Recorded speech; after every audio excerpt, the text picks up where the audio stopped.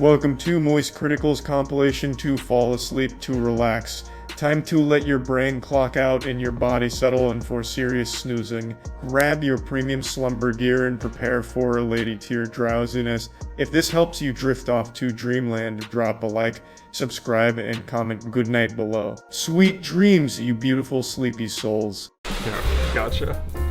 Is that I can't see very well. My eyes are. But farts give you pink eyes. Well, yeah, that's why I'm protected. It just says, "Hey, moist." Yep. Like, what's the half-life of methane? Like, how long until it goes bad and you get a bad fart jar? I'm so fucking. I'm serious. I'm not gonna lie. Hey, science fans! We got a real special treat today. Santa Claus came early and delivered Amouranth's fart jar. And hot tub water. And hot tub water. It's in. We put it in the NASA critical space item box, where it belongs. Yeah, gotcha. Oh, is that I can't see very well. My I think eyes that's are. all of them. Yeah. Here you go. Oh yeah.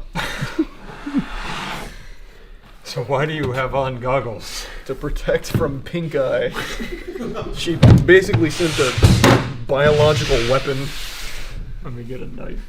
Now it's time to talk about Adam and Eve. Adam and Eve has the most robust collection of sex toys you could possibly imagine. Whatever you're thinking of, whatever you're picturing in your head right now, I bet it probably exists in some way on Adam and Eve's website. So what are you waiting for? Really get after it. Treat yourself right. You can go to adamandeve.com and use code DEFENSE to get 50% off of one item and free shipping to the US and Canada with some exclusions. That's adamandeve.com, and using code DEFENSE gets you 50% off one item and free shipping to the US and Canada with some exclusions. I watched Rich Campbell open it on stream and smell it, and he was repulsed. So she's actually trapping like live farts in these bad boys. Oh god, wait, am I actually going to get pink eye? There's no way you can legally just send out pink eye, right? Well, it's not like biological agent. It's not like an engineered virus. It's just a fart, man. But farts give you pink eyes. Pink eye. Well, yeah, that's why I'm protected. Okay. Here, you want to do it? Yeah. He looks like the budget Oompa Loompa from Willy Wonka. I look like one of the workers from Chernobyl right now. Oh god. About to sacrifice myself. Oh, there's a note, baby. Oh, it's customized. Yep. Oh, it's not customized. The top is. It just says, "Hey, moist." Yep. We're happy to be able to share a cutie patootie scent jar and hot tub water by Amouranth. It includes a scent jar, the water jar, and swag made special for you. Each scent jar includes one hair carefully collected from Amouranth, as well as one naturally occurring fart. Jarred directly at the source. Wow, at least it's ethical. It's like Zephyr Hills with their spring water, but Amaranth's ass. Mountain fart. Wow. Do you think she's gonna quit farting after this, like forever? I don't know if she's even okay. Didn't that last person who was jarring her farts go to the ER? Yeah, she did, but she changed her whole diet. This is, like she said, these are naturally occurring. These aren't like performance enhanced. But so, like, is this a year in the making? Yeah, I wonder when she started collecting. Because at some point there has to be like what's the half-life of methane? Like, how long until it goes bad and you get a bad fart jar? I don't know. I guess we're. I'll see if I It's like a misprint. It's a secret rare. I'll see if I can carbon date it with the smell. My fart has expired. A Best Buy date. Oh, God. All right, get on in there. Is there anything else in here? Oh yeah, $1,000. Yeah. Love Amouranth and the cutie patootie team. Yep. I'm about to open this and it's gonna be like pepper spray. That's just gonna start like dying. I like that you think your goggles are gonna help you from pepper spray. Nothing can penetrate these guys. These could block a bullet. Are these different? I don't know. About to find out. All right. Danny already called dibs on the mug, wherever that is. I hope she put a fart in the mug too. Just everything's like a trap. Oh, this is the water. That's the water.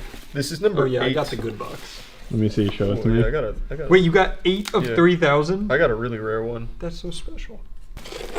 My eyes really hurt right now. This is number 8 as well. If that makes sense, I guess. Yeah. Get close on the hair. Oh, are there hairs in them? Oh yeah, where are the hairs? It's in there. Oh yeah, I see it in there. Wait, how does that work? So did she pull it out of her asshole? How did she fart? Well, I'm trap going it, to and assume drop the a hair came from her head. Oh, so she put the hair in first and farted on it. I don't know why I got the order so mixed up. Yeah, that would really mess with your head there. Yeah, I had that all backwards. The That's calculations a dangerous weren't move, working. though. If somebody out there has cloning technology, she's fucked. That's true. Imagine you could just make an amaranth out of a fart and a piece of hair. Oh, 1,000 years from now, they're gonna find this jar and like clone her like Yep. Mosquito. It'll be world's like in the just- Powerpuff Girls when they make Bunny. Wait, that's not a nice comparison. Well, we don't have enough DNA. Oh, it's really clear. Maybe chlorinated? It's all the sweetness that drips off her body. Oh, Yeah, it might, geez. yeah, it Oh, might it's be it. gross too. I'm not gonna lie to you. That's definitely real hot tub water. There's some schmutz floating around. What else? Do Where's you? the microscope? Maybe we can see what. Oh, yeah, there's like Oh, yeah. little like amaranths in here. It's like sea monkeys. Yeah. We gotta keep feeding them. Grow your own amaranth. We just whisper ASMR in there and they Oh, get happy. God. All right, enough stalling. Yeah. We'll smell Oh, the fart. here you There we go. I'm gonna use some glasses Yeah, just for get some protection. extra on. safety. All right, I'll put the hood up just in case it goes airborne. Get it? You got it? Yeah, I got it. You have to close it real fast afterwards, so there's some for Matt to smell. I too. really don't want to smell this. When I open this, it's gonna devalue the whole thing. Like the Yeah. collector's, the resale value is gonna tank. Like driving a car off the lot. Oh, like, I'm so fucking. I'm I'm just open too. this. I'm not I gonna want lie. to smell Like it. at least with Gwyneth Paltrow's vagina candles, like Right, it was made to be like a candle. yeah, this is just an actual fucking fart. We gotta quit. It's gotta be quick. Okay, yeah. You don't want to lose I'm it. going. You smell anything? I smell shit. Stick your nose in it.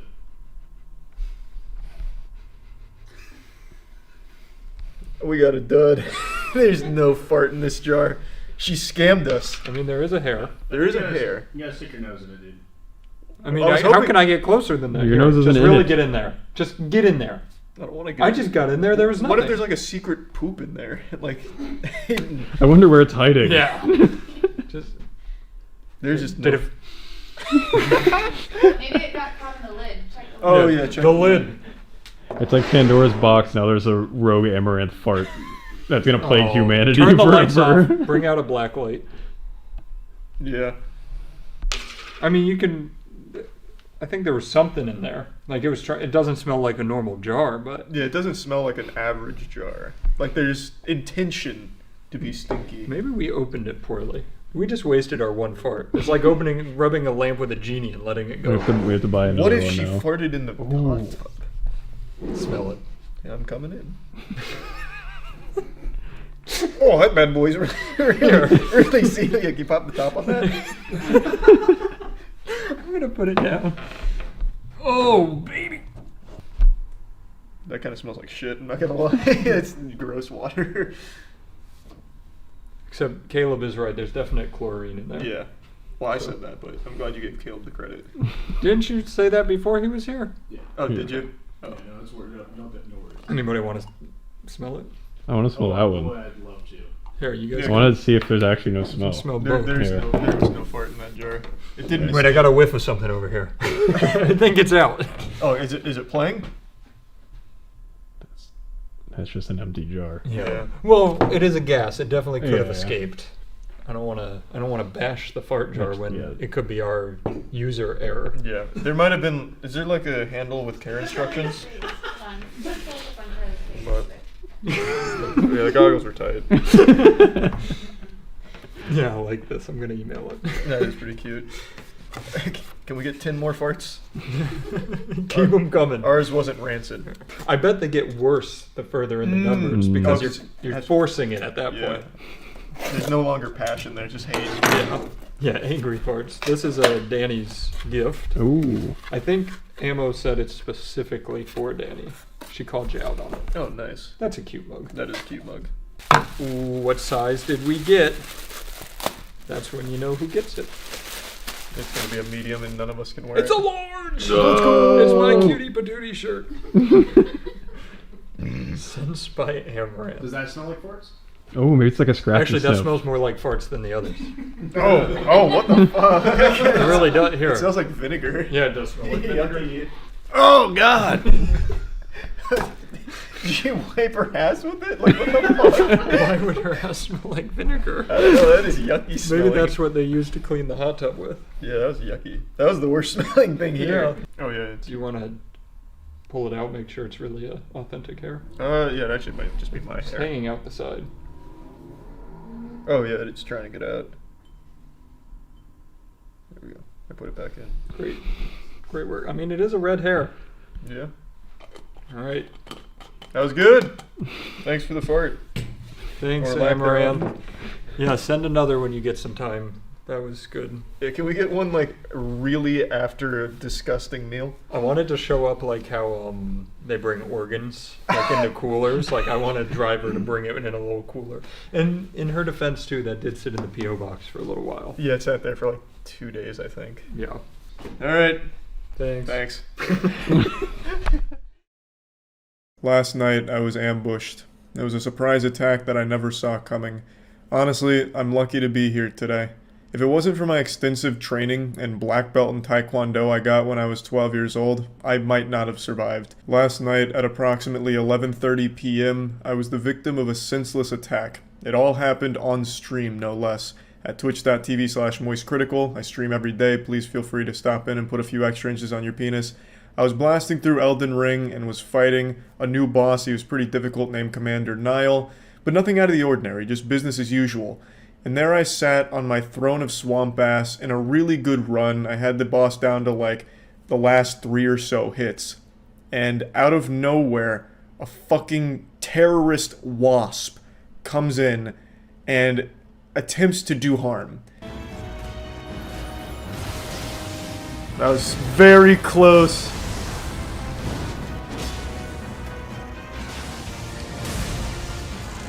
God damn.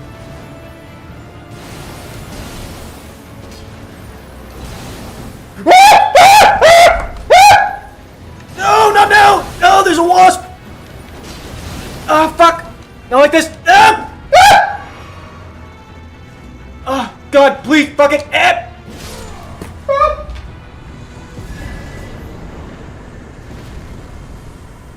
Luckily, I maintained my cool and didn't panic, so I was able to not only defeat the boss, but was able to evacuate the area just in case the wasp called for reinforcements.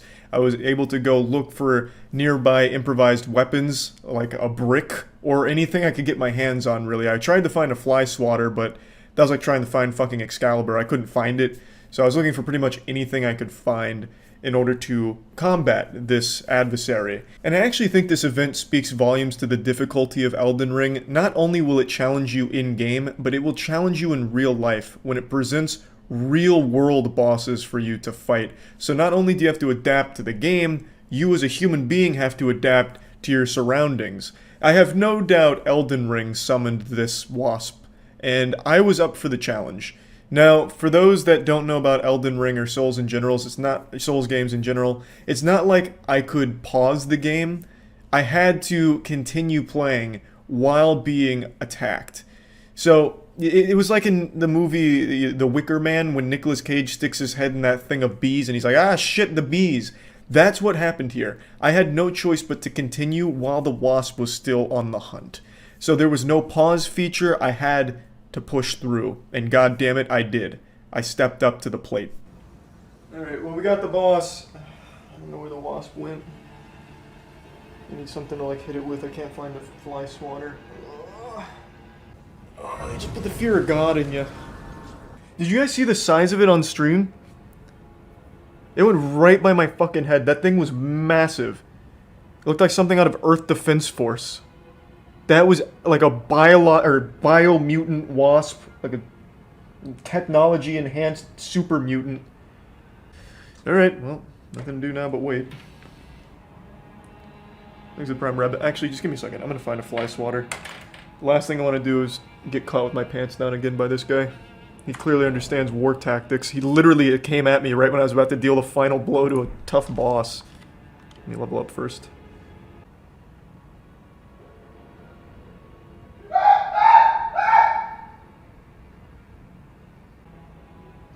Hey, I got some good news. The Fearless Warrior got it. It wasn't as big as I initially thought, but we fucking got him, baby. You see it? We fucking took him down. That'll teach you. Tell your friends. This is not a safe spot. I hit it with this Charizard jumbo card. That's how I got it out of midair. This is not a safe spot for Wasp, baby. No siree. Not in my dojo. Alright. What an eventful Elden Ring night. I fought 2 bosses just now. One in real life and one in the game. Because it was pretty big. Not as big as I thought initially, but... Oh yeah. Oh yeah. God, look at the size of that fucking thing. Bro, I fucking slayed Mothra. That is an actual kaiju. Jesus Christ, yeah, that was close. Tough battle. I came out on top, though. How many runes was it worth? I think that was a mosquito hawk. What are you, some type of zoologist? No, that was a blood-sucking vampire wasp. Often considered one of the deadliest things in all of America. No doubt. I'll be honest though, I think you're right. I actually think it was just one of those giant mosquito hawk things. This was a triumphant victory not only for me, but for gamers everywhere. Last night, I showed what we're capable of.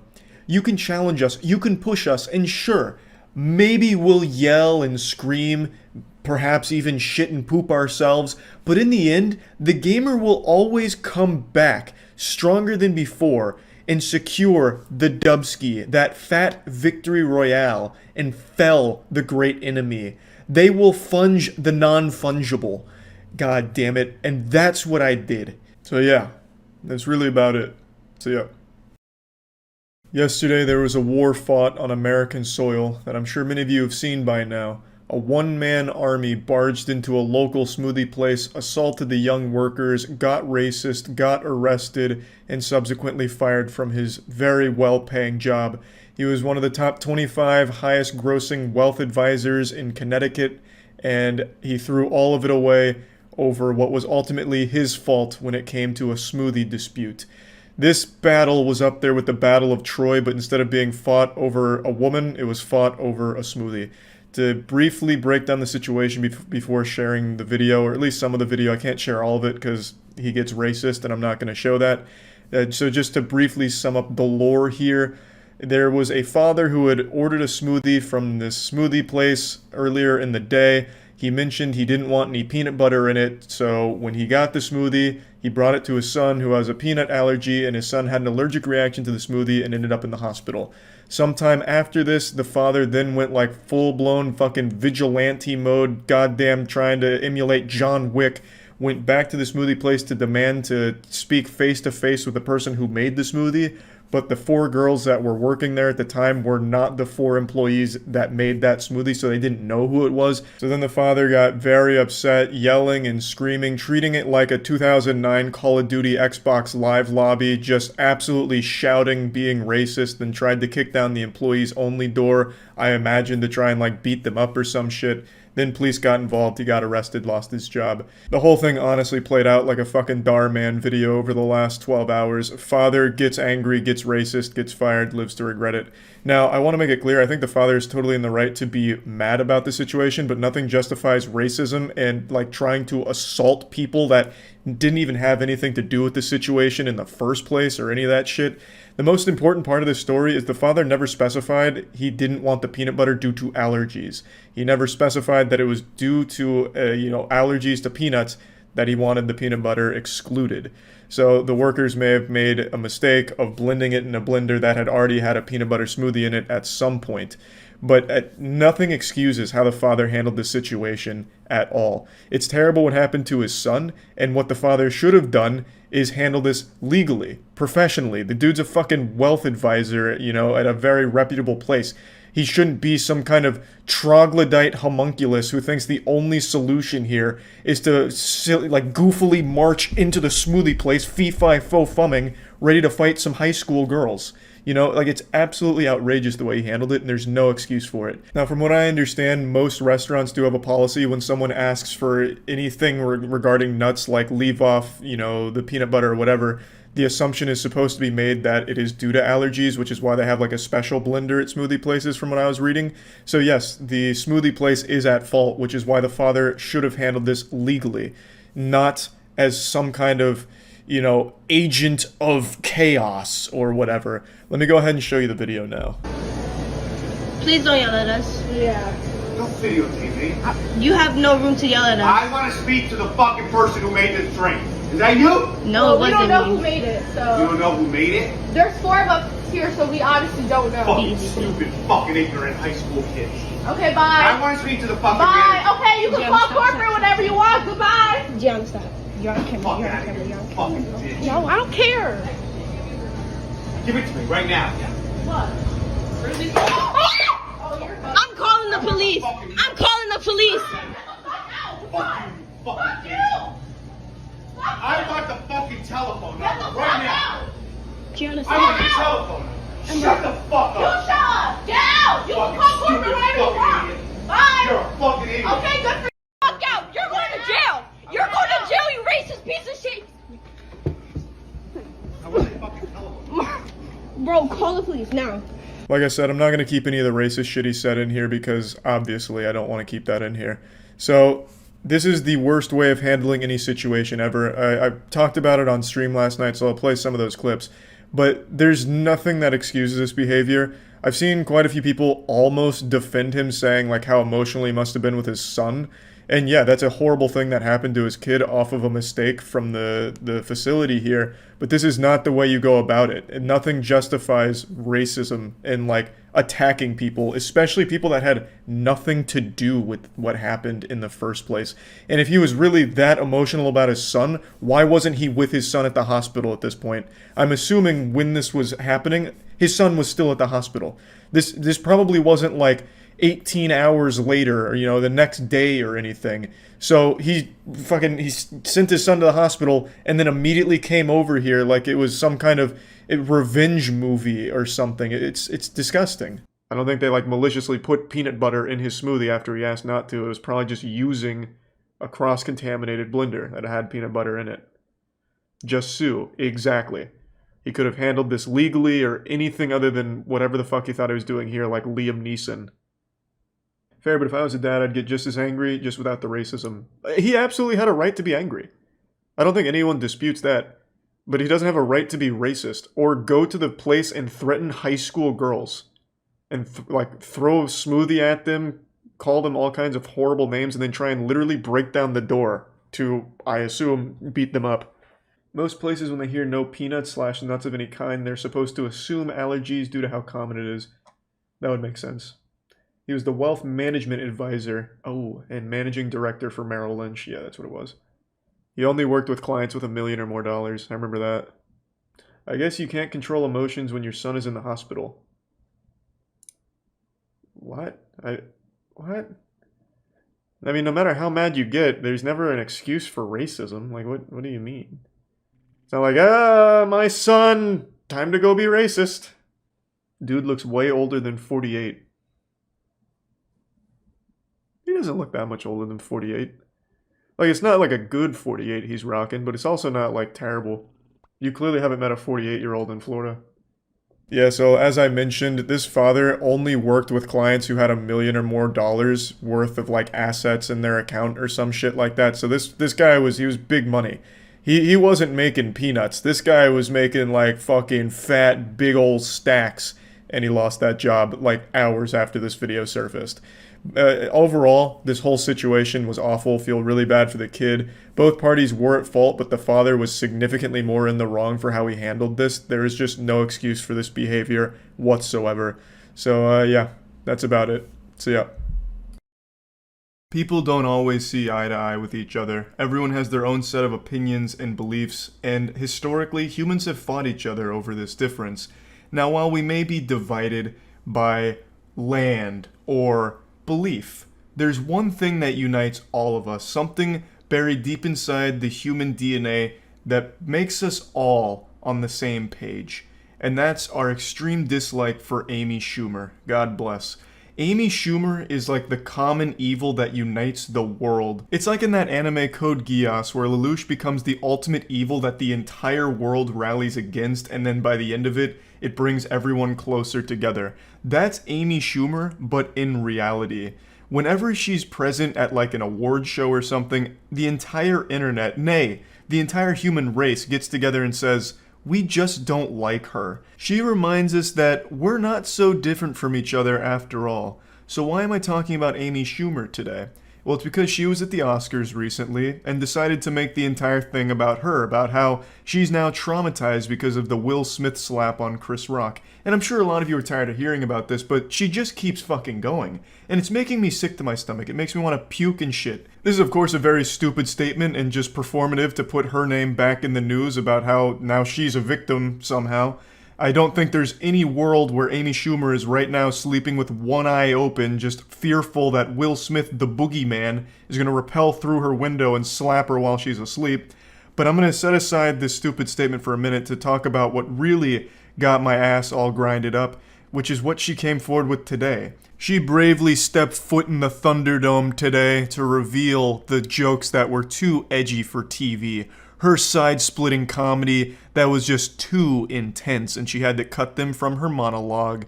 Just like Voldemort's name, she wasn't allowed to speak of these things, but she decided to tell one of these super stinkers anyway, which is horrible news for anyone with ears.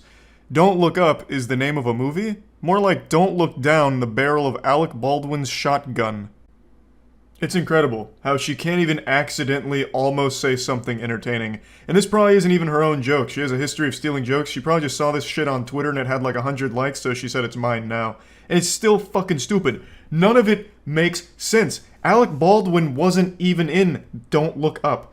The joke doesn't work. I don't care that it's edgy. Edgy jokes are fine. It's just this is so poorly done from top to bottom. Alec Baldwin is not in that movie, so it doesn't even make sense. It'd be like me saying Moonfall, more like Poonfall, because Amy Schumer's talking about her vagina again.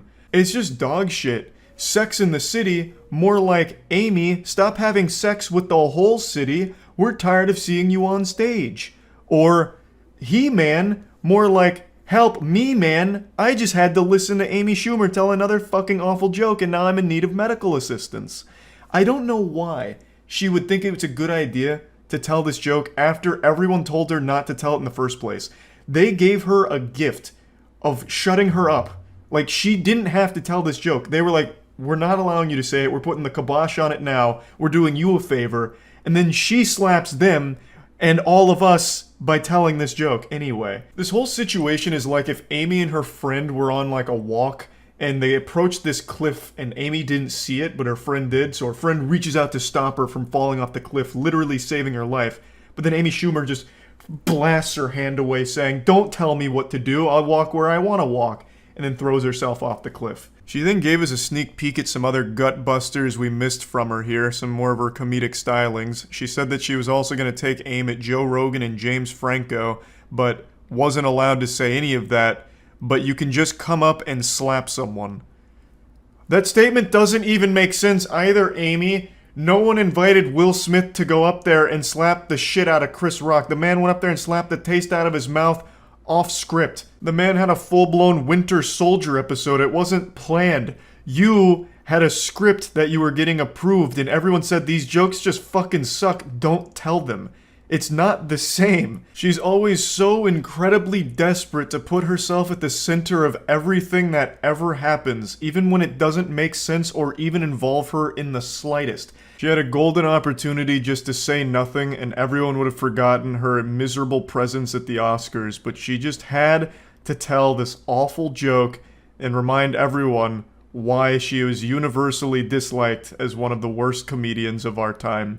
The only reason she ever even made it into the industry in the first place is because of getting a lucky spawn in life. She was born into a really rich and powerful family, and through leveraging those connections, she was able to make it to the big time. And it's one of the saddest stories in all of entertainment. But anyway, back to how traumatized Amy Schumer was from the slap. She said she's gonna need some time off to process it, and I think I speak for everyone in the world when I say, Amy, you take as much time as you need. If it's years, if it's forever even, god damn it, you take that time until you feel better about what happened. We will all understand. No matter how long it takes. No, it should take a very long time to recover from something like that. So, wishing you the best in that road to overcoming that experience at the Oscars, having to watch that, and yeah, that's about it. See ya. What better way to kick off the new year like looking backwards to the magical year of 2021? Let's take you back to the past to talk about a man who loved ass and cupcakes. I'm talking about EDP445. For those that don't remember, EDP445 was a massive YouTuber who in early 2021 got caught by a group of predator hunters for trying to have sex with a child. He got Chris Hansened and then recorded at the scene of the crime where he defended himself by saying he wasn't actually there to fuck a child, he was just there for some cupcakes. And that kind of became his entire legacy. He's like the cupcake demon. Kind of like how the boogeyman was invented to scare kids into eating their vegetables. EDP is that cryptid, but for cupcakes. Like, hey, you better finish that cupcake. Your grandmother worked hard on it. If you don't, EDP's gonna climb through your window tonight and talk to you about the Eagles or some shit. So his whole thing now is he's been disgraced and banned everywhere on the internet. And I can't even begin to tell you the entire lore. This was probably one of the wildest stories I've ever actually seen in real time on YouTube. It just had so many twists and turns. There was a fucking crazy chapter in this whole thing where EDP sent a picture of his poop in a toilet to the kid. He like said, I ate a greasy pizza and took a fat shit, and then dropped a picture of his shit in the toilet bowl to them. It was a nutty ride. But anyway, since then, it's been radio silence for about 8 months. No one's really known what's happened to him. There's been tons of rumors, of course, that would start like he's in jail, or, you know, he's running for governor now, or he went to space and now he's a space pedophile, you know, just all kinds of things with no evidence. And last night on stream, chat made me aware of a new video that had an update with accurate information and a breakdown of the EDP story and where he is today. So I watched it last night on stream. That's twitch.tv/moistcritikal. I stream every day. I'd love to see you there. I'll put the link in the description. Just please come on, swing by. I'm probably streaming right now. So I'll go ahead and play that for you now, and then I'm going to go over a bit more afterwards because I've done a little more research this morning on the situation. But just be aware that in the clips here, last night was New Year's, so there's a lot of fireworks going off in the background, so that's that banging that you keep hearing. Chat kept thinking I was kicking my desk, which confuses me because it's not like my desk is made out of nitroglycerin. It's not going to make like that kind of massive bang. So yeah, just a quick heads up there. The EDP445 video we're watching comes from YouTuber SunnyV2, who did a great job of researching the topic and getting all of the information out there. Okay, let's check on the EDP situation. Apparently he got arrested and went to jail, but this would be the first I've heard of that. So, let's see. EDP445 has been fired from 3 different jobs over the last couple of weeks as a result of people exposing his employment to TikTok. What? Wait, really? Hold on, I didn't get a chance to read that Reddit thread. Did he actually try... Did he actually try and work at Chuck E. Cheese? There's no chance. Again, for those that don't know, EDP was the YouTuber who got exposed for being a pedophile or whatever, talking to kids and shit. He's most known for like the fist bump he tried to get from the predator catchers, as well as saying he was just there for a cupcake, even though there's like tons and tons of DMs of him confirming he was going to go there to try and fuck a kid. And then apparently now he's been fired 3 times, and one of the places was Chuck E. Cheese. I genuinely don't believe that.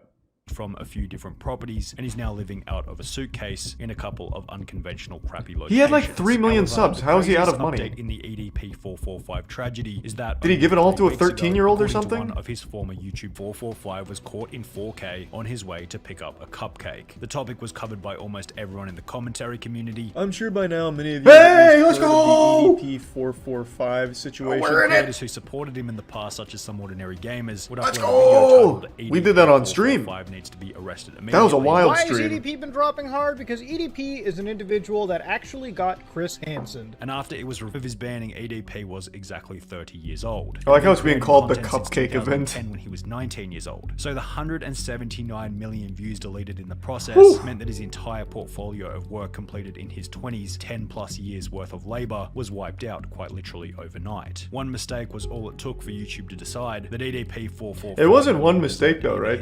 As he mentioned, there was a history of mistakes, but this was the biggest. Charlie from 24 Hours in the Future. I decided to look into the other cases because, as mentioned in the video, there was a lot of previous allegations, even before this one, of EDP engaging with minors in inappropriate manner. So I looked into all of those, and for about a full year, a lot of evidence was surfacing that EDP kept flirting with and trying to hook up with underage fans. But somehow, for all of 2020, it all kind of flew under the radar and wasn't made a big deal. And it's not because he did a good job of defending himself, like his defense wasn't bulletproof or anything. He's no Saul Goodman. When it was brought to light a few times during live streams, all he said was, "A bunch of no-life, no-pussy-getting motherfuckers kept pretending to be girls, and my dumb ass fell for it." And that's it. Like, that's how he brushed it off. He basically just confirmed, like, yep, I've been talking to people I believed were underage girls. And then that was it. That's where it stopped. So I'm surprised it wasn't a bigger deal before this investigation, but this was definitely the most thorough with the most evidence and actually going there in person and catching him in 4K. But I'm just shocked that it took this long with all of these allegations out there. So, as mentioned in the video, it was not just this one mistake. He had an entire history of doing this kind of shit. Account was deleted, another income stream had gone up in smoke. EDP445 then attempted to switch to Facebook. However, after gaining 6,000 followers... Yeah, so that was real? That was really his page? The same story over on Instagram. Someone told us... Well, not someone. A bunch of people told us he made a Facebook page after the cupcake event. And I didn't believe it, because when you went to the Facebook page, like, one of the only things there was, like... what was it again? It was...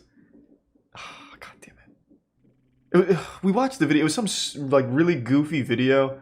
I think it was even just talking about football or something, and then he casually mentioned he wasn't a pedophile while talking about football. He's like, "Yeah, the Eagles are going to go all the way this year, not a pedophile. Yeah, I just really have a whole lot of faith in the Eagles. Where they're going to fly."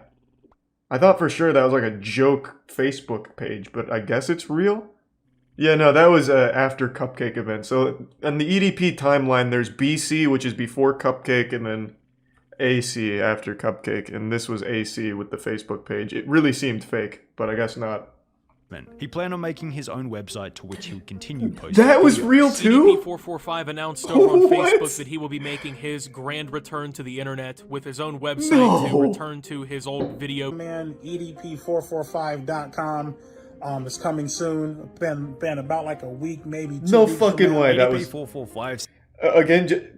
So we've been in this lore for a minute, playing in the pig pen, with all this exposition here, in real time. The website, I also was told, was previous clips from older videos where he mentioned wanting to start a website. This was not after the Cupcake tragedy, but I guess that was inaccurate. So he really, after getting banned everywhere, tried to make the EDP website. I don't know what the fuck would be on there besides, like, I don't know, baking recipes or some shit and then talking about the Eagles. But, man, my God. I guess all of that was real, and I was making fun of people who told me about it, saying, like, you're too gullible. No, I'm the idiot. Oh, yeah, I guess he could post shit pictures on his website, too, which is cool. Kind of like a new modern-day Rate My Poo, if anyone remembers that from the early internet. Rate My Poo was kind of lit. It was just this community project where a bunch of people would take pictures of their shit in the toilet bowl, and then you'd have a star system and give it a 1 out of 10. And then you'd get to the next piece of poop. It was pretty cool. That was big back in the Gears of War day. People would often like disguise the Rate My Poo link as something else and send it to people in the community to get them to rate shit pics. In spite of how much of a scumbag EDP445 truly was, you have to give him credit for sheer determination, because he then began to upload videos on another third-party website called 3Speak TV, where his account would be met with the same fate. It was banned. What is He 3Speak? wrote, for some reason, my channel was deleted. I don't have a clue what's going on. I didn't violate any guideline. Can you please tell me what's going on? EDP. That just sounds like some kind of Seen as student though server. EDP445 like was a university slowly getting the project. message from each and every 5's Live profile. Bro went from wanting selling cupcakes to driving for Lyft. And his position... Goddamn, man. Why? Like, even after all of this, he is still taking these pictures. This looks like a predator. Why? Just take a normal fucking picture. Driving for Lyft. And his position as a driver would subsequently be removed by the company. The situation would promote Reddit discussion, with one post stating EDP as a Lyft driver, how the mighty have fallen, which received commenting to a very basic unconfirmed source. EDP also apparently applied at Chuck E. Cheese. Okay, so that is definitely a lie. Didn't seem to get the position. EDP 445 no so that was longer definitely had a the fucking ability to lie. make money online or in. The strange part about this is that when you try and search the court register from the Reddit post by typing in his name, Bryant Moreland, it now states that there are no results found, possibly indicating that EDP 445's name change has been successful and he's no longer oh my god. Moreland. As you can see, he could be anywhere now. Moreland Bryant, submit. No results. He could be anyone. The problem with this, as outlined by the EDP 445 subreddit, imagine he just changed his name to like spot. This idiot Borland Myrant.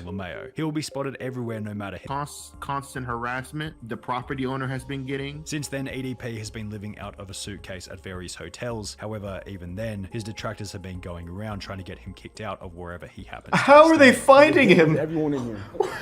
What? I will be more than happy to let them know. Thank you very much. It's like when Shia LaBeouf put a flag in the middle of bumblefuck nowhere, and people on 4chan found it using star constellations and airplane routes. They're finding EDP in his suitcase across the country. A global game of Where's Waldo. They're passing out flyers and shit. Oh my god.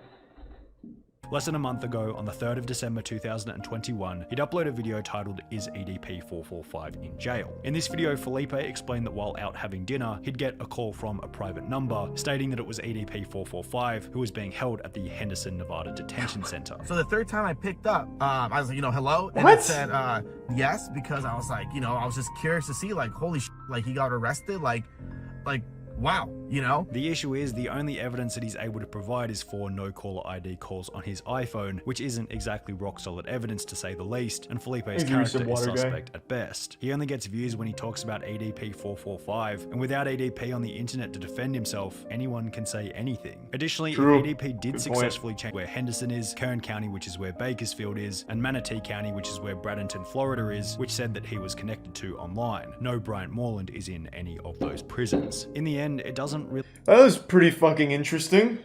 Jesus. Yeah, I think there's a 0% chance he's in jail for what it's worth. Almost every single time when there's like a vigilante predator hunter that exposes a predator, the law enforcement throws out the case pretty much on the spot. The shit very rarely leads to like incarceration for the people that they catch. It's only in really rare circumstances. Like, even that PlayStation guy that got fired from PlayStation for being outed, he's not arrested or anything. But, I mean, even still, it worked really well here. EDP lost every platform that he could use to prey on children, so overall, net positive. Even if he's not in jail, like the video mentioned at the end, his life is kind of like a perpetual fucking jail, because people are still hunting him, I suppose. Still locating him. So, where does that put us in the Eat the Pussy 445 universe? Where is he now? What's true and what's false? From everything I've been able to gather online, what's true is he has not been able to hold a job because people keep making the companies aware of his past, so they let him go. He has been evicted from the places he's tried to stay. He is struggling with money, which absolutely blows my mind, because at 2 million subs, and the amount of money that he'd be making at 2 million subs, he should have been set for life, so he must have a problem with spending money. Even though a lot of his content would get demonetized, he'd still have plenty, because demonetized content still makes money, and it's not negligible amounts of money.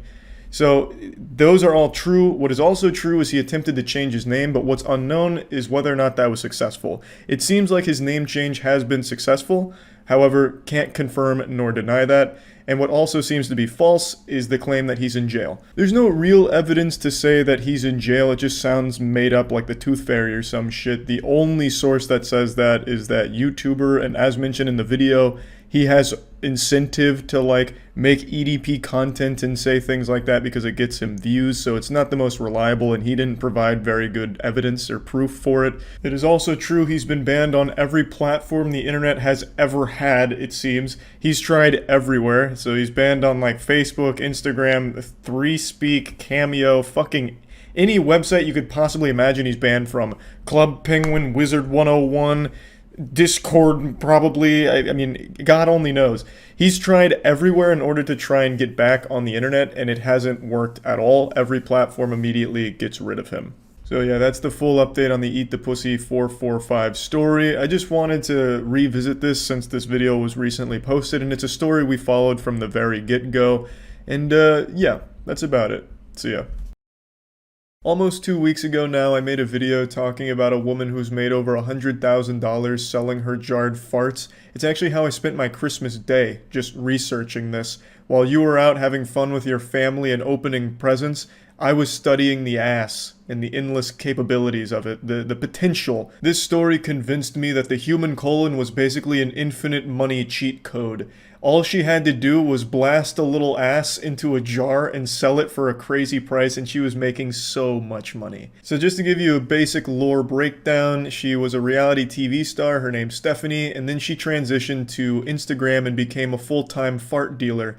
Not like one of those shady flatulence dealers that you see on the side of the corner with missing teeth and all that, and you can't even trust whether or not they farted or shit in the jar. No, she was a high-quality luxury fart vendor. And she was making a ton of money selling her jarred farts on her platform. She had made over $100,000 just over the last month or so from doing it. And it looked like it was all on the up and up for her. In my last video, a lot of people had questions whether or not she bare ass farts into the jar, because then you'd obviously get like poopy particles in there and stuff, which would be more bang for your buck, I suppose, if you're into it. I don't have the answer to that, and I still don't even today. I imagine she probably did it fully clothed, so you just got kind of the essence of a fart, not so much like the actual unit, you know? So when you open it up, you'd probably still get like a bit of that Methodist, but you wouldn't get like the full-blown rotten dog shit smell, I don't think. But again, I didn't get a chance to buy any. Those were limited edition because she's retired. That's right. Not in the way you think. It's not like she just, you know, hung up her jersey and said, you know, I'm done with the sport. No. She was forced to retire by nature. She almost died from farting in jars too often. Yesterday, Stephanie was rushed to the hospital with symptoms of either a heart attack or a stroke, and she feared it was her final moments. That must have been horrifying, to like sail into Valhalla with your ass squatted over a jar, literally just farting yourself to death. I can't even imagine. That's fucking worse than getting dysentery on the Oregon Trail. So yeah, she was treated for like heart attack symptoms and everything, but doctors eventually concluded it wasn't a heart attack or a stroke. She had been eating too much eggs and beans. So in my initial video talking about this, I said she probably wasn't even farting into the jars because, I mean, that's a lot of work. You know, she said she had changed her diet around in order to, like, produce as much ass juice as possible, and I just kind of doubted that because I just felt there was no way the human anus had evolved enough to meet the demand that she was experiencing. I just didn't think it was possible to supply that much. And it's not like she even really needed to go through the effort of actually tooting in those jars, because people were basically buying the idea of a fart in a jar. Like, no one's going to be able to take that jar and prove whether or not there was a sacred fart held within those walls. Like, what are they going to do? Take it to a forensics expert, a team of scientists, get them on it? Hey, guys, can you conclude whether or not Stephanie actually did squeeze one out in here, just dump a fart in this jar? Because you could open it up and it might just, you know, it might have been a fart that wasn't smelling, you know? Maybe it wasn't that pungent. There's just no way anyone could have proven whether or not there was a fart in that jar. It's like the fucking Schrodinger's cat conundrum. So she really could have just been selling empty jars and saved herself a lot of trouble. But apparently she was truly committed to the craft, like the love of the sport. There was real passion there. She changed her entire diet around to be only protein shakes, eggs, and beans. And as a result of this diet, nearly just fucking died. Like, her gas pain was so intense that she needed to be rushed to the emergency room. She fucking committed her life to this craft here, a full-blown professional athlete. Like, it was actually incredible to read this, and I couldn't help but just commend her for the dedication. She sacrificed her health for the sake of her customers. God damn it. She said, I'm putting my best ass forward in these jars, no doubt. My customers are getting quality. What, God damn it, I don't care if it costs me my life. But I'll be honest, after reading this, my heart broke for the people that bought those jars and made the mistake of opening them. She ate a diet of nothing but eggs, beans, and protein shakes. That shit was basically a biological weapon she was shipping out to customers. I bet there's actual corpses in those houses that bought those jars. Like, that must have stunk to high heaven. There was no doubt some real stinky shit in there. They could have probably replaced Narcan with her fart jars with that kind of diet. Just someone overdosed, the fucking paramedics bring out Stephanie's ass can, it brings them right back to life and they quit drugs on the spot. I promise you that much. Like, good lord. She truly changed her whole way of living just to accommodate these jars of farts. If that's not inspiring, I don't know what is. Unfortunately, she has had to retire from this. The prescription that they gave her is like gas suppressants. Like, her treatment is basically stop eating gas-producing foods. Like, stop making your whole diet about expelling gas at dangerous rates. So she has to stop now for her own health. And, you know, that just makes those jars even more valuable now. You're going to see that shit popping up on eBay for millions in the next few years, I'm sure. So, yeah, anyway, I just wanted to talk about this because what a wild journey it's been. She was only in business for a few months, too, so she didn't even really reach her peak. What's the expression? The star that burns brightest burns fastest or something? Like, burns out the fastest? I don't fucking remember. She flew too close to the sun and burnt up, unfortunately. But she still made, I think, right around $200,000 from a couple of sources I've read from. So she's doing all right. And she still got her fart NFTs on the way. You know, so there's still something to look forward to there. But it's not going to be the same. You don't have that physical jar. So, you know, I don't know how successful that's going to be. But she's still got those NFTs coming out at some point. Who doesn't love NFTs, am I right? I mean, fuck. What a great waste of money. Anyway, that's about it. See ya. In the ever-growing world of professional slapping, more and more people are getting involved in the sport, which means more and more powerful monsters are being discovered in the world. It's like a Pokemon hunt, finding all of the legendaries. And recently, Slap Fight Championship has had a huge influx of new faces to be slapped. It's like in Demon Slayer when they introduced the Hashira. There's so many interesting characters coming into the fold now, it's incredible. So the first new slapping athlete that I'd like to show you all is the Bell, who actually comes from my home city, Tampa. So this guy was basically made for slapping, because living in Tampa is a giant fucking slap to the face too. So he's been training his whole life for this inadvertently, and it's a pretty exciting fight. He goes up against Frank the Tank, who is an absolute machine, and it's a great one. Let me show you. First, from Tampa, Florida, That's my hometown, baby. The Bell!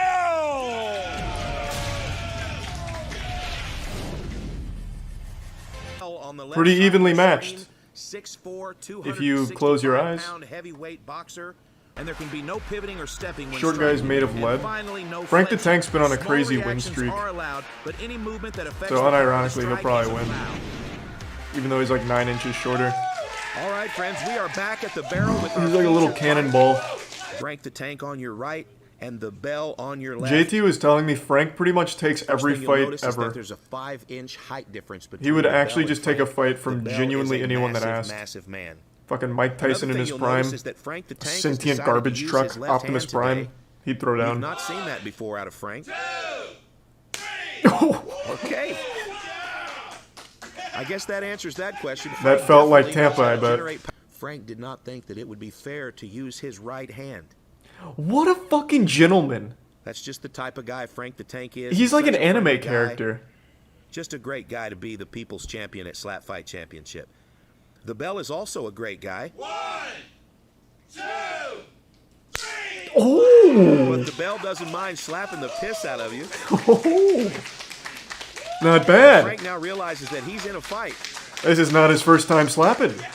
Good man. I tell you, last night at the weigh-ins, these two guys became friends. That was quickly. crispy. They're both very funny. The Bell had us all in stitches. But today, when he showed up for the fight, it was a different personality. Oh, my goodness. Frank staggers him. Oh, he's fine. He ate that. Okay, the Bell had a tough time staying on his feet there. I actually didn't think that was a super great shot. I'm surprised it did so much He's going damage. to take a few seconds here, talk to his corner man. If Frank goes right hand, though, I think it just ends on the spot. Oh, and another fantastic shot from the Bell. Frank tells his corner man, hold my beer. This guy's pretty good. Oh, no. Wait, what? Okay, looks like we've got a stepping warning. Okay, I see it there. What happened is the right foot of the bell pivoted. I'm still probably pulling for Frank the Tank. The man's just such a wholesome deity. Bomb. Wow. You know how much I love Tampa, Florida, though. So it's hard to root against such a wonderful city, but I do like Frank probably more. How many people watch this IRL? I can't imagine that he would withdraw Usually from every the event fight, they but like that sell out their definitely seats. was a big shot from Frank. Granted, it's not like the fucking Staples Center or anything in Madison Square Garden, but All right, the bell with the get yourself some brewskis, watch some slapping. Oh! Frank almost goes down. Okay, take a look at Frank here. Look, and slapped him back to the past. What was the penalty? Too powerful? Okay, it looks like we may have another pivot there with the right foot. Okay, that's going to be a penalty for stepping now. That's 2 penalties. Hopefully he for didn't Bell, poke the so he's sleeping gonna bear. lose a Hopefully turn Frank here. doesn't go right hand. The bell. Here's the windup. And another fantastic slap by Bell Frank. has been off balance after every my shot, but goodness, he's these doing guys super are well. trading some big shots. Most experienced slapper on the planet, Frank the Tank. Yeah, he's fought like 1,000 matches. Oh, man. I thought he was going to fall down like that troll in Harry Potter's Sorcerer's Stone, to be honest. The way he started going backwards, I thought that was going to be a tough fall. Stepping violation. Now we're in the bottom of round 5. Oh! And another knockdown from the bell. God damn! Wow. Frank's considering using his right hand. Okay, another great shot by Frank. Not bad. Frank shaking out his left hand again, and the bell is struggling to eat these slaps. I thought that was his Bell's best in a tough defense yet. position here. He has lost another turn. And so Frank's going to be able to take another slap in round 7 here. This is Bell's first match, and he's been slapped 100 times already. Ooh. And the bell stays on his feet again. No! Slap was so hard it desynced my OneDrive. Jesus Christ. Now, out of the last, but today when he showed up, it was game time, and he is ready to fight. Look at his face. Here we go with If he round comes from 7. Tampa, I'm surprised he's not on bath salts for this. Oh, baby. Goes down. Jesus Christ. Holy smokes, the bell knocks Frank down all the way to the mat. And I am so sorry, but God that's going damn. to be our 3rd knockdown. We don't have a choice but to call this fight a TK. Now they need a rematch where Frank actually uses his right hand. And Frank looks like he wants to continue fighting, but I'm so sorry, Frank. That's the end. No, of the Frank, this fight. is for the best, actually, I think, really. What a shot. What a showing from Bell overall. 4 out of, like, 5 of his slaps led to, like, actual knockdowns. I mean, that's a big boy. Like, that's not surprising to see. From Tampa, Florida, the Bell. Tampa! Whee!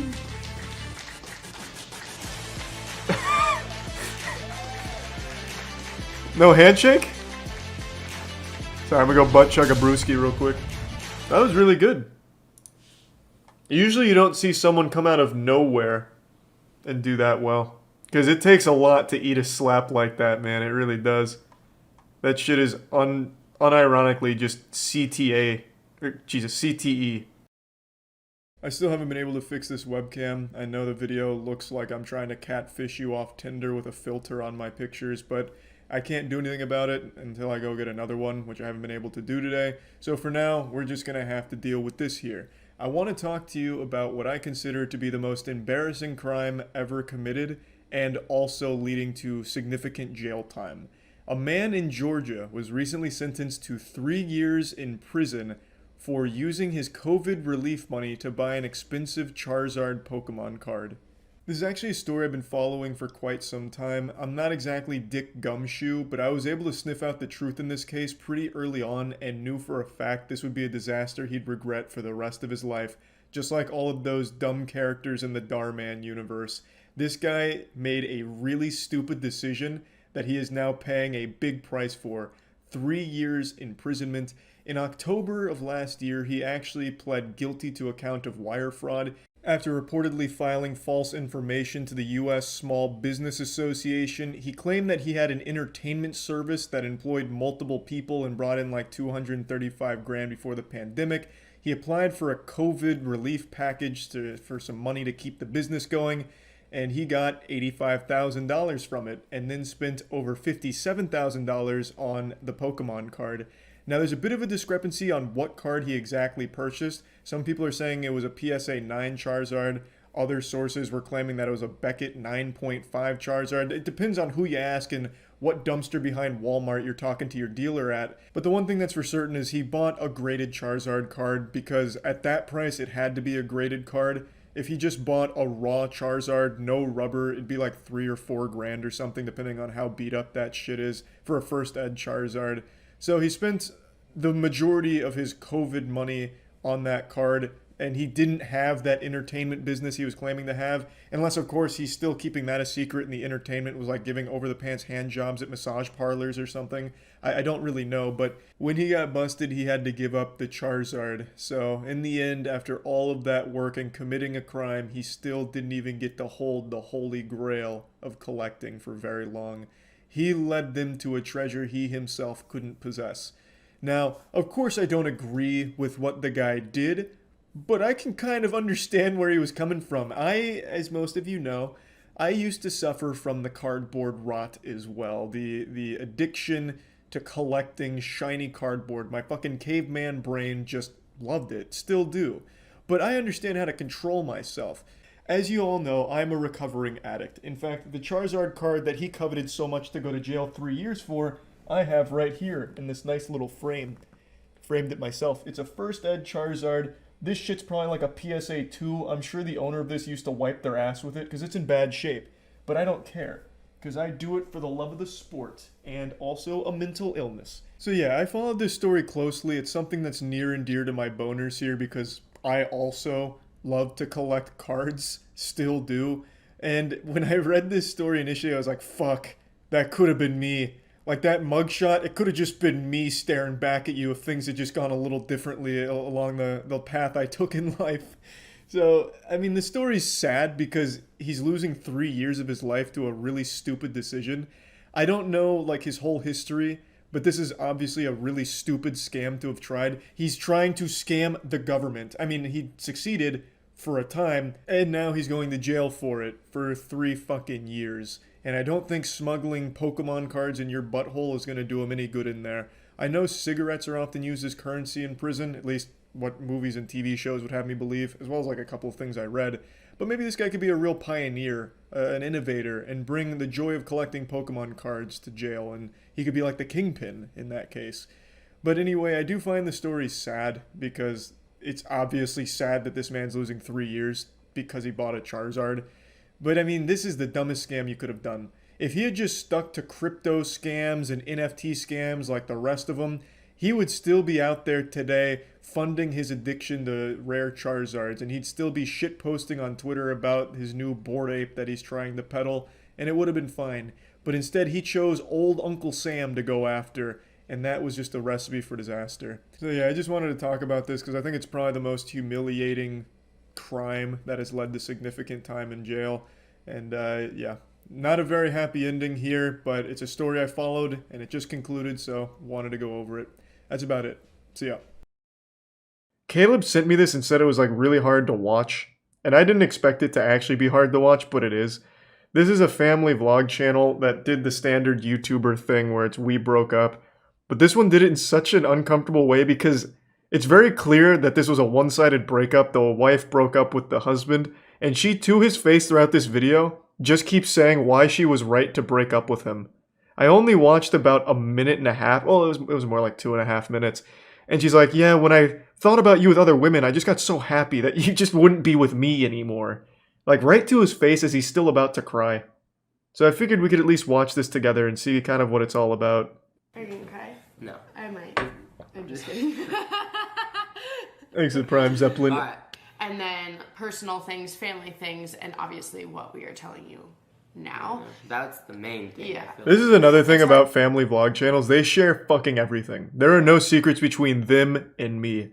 Like I said, I watched about 2.5 minutes and I felt like I was getting broken up with. I was getting emotional. I've never even heard of this channel before. They just share the most personal shit of all time. It's wild to me that they, like, anyone would think it's a good idea. It's just hard to know in that situation from a content point of view. And everything's content, baby. We break up for content, goddammit. We were going through a lot of emotions and a lot of sad, at least I was going through a lot of sad emotions, so... He just keeps saying, like, I was sad, and she is never sad about it.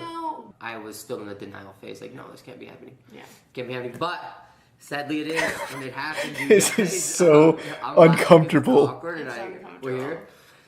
Yeah, and we're here. Why do it? Like, and, but I'm better now. So, yeah. It feels like she intimidated him into making this video. So Does it make you feel better to say it like that? Do you feel better because it's not you?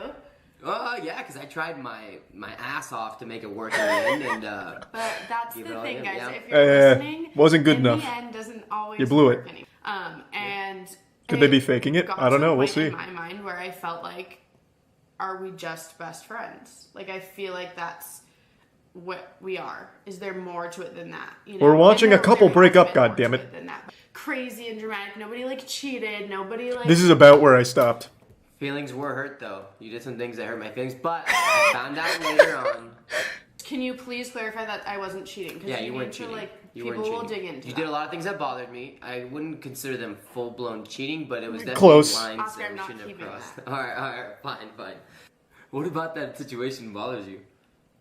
Yeah. It's not that situation. I just feel like. Yeah, that sounds like cheating to me, Oscar. Like specific things. Like, do we want to talk about when I had It was only oral. issues, you were not there for me. And it's my fault. To, like, dig into all of that. I wasn't a good enough husband. And I do think something like this, it's sad that it took this. It takes two in a relationship. Mm-hmm. And Oscar wasn't is pulling his not, weight. Like, yes, there are things he has done to hurt me or made us drift apart or like all the things, right? Yeah. But It's all his so have fault. I. Thinking of Oscar being happy with somebody else. Yep, there it and is. that made me happier. That's when I knew I didn't want to be with you anymore. Why say that to his face on camera for your audience? Like, why do that? You have sat this man down and are breaking up with him again and rubbing his nose in it like a dog who took a shit on the carpet and you're like, hey, don't do that again. You know, like making him smell it. What is the point? You could have just said it in like a 1 minute video like, hey, look, we broke up. It was mutual. We're fucking done. All right. The channel will go on. But instead we have a 15-minute dissertation about why she was in the right to break up with Oscar. This is where I stopped. I forgot about this part. But yeah, this is where I stopped initially. So this is going to be uncharted water for me. I'm going to go in deep. I'm going to be the couple's therapy here. I'm going to analyze everything because, god damn it, it's here for me to analyze. I want to take a peek and see what's gone wrong here. When I think of you with somebody else and that's what I want for you, I don't think you're in love with that person. Really? Yeah, can you handle that? You like that, Oscar? I've never heard that side, so it's a lot to take in right now. But Yeah, luckily we're doing it on camera. I don't like the things that you like. I don't want the same things that you want. I'm not interested in the same things that you like. And I want you to have that. So why am I like selfishly hanging on with a million other reasons? Like, guys, there's a lot. That's like the main. I love soap operas now. This is good. So what triggered you to be so mean though this last month? Not that she was horrible. She was actually very nice to me during the actual breakup process. But there was a phase where like I was trying. Once I had decided that I didn't want to be with Oscar, I'm about to watch a fight. Tell him that because we were going on the. Like, I'm watching a domestic issue. So I instead. You were doing a lot to push me away. Not like in a. That subconsciously, I really was like self-sabotaging. Why would you do that? Come on now. Trying to get you to break up with me, so it wasn't me. I don't. Even the cat's upset back there. It's pissing on your couch. Like as soon as I decide something, you know that. Like I want to say it. I want to tell you. I can't just like. This is just an argument. Yeah, this is. They're literally just arguing here. Yes, I did explode a few times, guys, and I've worked on it. I've actually gotten way better at it over the years. Why? They sat here and recorded this and then edited it, and they're like, yep, this is how we announce it. This is how we do it. We go out with a bang. And for what it's worth, the vlogs have continued. He is still living at the house, and they're still making vlogs together, but they are no longer together, which makes it very uncomfortable. I tried watching the most recent one. It makes it very weird with that bit of context because you can see the kids are pretty sad about it. So, yep, I would say as the unqualified therapist, the outsider here, the stranger you've invited into your lives, I would say you probably should take like a month, 2 months off from vlogs would be my prescription here. And maybe like rethink how we approach the breakup announcement in the first place. Like maybe it could have just been summed up in a tweet. Said you're prepping for our breakup video. Yeah, this is how we do it. I'd start fucking throwing plates and then hitting Wait, you over the what? head with a frying pan like it's Looney Tunes. I thought you actually were saying that they were throwing things at each other. No, well they're just arguing. She brought up how angry he gets and how he throws things, but then she just keeps piling on more and more things into this lore. Good. So it's not really a breakup. Owen. This is the thing about this video that I hate is it's like you did, I did, like, And you still chose to post it. That's what I said. This is what's happening. Mm-hmm. I'm sad. I know you guys are gonna be sad. I'm sorry that we She looks haven't made heartbroken. a video about it for a minute. I don't know. Long story short, I do feel like we're in a really good place right now. We're still. It looks healthy. We're figuring it out. We have a Yeah. whole life. This looks pretty together. healthy to Together me. For 7 years. It takes a minute to know. 7 years. Extremely respectful of the breakup process. Nobody else, like I said, Well, like she said, no one I else. I thought you said that she broke up with him. Nothing. Currently, no one. Yeah, she broke up with him. She said that the idea of him being with other women made her happier than being with him. So she got tired of him. She didn't like that he would get angry sometimes. So for like a year, she hasn't liked their relationship or something. But they recently just had a new baby last year. So basically, since they've had that baby, she's not like this man. See, people, kids don't solve everything. No, probably not. But they're good for that YouTube paycheck. Oh, can I tell you about All right. the funniest conversation I had with you? What? In Florida when we were on the phone. Oh yeah, I mean, I guess whatever. Yeah, just share everything. He went to I wanna hear it all. club. Can I say that? Yeah, I don't care. The night before, and then we were talking about it, and I was like, "Well, did you get a lap dance or anything?" And he's like, "No, I feel too awkward." So, anyways, long story short, I didn't go alone, by the way. I went with a group of friends. Right. Anyways, where's the story? Didn't get a lap dance. I'm not gonna come now. Me just as much money as the stripper. I barely threw anything, but sure. Tell them you barely didn't and how much it was. Okay. You sound like an idiot. I just That's not things you just talk about in a video. I feel like a baller. You didn't even get a Yeah, he's having fun. Okay, anyways, revert. Go back. So then. To be fair, it looks like it was miserable going through this breakup with her. Do that, and I was trying to give him advice on how to sleep with girls or know when a girl wants to. And Jesus all Christ. Oh my God, that is so- They are literally still married. First of all, when you Oh. talk about that. I don't know, guys. Well, are they actually married or? Oh yeah, they are. They've been together for like 7 years now. So they're full on divorcing. It's not just a breakup. Like they're just Yeah, I think so. I mean, they're talking about still doing their taxes together. So it made me think that they were married, but they haven't said anything about divorce. They just keep saying a breakup. Yeah. Thanks. Are they working through it but staying married for the tax benefits? Is that? I have no idea. Thanks to the resub Pylon, Blunt, and the gift sub Satan. Good to see you, Satan. The Prime Jelly resub. Or yeah, Ace, is it Dan, just and Chronic, turning and into an Jam. open relationship? I have no idea. What happens if I have a fifth kid though? They have 4 kids. That's your new person's problem, not mine. Dude. Yeah, let's go, Oscar. We don't care. Yeah, that's where we're at. Vlog. We're done. He's like, all right, I'm just gonna end it here. Living in the same house with 4 kids, what could go wrong? Right? Yeah. He looks so stressed. Well, yeah, I guess a lot of things, but He's very unhappy. He's not having fun. Leave your questions down below. We'll probably do a Q&A because why not? Yes, why not? You're already being open enough as it is. Everybody in our lives thinks confidence. I love it. The fact that you think after everything you put me through, I would be like, This is so weird. I feel so bad right now. Yeah. here and there. This is. I don't know why they would upload this. I don't know. oh, there it is. This is 2 people that fucking hate each other, pretending they don't. Yeah. But guys, that was early on. That was Wow. rough. Yeah, no, that got worse and worse and worse. It was just a full-blown domestic dispute that they filmed. This is what I mean. People literally live through YouTubers and their lives. Well, here, Oscar's glow up after this is about to be iconic. At least people are on his side on it. More of this is... Yeah, most people are... Well, it was pretty clear that she fucking hates Oscar. Yeah. He was definitely the one that was hurting the most here. Yeah. Yeah, she looked... Literally, yeah, she's so happy. She looked fucking thrilled.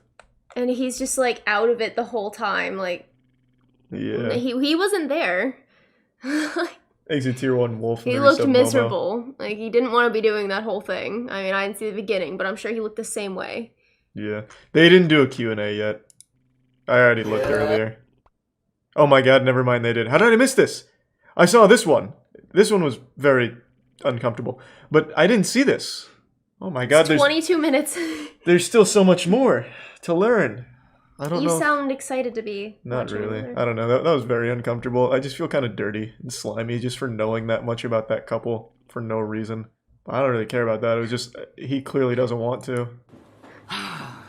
And she's telling him how to get girls. I mean, this video so soon. I actually filmed. Oh, and one of their kids is watching this. That first, but I guess there's so many questions that we're like, all right, we need to address something. Oh. I think the next time that we film a video in the kitchen, it needs to be a positive video. Yeah. Oh god. So I kind of thought that we would. Time to watch mom and dad fight on camera again. Like things that I wanted to. You said nothing the whole time. Yeah, and I had to say anything because these are awkward conversations to have. You don't really know. You don't have to have these conversations on camera. You really don't. All the backlash. So and like it's funny. We have like banter. Yeah. We're in a good place. Yeah. That sounds good.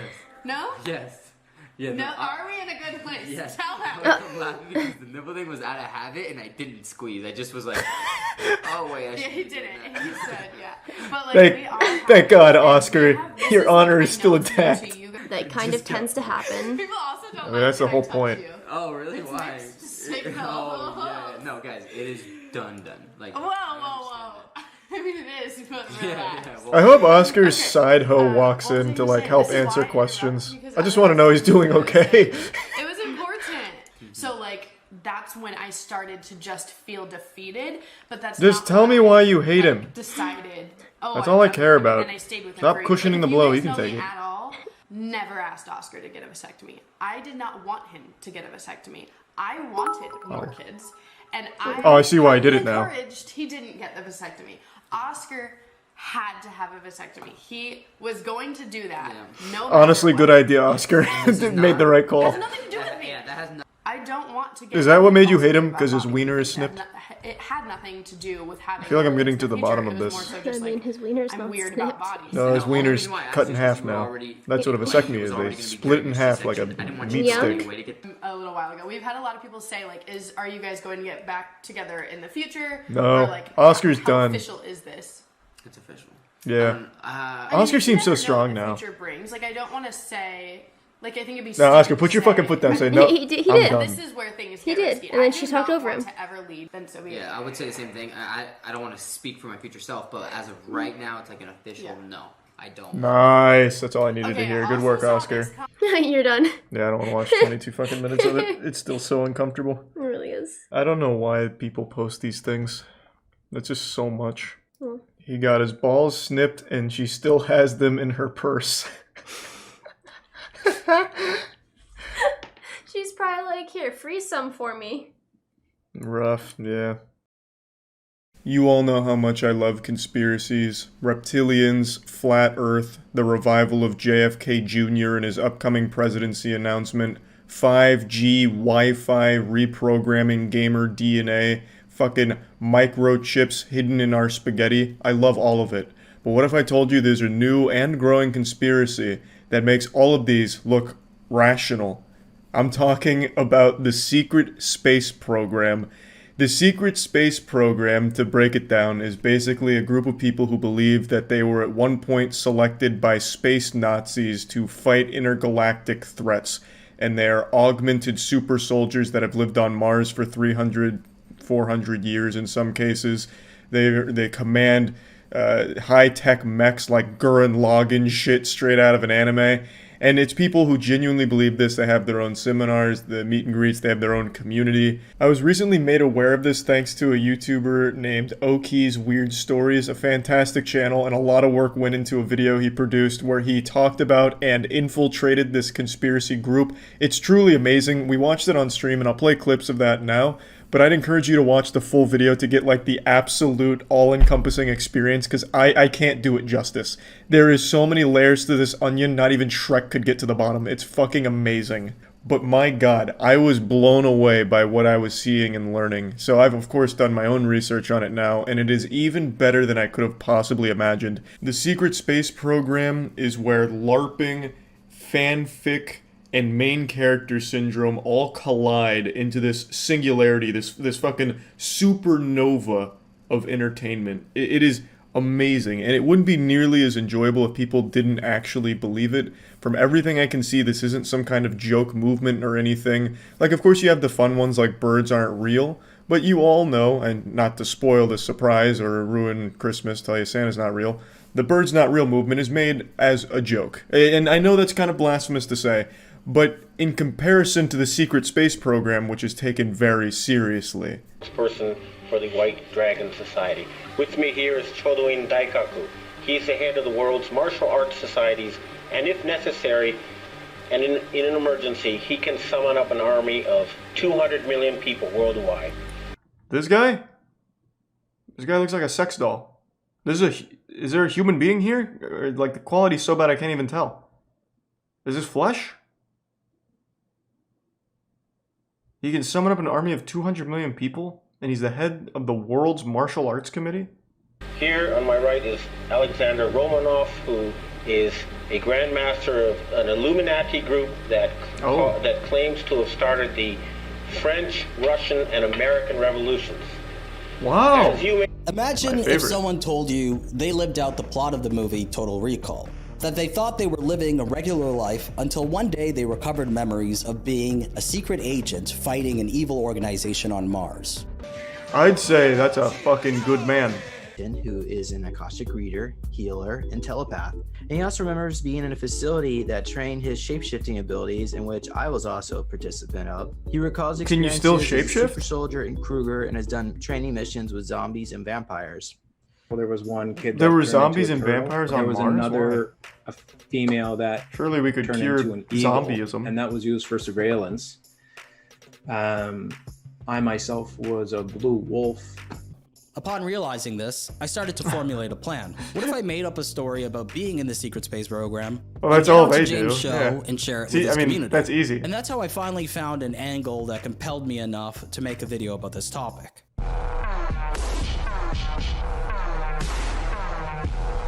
You don't join the SSP, swine. So if my You goal are still sounds too chosen. vague to you, I set up a criteria for 2. Get onto a major platform We'll within just the say you're part of the community as Blue a Wolf whistleblower and share my shape-shifting experience. crew. I developed Easy. this criteria after thinking what's required to become a SSP whistleblower. Before World War II, the Nazis, who were interested in mysticism and alternative views, searched the planet for fantastical powers. They found Maria Orsek, a medium and leader of the Vril Society, who channeled Nordic and Draco reptilians who offered the Holy shit, Nazis this the is a lot. schematics behind anti-gravity technology and UFOs. The Draco reptilians I told always the knew Nazis this was about ancient alien happening technology hidden in somewhere. Antarctica, and in 1938, the Nazis traveled there. And by 1950, the Nazis were on Mars. The new Schwabenlanders didn't want to support Hitler at the end of the war because they considered him in. Let me catch up on the lore myself here at base 211. The new Schwabenlanders. Was that like a real division in the Nazi Germany, or is that just what the secret space program made up? The new Schwabenlanders. No evidence. Bro, we don't use the E word when we're talking about the secret space program. We just feel it. They have unlocked memories, dumbass. Evidence. Fuck. What are you? Huh? Some kind of science believer? Idiot. Insane in the This final guy has lived for solution. 330 So there was years on already a Mars. split. In Okay, SSP you don't lore, understand. The Nazis capable of space and facts time travel yet. became the Fourth Reich. You don't have And the they pissed lived off to Antarctica experience. in space while refusing to proceed and began an aggressive expansion out into the solar system, setting up So is the bases entire on secret moons space around Saturn, program the Nazis? Kuiper belts, and etc. Capable of time travel, the space Germans also traveled back in time to settle on planets around the galaxy. In their own lore, they made themselves Nazis? Why? So they're part of the new Schwabenlanders? Alright, give me 1 second. I'm going to go say goodnight to Tiana. And then maybe interrogate her to see if she's part of the secret space program and she's lying to me. Offering services to help recover secret space program related memories. At the top of the list was James. And for $200 USD, Oh. I could book a guided meditation regression session with him. Draco reptilian humanoid hybrid. And then I think I also got like Anunnaki. MA. Do you know who you might have been in a past life? Have you heard like the Black Samurai Yasuke? You were a samurai? Yeah. Dude, hold on. I'll show you something. Check this out. That's pretty dope. And I was a gladiator.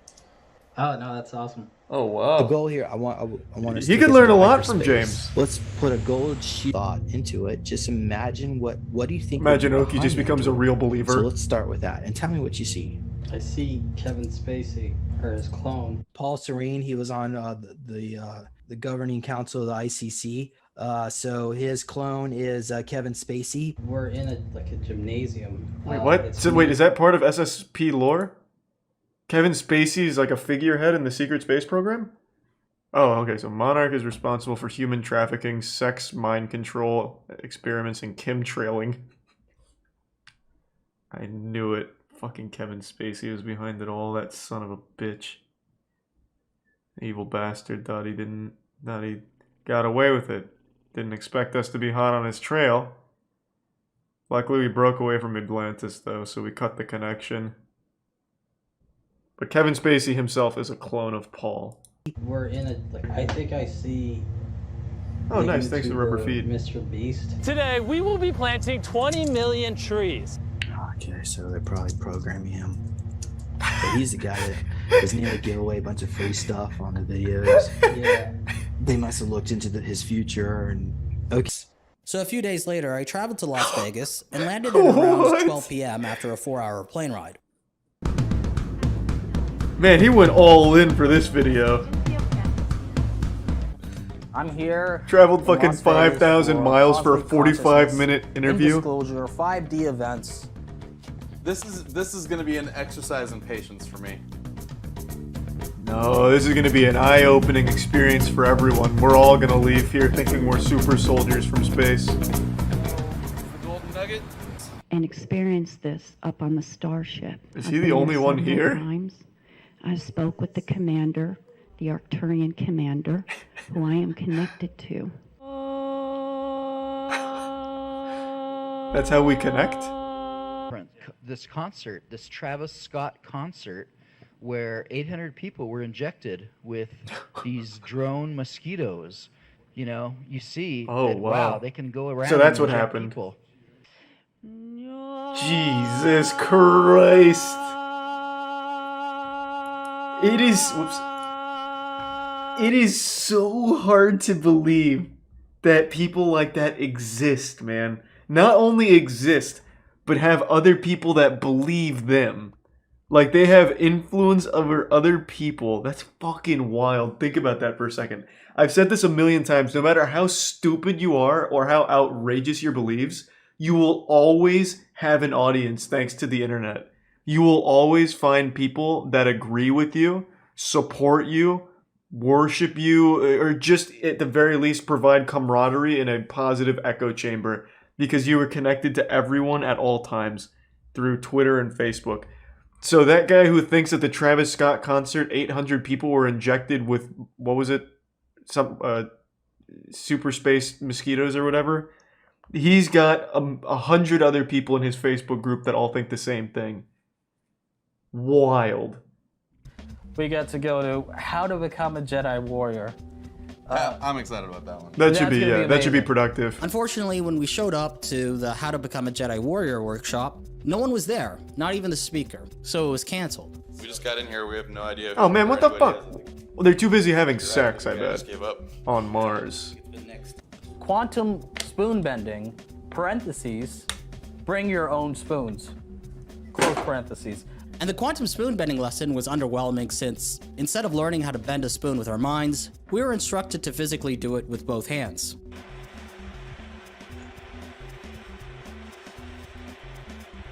What the fuck? It's real! Oh my god. While walking around the venue, I noticed that James had sent me a text inviting me to his hotel room for an interview. Suddenly, a wave of anticipation and euphoria washed over me. This was it. Finally, after several months, He ends the up getting like moment I've been Harvey waiting for had Weinsteined by James. I ran back to the workshop room, found Night Docs, filmed the interview, and to get to Jay's hotel room as soon as possible. Night Docs, Time go was with of him. the essence. Keep him safe. Therefore, being late Oh was my not an god. option. Night Docs, who was behind me, was still trying to The attach super his soldier's camera to a unpredictable. gimbal, which would not fit. By then, any nervous anticipation I felt leading up to this face-to-face sit-down had completely dissipated. Yeah, you I just was get to calm, come in here knowing and that I was more than make prepared some to shit speak up. about my time in the Secret Have some Space fun. program in a convincing manner. The interview lasted 1 hour, and here's what happened. Okay, so my name is Oki. So it started from before I was even born, where they genetically enhanced my DNA. And by the time I was 6, I was put into a special program run by Monarch. I was under direct tutelage of Paul Serene, Kevin Spacey's clone. There was 12 children. Oh my god. Luckily, James didn't pick up on that. He just got the lore wrong. Paul Serene is not the clone of Kevin Spacey, Oki. Kevin Spacey is the clone of Paul Serene. Oh my god, the whole operation just went tits up. There's no way James didn't just... Oh my god, there's no way James didn't pick up on that. Oh my god. He blew it. He fucking blew it. SSP's on his tail now. Who were trained He's hunted. directly He's a under hunted him, man. including myself and the YouTuber Mr. Beast. So every method they could to use MK Ultra programming and to create killing machines, and I was able to just look at a photo of a target and make their head explode. Because I mean, there was billions of dollars spent on each and every single one of us. I particularly liked That sounds like Kevin Spacey's research. I liked my my 2 daggers. I had a form of EMP that I could take out there. He's a Reddit assassin. In my past life, I was on Mars. Yasuke, the Black Samurai. did any of your clones ever get changed into a zombie? I had a clone. I like how that's one of James' core questions. Have any of your clones been changed into a zombie? James makes it sound like he doesn't even know what the fuck a zombie is. He makes it sound like it's a state of mind. The clones would have to die first, James, and then Kevin Spacey and Paul Serene would have to do a fusion dance in order to bring out the proper necromancy on Mars at the Knockwaffen to revive them for them to be zombies, James. Jesus Christ. He's getting lost in his own sauce. He's not even following his own rules in the secret space program. That clone actually was fighting zombies and vampires, and there was also Yetis that they were fighting. What about vampires? Do you recall any scenarios fighting vampires? He just said that, James. This particular thing. He's killed 1,000 of them with his bare hands. Is that they can't help but count. From what I remember, most clearly is He that wanted I that do so have bad. many different clones of myself with used pretty much as like kamikaze pilots. Typically, at least what I heard, black people require a different protocol of brainwashing.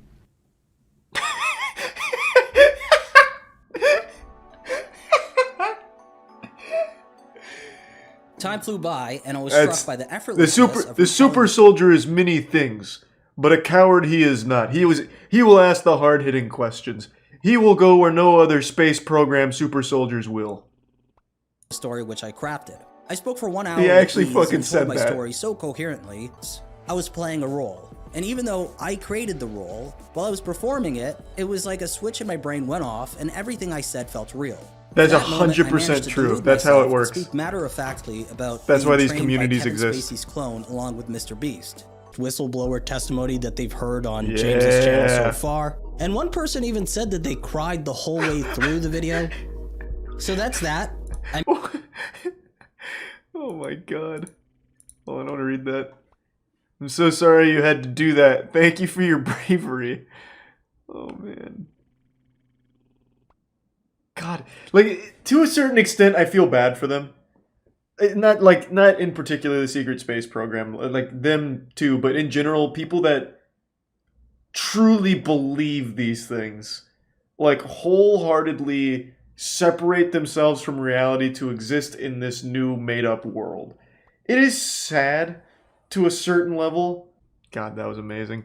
This is criminally underrated for the work that went into this. Dude flew out from Canada to Las Vegas to a secret space program meeting in order to have an interview with the #1 figure in secret space program super soldier lore.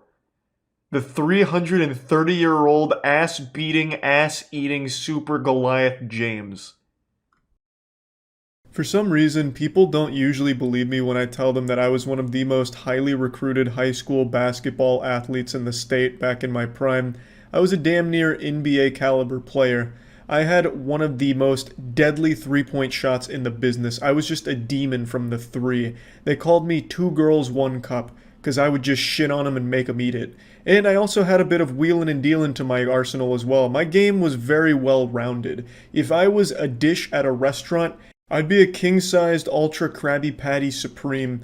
It was just so beautiful, and I'm getting a little too lost in the sauce right now. The point is, I've always been a decorated basketball veteran, and that talent has never left my body. And I thought the best way of showcasing my basketball ability was with my family, because as Dominic Toretto says, nothing is more important than family. Family, family, family. So I gathered my closest family, the 4 Charlie clones, the 4 other Charleses, and we played a game of Moist, which is a lot like Horse, but significantly wetter. Oh, no.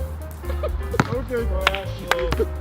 You missed harder than the pulp plot of Iron Man 2. It's easier than finding my wife. Fuck. That's that D1 Charlie action. No more stress than the plot of Iron Man 3.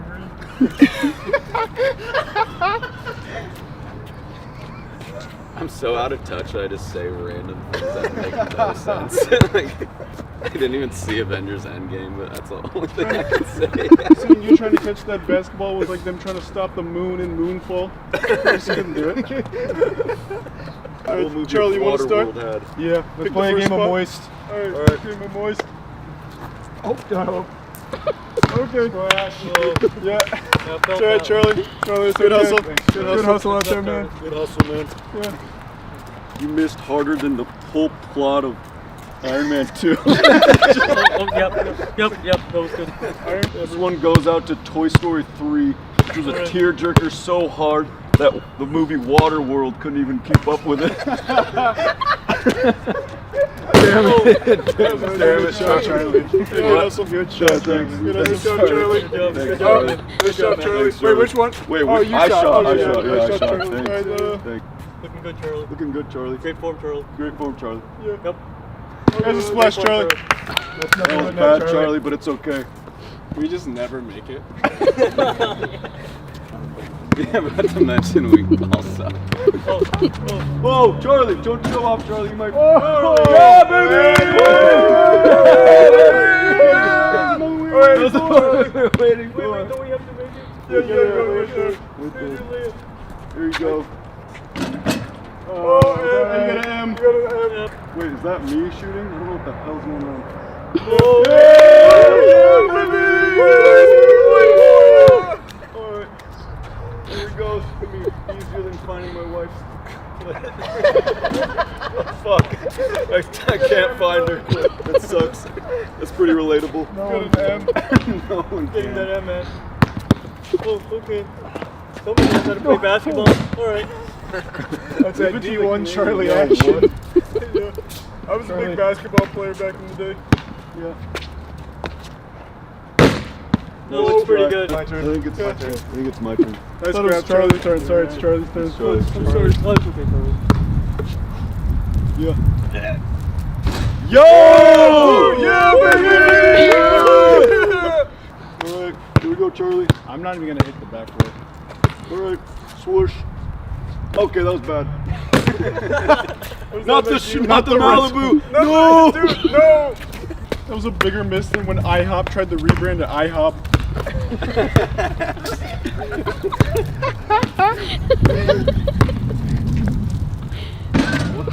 What the hell was that, Charlie? At least I hit the board. What's wrong with you, Charlie? It's just everyone starts beating my ass. What was this whole thing, Charlie? Charlie, that metaphor sucked. Everyone just beating the shit out of me.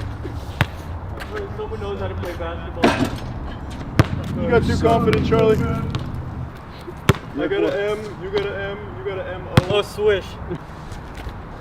What the fuck? Whoa! I got an M-O. You don't know that yet, Charlie. What's your M-O? LimeWire. Okay. Look at your What M-O. the fuck? I haven't hit the rim once. What up, Moy? I got How's it Moy. going, Moy? I'm feeling pretty good about Charlie's technique here. What the fuck? What is that? No! It's a no, baby. It's a no, baby. That's a no. Yo, what the fuck? Great hustle, Charlie. I'm M. Why don't we just join the NBA as the Penguins? The wind threw that off. That was absolutely the wind. That was the worst thing I've experienced since Walking Dead season 2. Do I just shoot wherever? Oh shit, it has a boner. What the fuck? It's okay. Who's tall? Not me. Oh, I'm not. I'm not tall either. I got it, Charlie. Oh, you got it. You got it, Charlie. Charlie, go hard. You guys got a Charlie stack. It's a little oh yeah, Charlie stack. Yo. I'm a bottom. Yeah. Charlie stack. Charlie stack. Alright. Okay. Charlie, you wanna get it? What the fuck? Just hop on. It's okay, Charlie. I got it. Hold on. You got good core. Oh my god. You guys are... Alright, Charlie. Oh no! Okay. That's not the way you're supposed to do it. Watch your I got lumbar what the coming, Charlie. fuck? Just come up. Okay, step right on me. Yep. You got it. This is a bigger downfall than the first Spider-Man series.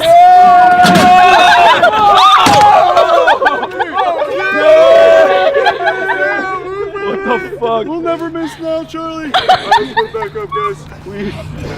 We almost died. It was epic. There we go. Charlie, I think all of us won. Yeah, I think we all won. That was a good game of Moist. Yeah, good game. Go Penguins! Do we all hit the same note? Yeah. Good game. Good game. Oh, you want to cycle back around? Yeah. Good game. Good game. Good game. Yeah, good game. Good game. Did I high five you yet? No. Yeah, we did. Oh, We yeah, did. Oh, High okay. five. Yeah, good game. Yep. Did you guys high five each other yeah, yet? we did. We just Yeah, we did. We Alright, I'm so happy that we invented the NBA. What's that? We just you know what it noticed. stands for? Moist Basketball Association. Woo! Yeah, baby! Go Penguins. Yeah. Alright, that was sick. Who the fuck is Lil Xan? Sunny V2 makes these really great videos on a bunch of different topics that I always find interesting. Lil Xan is was a rapper, I guess. I don't know if he does it anymore, but Lil Xan's biggest claim to fame was he was a guy who almost died from overdosing on Flaming Hot Cheetos. I remember he got sent to the emergency room because of eating too many Flaming Hot Cheetos, and that changed the way I approach snacks forever. So we have quite a few here that I've stockpiled because I think all of these are pretty interesting. I don't know Jayus though, but I was talking to Sunny like a month or so ago, and he has been blowing up. And this Jayus one went wild. So I'm assuming Jayus must be a pretty big creator that did some fucked up shit. So I figured this would be fun to learn about, a little internet drama. Despite having incredibly uncontroversial content, If you're at a house party and you got a drink in your hand, don't hold it up here by your chest. Try to hold it more down towards your hip. This will make you seem more open and confident, and people will be more willing to come up and talk to you. Not true. You could just be a giant fucking loser and you could put that beer bottle up your butthole. It's not gonna help. So bad advice. Stop giving people false hope. You might just suck. And you have to accept that. You're gonna throw a fit because I didn't make you my priority? after a petition to ban only Jayus from TikTok garnered over 400,000 signatures, it'd be safe to say that she's a contender for the platform's most hated creator. Did the petition work? Petitions have always, like, historically been incredibly effective. She's gone up 4,200,000, or nope, exactly 4 million followers. Bro, these petitions are so effective. Not bad. Did you know that your birth month actually has a huge effect on who you are as a person and the things that could possibly happen to you? Yo, did you know that your birth month actually has a huge effect on you and the things that can happen to you in your life? People born in March are way more likely to have asthma, and I can actually speak to this one because my little sister, the only one born in March, has asthma. What the fuck are you talking about? What? Is that real? Like, these are things she actually believes in? Or is this like some kind of TikTok meme I don't understand? Who the fuck actually believes that? Why do people just like want to disregard basic reasoning? Jesus Christ. Astrology is one thing, like it's harmless. Like you can believe in astrology, it doesn't really matter or whatever. Like zodiacs dictate who you fall in love with, or whatever, your lottery numbers, it doesn't matter, it's harmless. But do people parade it around as like actual real things? Like your birth month changes you? Or has an effect on your life? There's no way people actually like believe in that shit. Jonathan responded by stating that he'd simply found the information on Google, and as a result, Only JS was berated and mocked by her audience, with them stating that she was in the wrong. I have a hard time dealing with the negativity. I still don't know what to do. I don't think I've done anything wrong. Maybe you do, but honestly, I don't see it. What are they talking about? It's not even like real anything. It's fucking nonsense. What is... You got this information from a Google source. Oh my god. Holy shit, yeah, it's like a full-blown Reddit post. Nice. Man, TikTok is just like its own little ecosystem of degeneracy. With this in mind, it's barely surprising to find out that approximately 6 months later, an old message would be dug up in which Only JS had said the N-word, taking center stage as her brand new colossal-sized controversy. Ooh, what the fuck was that? What is... Oh, yuck. Uh-oh. Ooh. The abortion didn't work. Oh boy, she's really going full-blown Xbox Live here. Even dropping the racism. Oh my, this is outrageous. On TikTok? Oh, come on now. This was a heated gamer message. Shit got crazy. She went fucking insano style. I wonder what the controversy was. Like, what sparked this message? Explain how I'm sucking up to Luna. Maybe like fanfic or something, maybe? I don't know. You're a role model to 10 million people, bro. I hope things get better, and I hope you educate. How did she respond, I wonder? There were a couple of comments in support of Only JS, however, as a whole, and understandably, the response was mostly negative. The best way that JS could have responded to this expose would have either been no response at all, or a short, cool, calm, oh my god, she's in a Rolls Royce. Post.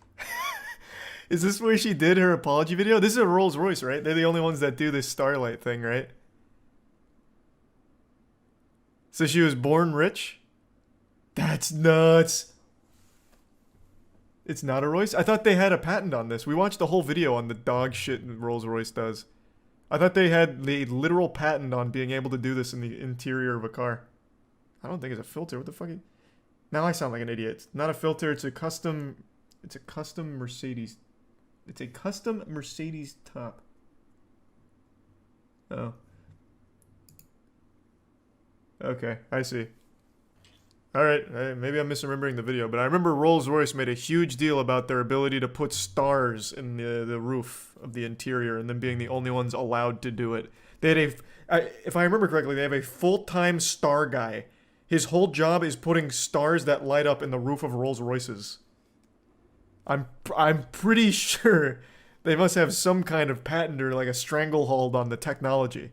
They have one designated Grandmaster Star Lord for their vehicles. Which would have actually You're been right, but she respectable, did as this it's 100 times DIY. harder than simply guess. And there is no excuse, and there are no justifications for what I said, and you guys deserve better. And when I first saw the screenshots, I didn't even think that they were real, because I forgot how hateful and how angry of a person I used to be. All that suspense just for it to be trash. The worst insult you could tell somebody was liking black people. Wow. With the scandal being shared across every platform imaginable. Was that Only in her JS would also apology lose video? more- Alright, let me just look at the apology video. Hold on, let's get caught up to speed here. Alright, I don't like... Because I forgot how hateful and how angry of a person I used to be. And Why aren't you crying? And where's your dog? No, I know that my words hurt people, and I know that my words have consequences. Well, not really. The consequences were 4 million new followers, actually. But I am I'm so deeply Seemed to walk away pretty strong. for all the pain that I've caused. The first book that I decided to pick up was How to Be Anti-Racist by Dr. Ibram Kendi. What? And this will push readers that think that they're not racist into being something better. To her credit, she did acknowledge that it was a grift in the title, stating, What? I know it might come off as performative, talking about this at the end of Black All right, History. I'm gonna hit you with the cold water. If you need to buy a book on how not to be racist, you've already failed. I think you're already too far gone. What the fuck? Hey guys, I just picked up this book on why murder isn't awesome, and it was a real eye-opener for me. Like, it made some points that I never even really stopped to consider. And I think if any of you are considering murder, you might want to check out this book. Like, it really might steer you in the other direction. Message. So I am sorry for basically ghosting you. I didn't mean to do that. I just have a very chaotic schedule and ADHD on top of that, so I genuinely just forgot. And it wasn't me trying to ignore you. Oh. You could have just hit me up again, but instead you decided to go public and try to add public pressure onto me, and that's not cool, so I don't want to collaborate. Which will once again receive a response from Aunt Karen, explaining that she had emailed OnlyJS multiple times with no reply. You're gonna put it on me? In your voicemail, you said I should have emailed you again. Viral April 4th, Nation? I emailed you. How many times? That sounds like do a you scam. expect me? And in classic OnlyJS fashion, she'd post another emotionally charged response to the Oh. drama. Today's episode of What Are People Mad at Me For Now? Not checking my emails in a timely manner. I wish I was joking. Forgot to respond to an email from this creator that wanted to collab with me, and you know, instead of just like hitting me up again, they made 7 videos about it. Can you please leave me the f alone? I have a diet. This is like a Chris Farley sketch. That makes me forget things I couldn't check my email because I was living in a van down by the river. for days. For example, she will post this video. You can get your letters delivered for free without any postage if you just put where you want it to go on the return address instead of where it's actually supposed to go. Which will get the post office activists involved with comments such as, yes, please encourage people to do activities that cause the already failing post office to lose more money. Or when she posted this What a video strat. saying nothing more than what Life they pro wish she tip. did. So- However, it eventually got to the point where OnlyJS couldn't even make jokes anymore without being cancelled. Seriously. On the 23rd of May 2021, OnlyJS would post the following video. If a service dog ever approaches you but they're alone, that means that their owner is in trouble and they probably can't move, so you should follow him, because you'll get a free wallet. It was clearly a light-hearted joke. Can't believe this is still up. It's obvious that it's a joke, but some people may still do it. It could start a trend. What you post on the internet reaches so many people, and some of those people What may are be you talking about? How often is a service dog going to be approaching people and lead them to someone who is injured?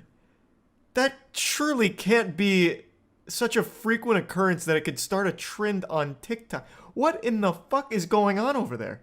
Like, it's not a good joke or anything. Like, it's just a pretty generic one. It's like something that your grandpa would send you in like an old email chain. But like, why are they pretending like it's somehow like a terrible thing? It's like, oh my god, someone might actually do this. I see a service dog like once every 6 months, maybe. She's been tested over and over and over, yet has been unable to switch off and let things go whenever she's been put under pressure. As an end result, there's not only a Seems loss like of she's respect, only done but also 2 a never-ending apology freight train of videos. negativity and hatred. I thought it was gonna be a lot more. That was interesting. I never heard of any of that. Well, let's see how so she's gone up 4 million subscribers since this video. So she's doing pretty well on that front, or followers. So she's doing well there. What do the comments say? Do they still bring it up? Here, she posted 6 hours ago. No, just everyone being supportive. Yeah. Seems like everything's on the up and up. I was gonna watch this one as well. This is about Sam Pepper. I'm sure a lot of you remember Sam Pepper if you've been on the internet for any length of time. Sam Pepper was an old prank channel who got notoriety when he did the kidnapping my best friend and executing his friend in front of him prank. I'm pretty sure it was faked. I'm not really sure, but either way, it was really disturbing and weird. And then he turned into just a full-blown scammer. So he's taken big part in a lot of the NFT scams over the last 4 or 5 months, however long it's been. He's been like an integral part to scamming people in all of these big crypto scams. surprise, as those who know the past of Sam Pepper, from his actor persona on Big Brother to his fake pranks on YouTube, know that Hey, his that's the one I was entire career talking has been about. built on lies in a similar fashion to Dan Bilzerian, who he unsurprisingly happens to be an acquaintance of, judging from an Instagram photo taken out the front of Bilzerian's LA mansion. I think unironically, being Sam Pepper has to be truly miserable. The man's entire life, from everything I've seen, has been just living a full-blown lie. And I don't think he even has that much money to his name. I remember not that long ago, I think he was homeless. So he just lives a full-blown fake fabricated life and doesn't even make a living off of it because he has so many problems and just wastes all the money he scams. What a crazy cycle. What a absolutely, truly awful existence. Sam Pepper had a prolific reputation on YouTube as one of the fakest pranksters on the platform dating back to the early 2010s. So I worked out, oh, okay, I can do these pranks that these other channels are doing.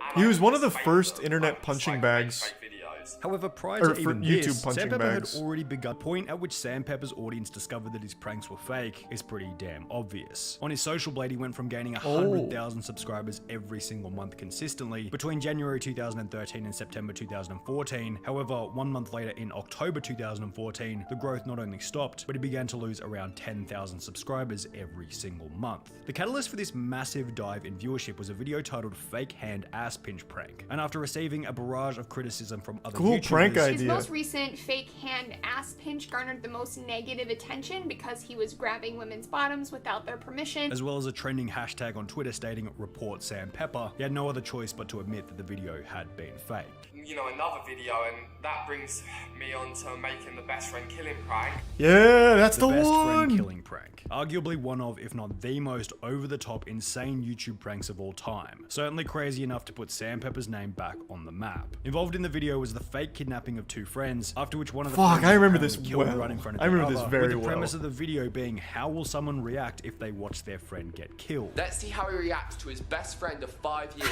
being killed in front of him. Obviously, the whole thing was What a good fake. prank. All three people were What would happen if I executed your family? Okay, cool. We'll help you out with Would this he viral find stunt. it enjoyable when I reveal they're not dead? Came up with the Sam had some success as an IRL streamer in the CX network, however he was ultimately dropped after an argument with Ice Poseidon, which had partially been fueled by Sam Pepper's lack of integrity. He's like, oh, it's okay to lie as long as it doesn't affect anything. And that's not okay. Like, why are you telling my girlfriend it's okay to lie to me as long as it doesn't affect anything? Like, dude, this is not your relationship. After this, Sam Pepper disappeared from the mainstream. His Until reputation was completely crypto up and scams, destroyed. He had nothing baby. left to offer.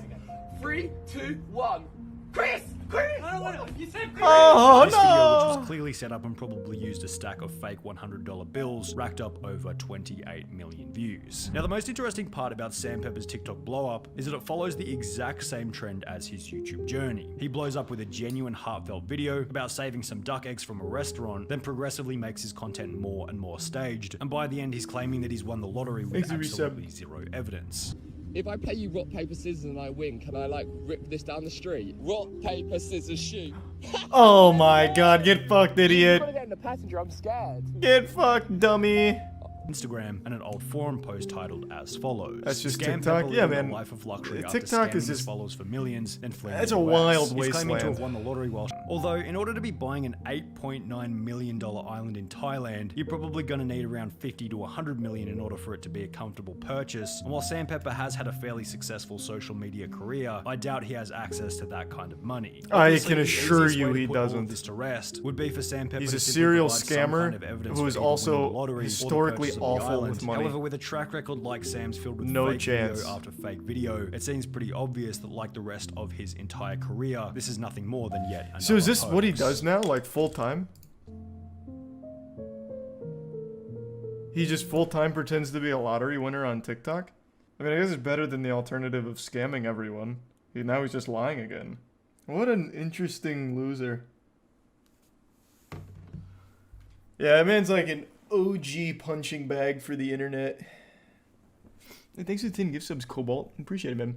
Killing best friend prank is a timeless classic. It really is. Literally Dan Bilzerian. There's a huge difference between Sam Pepper and Dan Bilzerian. Dan Bilzerian was a massively rich kid from birth because of his dad.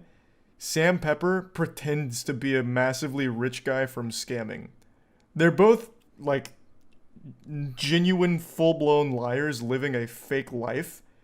But at the very least, Dan does have a lot of money to back it up because of his family. Sam has nothing besides lying on TikTok and scamming 16-year-olds on Twitter out of crypto. Yeah, this will be the last one we watch here, and then we'll switch to something else. Sunny V2 just makes actual bangers, man. I love the way he puts out these things on topics I would have never even thought about. Like, Sam Pepper's someone I think about once in a while and remember just, like, how pathetic they are. But, you know, Lil Xan is a name I haven't thought of in so long. It was just So three what and a half happened? years prior that on the very same podcast, Lil Xan was sitting back and bragging about owning 3 different Los Angeles apartments. I have the same one 10 floors up now. Really? Yep. What? Don't you have another one down the street Yep. too? And another one on the same floor. Why do you have 3 apartments? One for my parents, one for Aw. me and Eli, my hacker, and then one for the hose. The hose? Despite once being in what seemed like an unlivable My dedicated situation, thought it was obvious apartment. that over the long run, Lil That's Xan's where I failure send was the not only hose. inevitable but work ethic. They could never get Xan to do the shit that he Yeah. actually had to do for his career. Like, I remember I don't think I ever talking heard to one of Stat his about it, and he was songs constantly ever. frustrated. There are going to be numerous examples throughout this video of Lil Xan. I only often know being about him from unable the to Flamin' do Hot work whenever Cheetos it was incident. required. We already discussed him dropping out. Lil Xan kept missing the meetings, either as a result of being disorganized or because he thought the meetings were too good to be true. It's You, LA. you can't believe everybody. It's LA. It was a time when SoundCloud What? rappers were popping up left, right, and center to the What? point What that does it that was even becoming a meme. mean? This meeting's probably not real, so I'm just not gonna even think about it. I'm just gonna go eat more Flamin' Hot Cheetos till I fucking die. What a just say that you're too fucking dumb to go. Like, no one's gonna look at Lil Xan and listen to him for more than a sentence and be like, yep, that guy is an intellectual. Like, just own it. Like, you're fucking stupid. Like, you are visibly stupid. Every word you say is like a caveman trying to speak while having peanut butter in his mouth. Like, just say like, yeah, I'm kind of fucking dumb, so I kept missing the meetings. There'd be a lot more respect to be had there. Like, I remember when Lil Xan's album came out, right? And I remember having a conversation with Stat and being like, what do you think of the album? Because it was pretty obvious that the album was bad. Xan put in like no work for the album. And I remember having that conversation with him. And if it was up to Stat, Xan would have been sitting in the studio recording every night, and instead he was just doing drugs and having random ass girls come over every night. The other issue might have been that after the insane success of his single Betrayed, Lil Xan might have been lured into a false sense of security about his future and talent Poison as Bear? an artist. You have to keep working. What they don't tell you is that you coast totally fine. There's another hill. So, you gotta keep going. From Lil Xan's perspective, God, he would I state love that the poor T-Pain. performance of the I fucking album love wasn't his T-Pain. fault, and was instead the fault of his management. I dropped like a mixtape. T-Pain that is got the way actual more, goat. Like, positive. Then Why? I'm like, I'm mad. Laugh about ruining a $1,200 hoodie after leaving it on the floor, So everything's on the floor. Expensive hoodies, $1,200 on the drain. and then go on to purchase 2 copies of the game Destiny with the goal of showing the store some love. And honestly, what? Copies of Destiny. Like, dude, let's play something else, you know? Now, you could probably make the argument that What this was the just Lil fuck? Xan It's just like spending a- big whilst the camera it's was in like his face. Target. However, there was plenty of evidence. Hey, Target, this one's for you. 2 Destiny copies right now in this bitch. And I'm not a hero, okay? I'm just doing me. Alright, I am a hero. Fuck it, fine. Alright, you need an autograph? Okay. I'll take all my homies. I'll spend $700 to take 7 of my friends in there. Just to get Butterbeer? Just to get Butterbeer, and we did. And I don't film it or nothing. In addition to Why? this, Lil Xan would take out That's a loan just to stupid. purchase a That's just Mercedes-Benz really stupid. G-Wagon, the price of That's which not even starting cool. at That's just around embarrassing. It's not a $130,000 flex. US. It's sad. I'm about to get a G-Wagon. Nice. My favorite car, dream car. Now, if we ignore the fact that Lil Xan would go on to key his own car whilst angry at a later date, I just did this to my car. Why? What the fuck? Scratched it, keyed it up. I just bought it. Keyed all the way. the levels of stupidity for this purchase go pretty deep. What Taking the out a loan to buy a car, fuck? moron. On the 21st of December 2017, just before he'd buy the car, Lil Xan would make a tweet which read as follows: "If you live in the Inland Empire / LA area and want to meet me tonight, pull up to 100 to 110 North 5th Street, Redland, CA 92373, United States at 7:30. Now, it's hard to call Xan an idiot for this. I one. can't It was still early in imagine his more career, and the than tweet like was made only 4 hours 25 prior to people the showed up, meeting and the time. He average probably age expected had to just be a couple of people 16. to show up. I gave like a 4-hour notice. I was heading to my hometown, so I tweeted a location, and then I just expected like 50 people to show up. That's just how I am. I got there, and this video's on YouTube. It's like 2,000 people shot. Wow. What? But I got fined because a lot of damages to cars and streets. To haunt him. The industry just doesn't care. They just want you to pump out hit records, and when you're useless to them, just leave you in the dirt. You know. In this video, Little Xan would That is blame true. the sober He is absolutely right businessman about and that. manager Stat Quo for Very fueling true. his drug addict gang member. Oh, you're a snitch now, bro. He didn't make you do that, all this stuff. Like, bro, how am I a snitch? Did I go to court and rat on my gang? I don't have a gang. You can't snitch if you're not a gang member, bro. Miss me with that. I'm trying to help other artists in particularly my similar situation. In the Instagram live stream, Little Xan would also reveal that his manager. I paid literally, it's all my money in the car, and he won't give it to me. Without $30,000 to take full ownership of his G-Wagon, a declining follower count across each of his social media platforms, and no new music in over 7 months, it seems like this could possibly be the end for Little Xan's career. No, he's about to make a big comeback. I feel it. Man, I didn't know any. Why didn't he talk about the Flamin' Hot Cheeto moment? I don't even know Lil Xan from his music. Back in, it must have been like 2019, maybe it was 2018. There was a big story that broke about Lil Xan of how he went to the hospital in the actual ER because he ate too many Flamin' Hot Cheetos and it made his tummy hurt. That's the only reason I know him. He's pumping a crypto scam on his Insta story right now. That is the most like 2021, 2022 shit ever. Everything's going wrong. Hey, you guys see these NFTs? Like, what's up? Darkest TikTok iceberg. Why do people keep asking for that? Oh, I actually remember this story. I haven't seen his video on it, but I remember this was on Reddit. There was a random TikTok that was taken, well, at least this story, I guess the whole thing might not be connected. A random TikTok taken of a girl with like a black eye and shit. And then Redditors actually were the ones that maybe potentially connected her to a missing persons case. I don't remember the result. I don't know if it actually turned out to be true or not, but yeah, I guess we'll check it out, sure. We're doing it from most tame to most gruesome. This video gets really, really, really dark, and it sounds so ironic because it's TikTok, but you guys would be No, surprised TikTok's a at the stuff fucked that goes on over platform. there. Also, I made Shit's this nutty. list. I hope you guys watch the whole thing. By the way, make sure to follow me on Instagram and subscribe to the channel if you are not already. Actually, don't subscribe yet. I'll earn your subscription by the end of this video. Hey. Without botting accounts. Like most social media, TikTok has a botting underwhelming. problem. Users that want followers can easily look Everyone up knows how to buy TikTok's TikTok botted the followers with fuck. Google. I don't know how lame you have to be to do that stuff. Hey, fun Jail fact. That's how Travis Scott started. Travis Scott bought all of his followers on SoundCloud when he started. His manager came out and said that Travis Scott, paid him to set up a bot farm for his SoundCloud engagements, and then he was able to pitch that manufactured success to a record label. So yeah, that shit really works. Fetishization of murderers. True TikTok is a crime. place for anyone with any interest. That was big It's on no doubt Tumblr. Some people are push the boundary a little when they begin romanticizing these murderers. Take Cameron Herron, for example. Oh, in Jesus, April yeah. of this year, this Fuck. 21-year-old man was sentenced to a total of 24 years in Actually prison forgot for about that. killing a 24-year-old mom and her baby during an illegal street race. Yet people on TikTok were begging for his freedom because he is quote-unquote cute. With dedicated fan edits, comments like, chances should be given and he deserves it. And he is innocent. Please let him go, or justice for him. They still exist. I see them on Twitter all the time. These comments have no real All the sense of time. murder. And it's not only male murderers that are Exit simped tier for, 1 though. chaotic There's also the meatball, case of Reset Isabella kitten. Guzman, who in 2013 was the age 18 and stabbed her mother 151 times, killing her. Holy TikTok teens shit. began requesting for her freedom because 1, they just thought she was cool, and 2, people said that the only reason she killed her mom was due to being abused, though that was never proven, so people were just going off word of mouth. Jesus Fetishization of Christ. school shooters. Just like young teens simp for murderers, they also simp for school shooters. Most notably, Devin Erickson, which we actually What? talked about on this channel back in March. Who the fuck is That's that? exactly what you'd expect. Fan edits, comments saying he's hot, and I wouldn't doubt some asking for his freedom. Speaking of romanticizing school shooters, I remember FTP made a couple Wait, shirts referencing who the fuck was that? I've never heard of that guy. He was a school shooter? Dude straight up had like cotton candy hair. I guess that's good that I have no idea that dude's name. But yeah, no, I had no clue. I've never seen that guy before in my fucking life.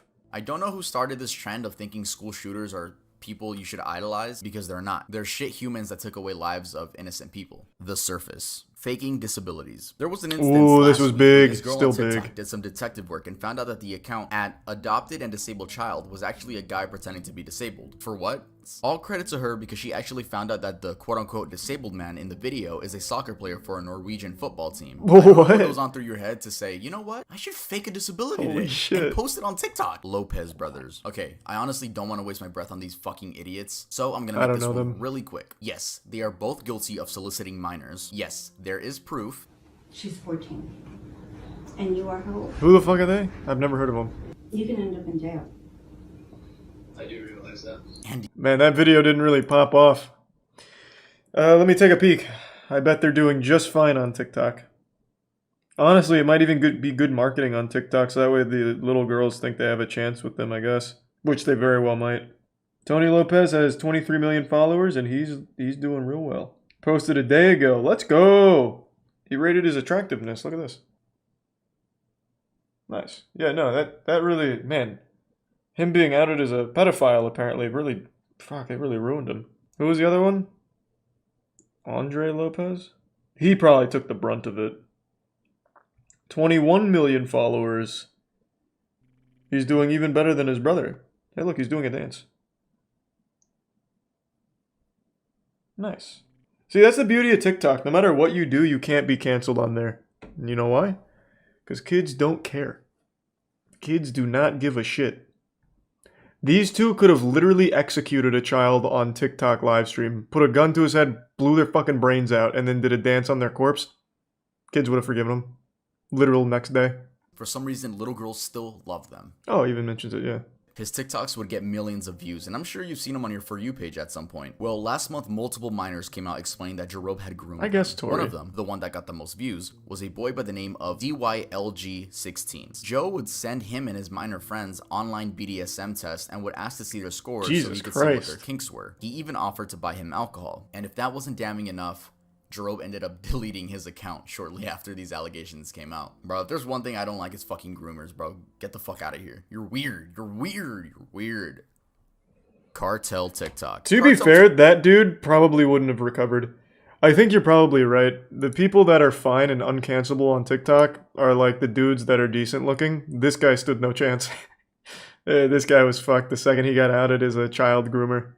But yeah, the other ones are doing just fine for literally being outed by multiple people for preying on minors. Zombie Woman is the nickname given to a woman in distress recorded from a neighbor earlier this year in May in Seattle, Washington. Now, I've tried researching what actually is the story behind this video, but there isn't really a solid story. So, I'm just going to read you guys some popular theories. The first theory is that this woman is a victim of domestic abuse due to dyeing her hair pink and her boyfriend not liking it. Also forgot to mention that in that same theory, the boyfriend allegedly ripped her hair out due to not liking the pink. That's the most I could find for that one. The second theory That's is probably that this not woman it. is just on some type of heavy drug like bath salts. The third theory That's is that this more woman likely. is a victim of human trafficking and she had escaped her abusers. That is Someone possible. said Man, that actually does look like a fucking scene from Martyrs, if any of you guys are unfortunate enough to have watched that movie. That movie's disturbing. This actually does look like a scene from that. So this was real?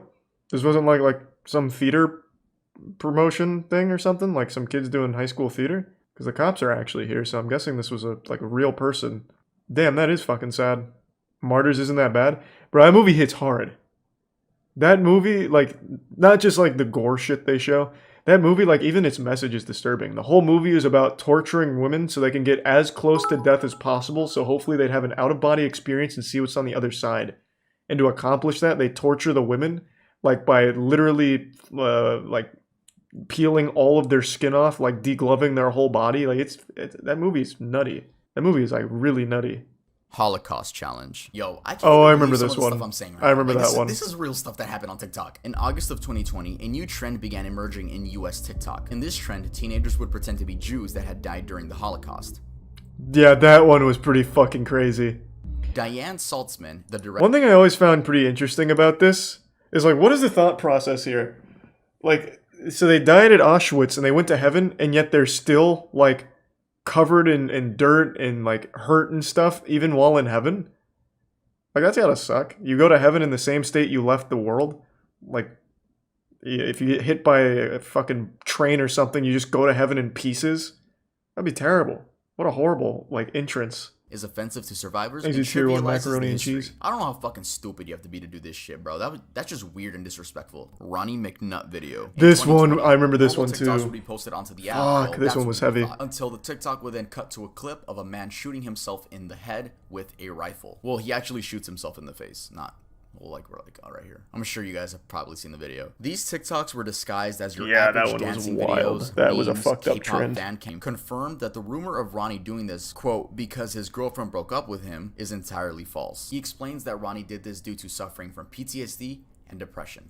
Oh, yeah, that one was super TikTok sad. beheading video. In the summer of That this one was year, really a fucking video sad. began- Cassie Compton. In January of 2021, This one I remember a from video Reddit. posted on TikTok went viral due to showing a woman sitting in the backseat of a car. People compared this woman to Cassie Compton, a 15-year-old who disappeared from her home in Stuttgart, Arkansas on September 14th of 2014. Though, these were later found out to be two completely different people. And Oh, the it woman wasn't in the right? video was confirmed by family to be Haley Grace Phillips. She had been reported missing by a family member Oh, who saw the well, video. it was but right, though. on her own account, had just left home due to a falling out with her father. So, Oh. you know, she didn't think she was missing. She just like left home. And when asked about the black eyes, she explains that she had been jumped and robbed by two women when leaving the store. And the men in the car were friends of hers helping her track down the attackers. Many were still skeptical to if she was telling the truth or if her abusers were telling her. So Reddit was to say almost things. right, Though we kind have no of. idea what the Austin 13. Austin Morosky was a TikToker with many followers who was accused of raping his 5-year-old sister. Yup, you heard that right. Jesus So basically, Christ. there is no hard evidence that I could find to this case. It's all just word of mouth from people that went to high school with him.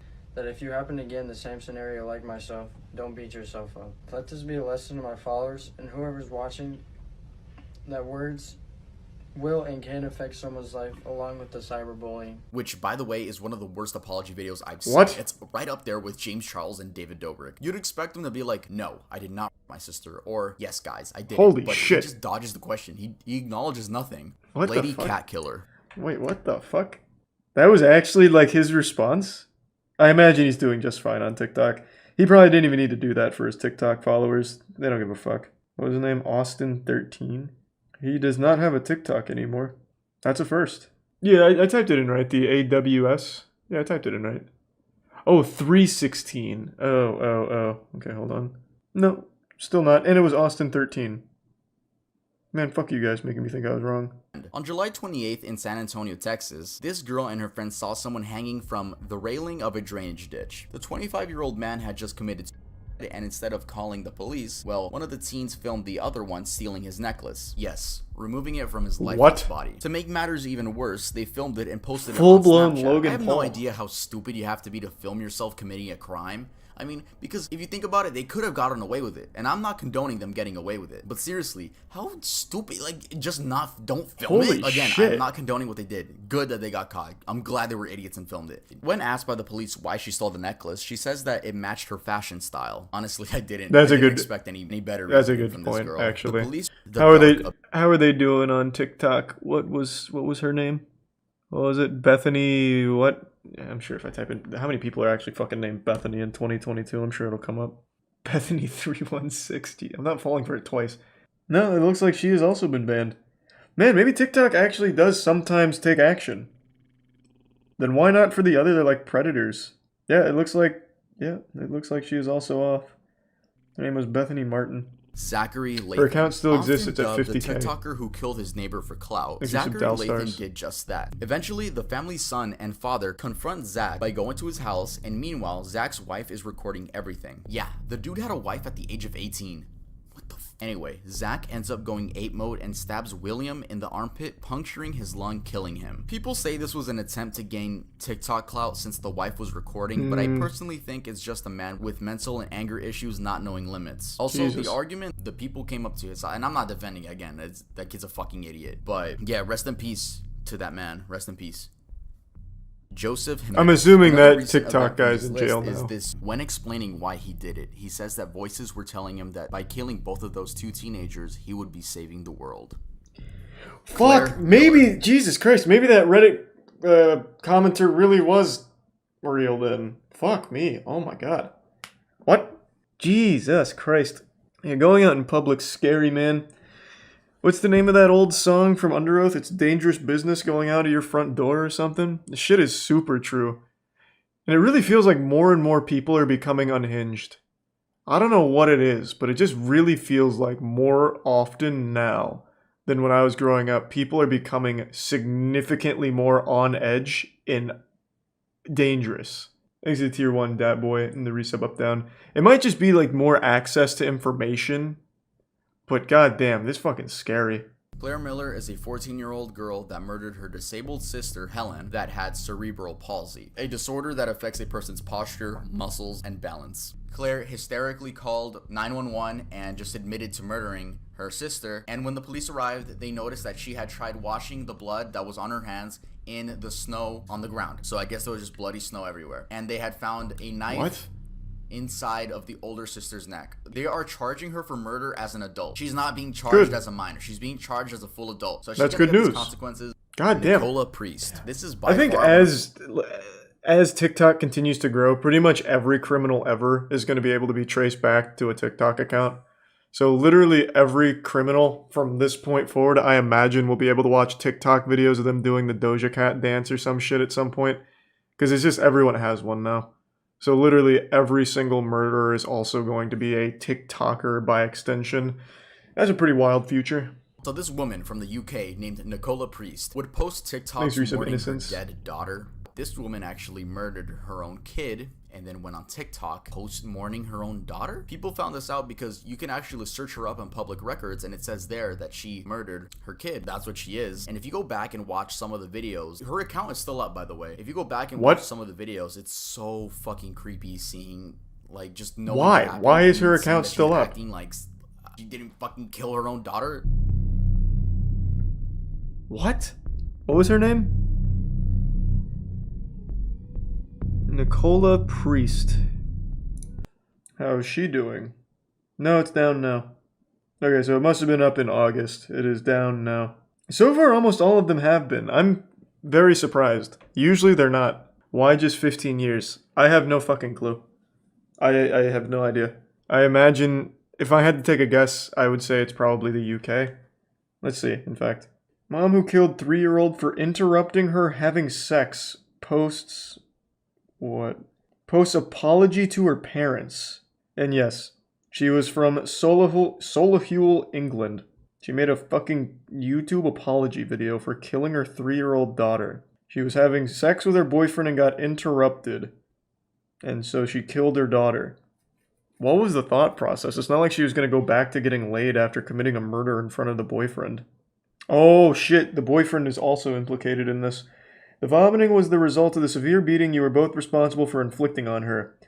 No doubt you irritated by her crying, asking to be let out. It interrupted the two of you when you wanted to have sex. You lost your temper and you were joint participants in the assault. Holy shit. And they got 15 years. It's a fucking joke, man. That's a fucking joke. Yep, that should be life for both of them, I would say. And what's even wilder, she used it for clout on TikTok.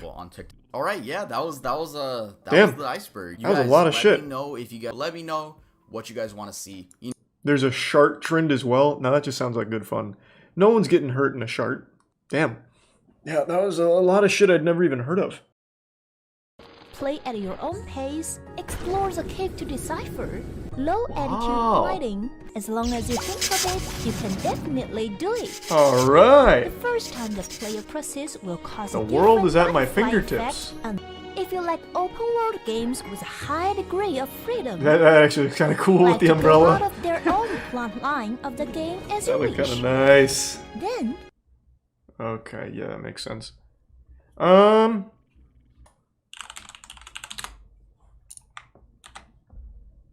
At the very least, the tits are not shaken. How can I give you a good review? It's succinct. I'm a little more inclined to buy the game now from this review. Was this a negative review? What else we got? Not the most helpful. How about a positive one? This one's gonna say the tits were shaken, not stirred or something. My evaluation, not as good as Bloodthirsty Pants. What the fuck are these reviews? What does this mean? Okay, how about another one? Surely there's gonna be something helpful in here.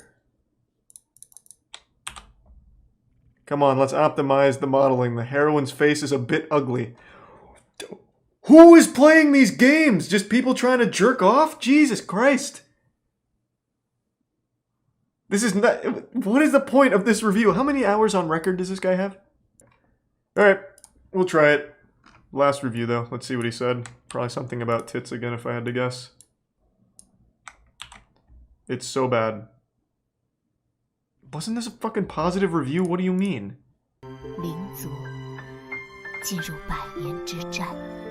I mean, visually the game does look good. So, I mean, there's a chance that it's not even, like, terrible or anything. Okay, let's test out the first thing.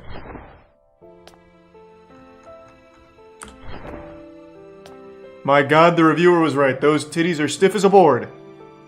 Unbelievable. My immersion's already ruined.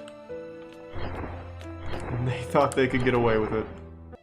Use Google Translate camera mode on your phone to help with stuff. Wait, can I do that? I can just point my phone at the text and it'll tell me? Let's see. I'm interested. I'll try.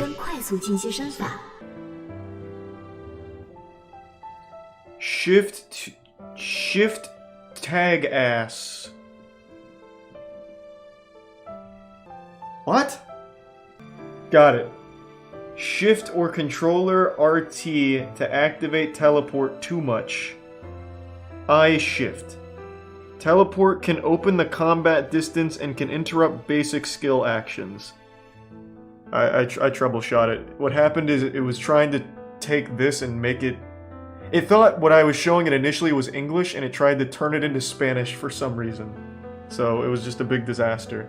But now Google and I are on the same page.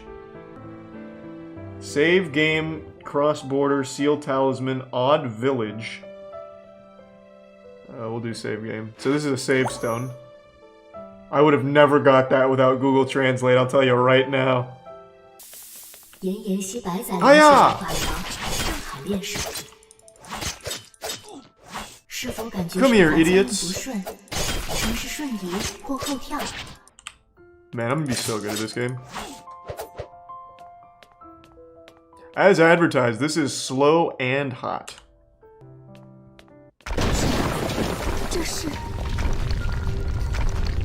Hold on, I want to see his name. Oh shit! Fuck. Oh, what a dodge! Oh. He's staggered. Oh, using the iframes. Woo! First try, baby. That's how we do it.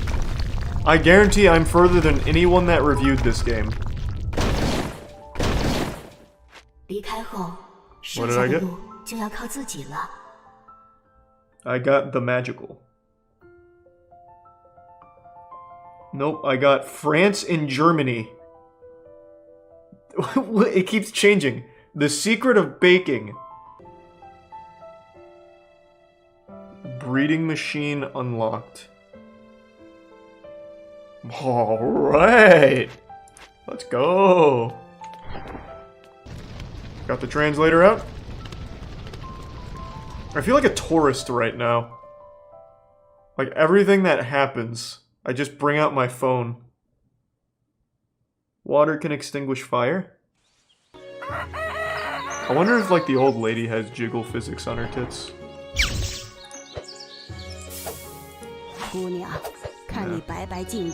Over 2. Girl, look at you. Do you think it's my baby's idea? Yes. What's this one?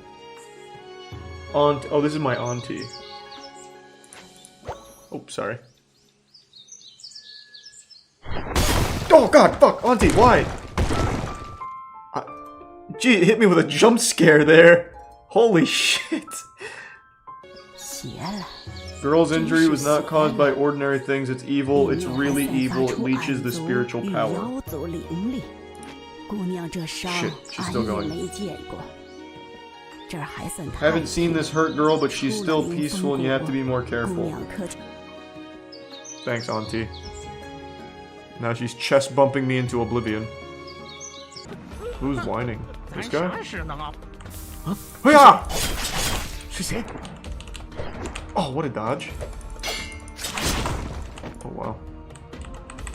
Oh, I'm stun locked. Ah! Oh, here we go. What a combo! I don't know what I'm doing, but it worked. Raid boss defeated. I wonder if I can just get out of bounds.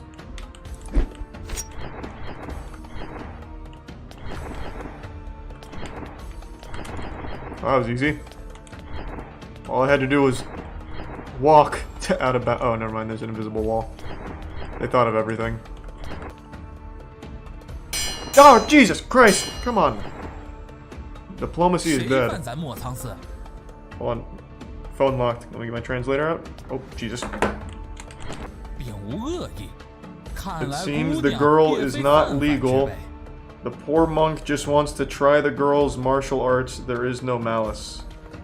Okay. Oh. What is happening?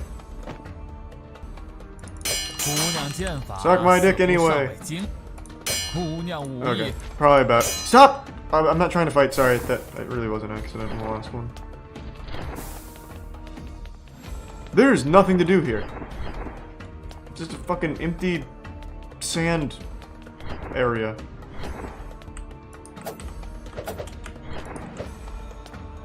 Okay, that's probably enough of this. I think we got further than anyone else in the world. At least if the reviews are anything to go by. Thugs never die. These resub smelly fettuccine. This game looks pretty good. These thugs are not dying. Live the 1950s modernized style in an open world game where you control Bob Davidson, a car wash worker who ended up becoming a criminal. In Freedom City, the only way to live a great life is by becoming a criminal. Complete missions where you will be killing businessmen and live the dream. This game seems like a cry for help. Shit, it hurts. Fuck. I like that the developer did the voice acting himself. Oh shit, it hurts. Fuck. But he couldn't get too loud because his parents were sleeping, I guess. Oh shit, it hurts. Fuck. Alright. This is good. We've already found two. Well, last one wasn't really fun bad. But this one looks like it could be fun bad. Let's give it a whirl. Steam new release is fucking killing it right now. Hope the audio doesn't clip like that in game. Hey, I've got some bad news for you. I don't know the story of Bob Davidson super well, but I can tell you one thing. This thug doesn't die. And by not dying, he gets real loud. So that audio is going to be clipping. So just get used to it. Okay. Thugs never die. Let's go. Come on, baby. Let's ride. I'm ready to get crazy. Okay. Thugs never die. More like these thugs won't start at all. Why is this the case? Oh, can you guys see? Oh man, no, you can't. On the taskbar, the icon for this game is an American flag with a gun. Okay, I literally just paid, how much? Was this I think it was $10. I paid $10 for a game that won't even start. Jesus Christ. Me too, bro. I just launched the game, changed my video settings because the game is very slow and now I can't launch it. I could start it after 20 times of trying. Then can't change key bindings, only running left or backwards and in slow-mo. Oh my god. So it's exactly like this dude's trailer. Alright, so he said 20 times and he got it to start. Hey, I'm in no rush. We've only done 4. Maybe you're just not thug enough. Kind of the impression I'm getting. But this one's taking a long time to fatal error. It might let us in. I'm actually getting... Let's go! The thugs are here, baby. Oh, man, and it's running like a dream. Smooth 10 FPS. Alright. Goddamn mafia sabotaged my vehicle! Jesus, let me in. Man, the car physics aren't bad. Better than Saints Row, at least. Got shit like dangling off. I wonder if I go fast enough if I just clip through this building. Nah, it was worth a try, though. Struck me as that kind of game. In some of the shitty games we play, if you just go fast enough and hit something, you go right through it. Not this one. Check out this guy's other 2 games. He's made more than just Thugs Never Die. Why? When you strike gold and actually achieve perfection, why try and do an encore? There's nowhere to go but down. Alright, let's get the Mafia. This is probably running off your CPU and not GPU. Man, what the fuck are you talking about? Why? No, the game just doesn't work well. In his own trailer it ran like this. It has nothing to do with me. You sons of bitches! Oh shit, it hurts. Fuck. Oh! I've been clickbaited, this thug did die. Oh my god, it's definitely gonna crash. Yeah. I should have savored every goddamn second of this one. I didn't even think about that till it was too late. Yeah, that was... Of course that was gonna crash. Alright, I'm coming back. Someone's gotta stop the Mafia. I think we're boned now. It's not gonna start again, yeah. Jesus Christ. Okay, well, hey. We got 9 minutes out of it. That's about $1 per minute. Awesome. Fuck yeah. Refund? No, man. Thugs never refund. What are his other 2 games? Now I'm super curious. Also, apparently this was a Kickstarter game. I need to look that up. $12 of a $113,000 goal? Some would say it's ambitious, but I would say that's the bare minimum to fully realize the potential of the Thugs Never Die brand. How far down were we? I want to see his other 2 games now. Thugs Never Die, Thugsters Battle Royale, and Destiny Hunter. What about, let me see, Thugsters Battle Royale. Alright! I mean, he's not wrong. This is completely different from other Battle Royales. Go win a game? There's obviously not going to be anyone in this. And I don't want anyone from stream just dumping $2 for a single round of a game that probably won't even start, just like the last one. He couldn't get like 2 friends to play this with him? Is he just going to show walking around an empty city? I mean, he's right, it is... Oh, here we go. Wow.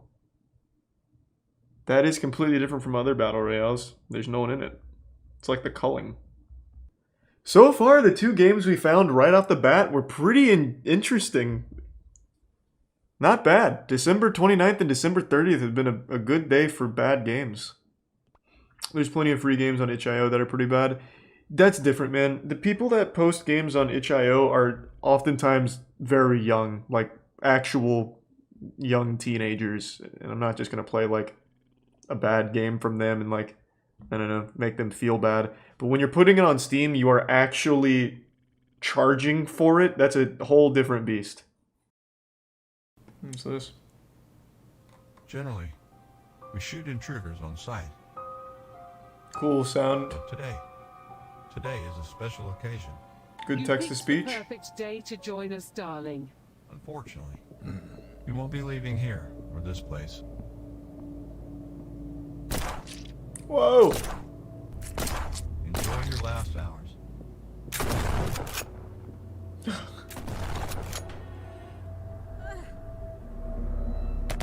Oh my god! What the hell is wrong with you people? Goodbye, sweetheart. Well, this looks fucking amazing. I'm absolutely playing this. $15.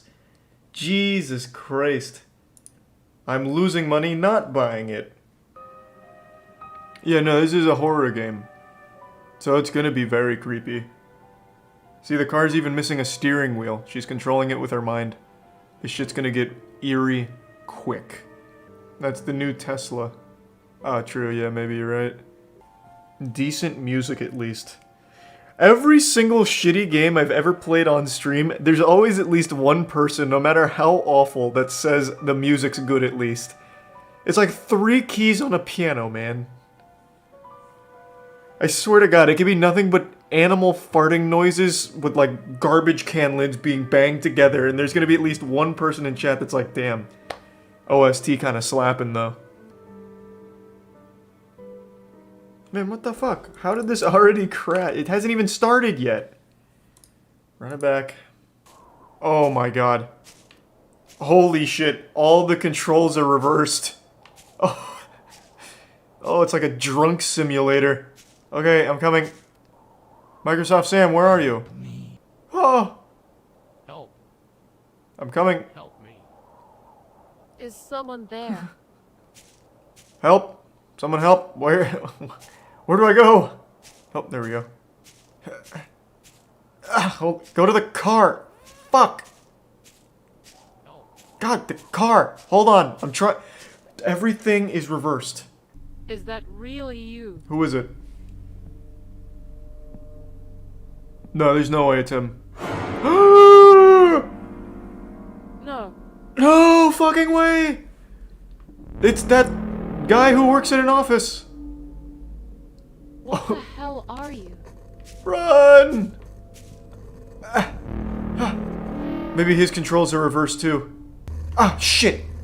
Ah, fuck! I'm stuck. I'm stuck. The controls, man. Oh my God. Go. Holy shit. That was scary. That got close. I was being chased around by Groot. The fucking dude wasn't gonna let me leave. Playing this game feels like I'm playing with my toes. I cannot control her at all. This part was in the trailer. There should be 2 people. What the fuck just happened? Where am I? Oh my God, where am I?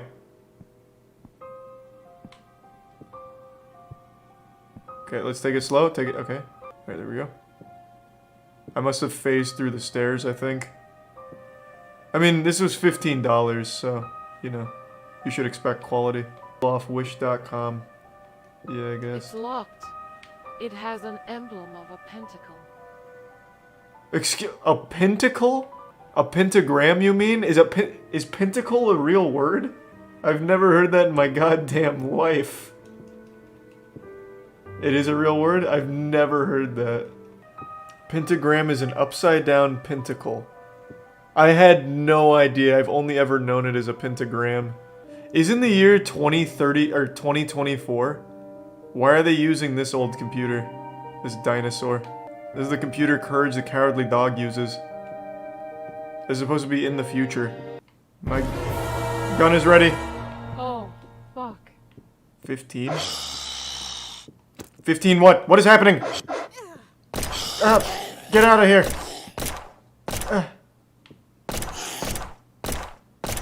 Gotcha.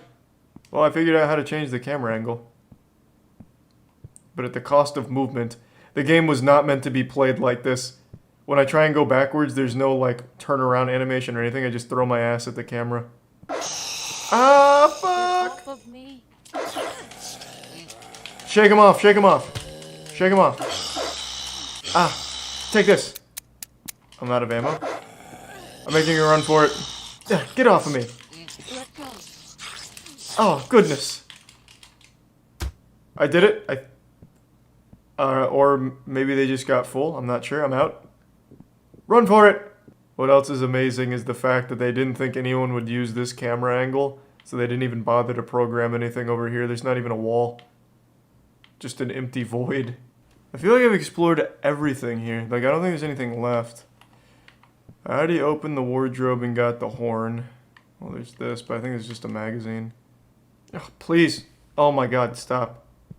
Holy shit, these controls are actually infuriating me. How the fuck does that help me? I wish the goddamn lights would stop turning off.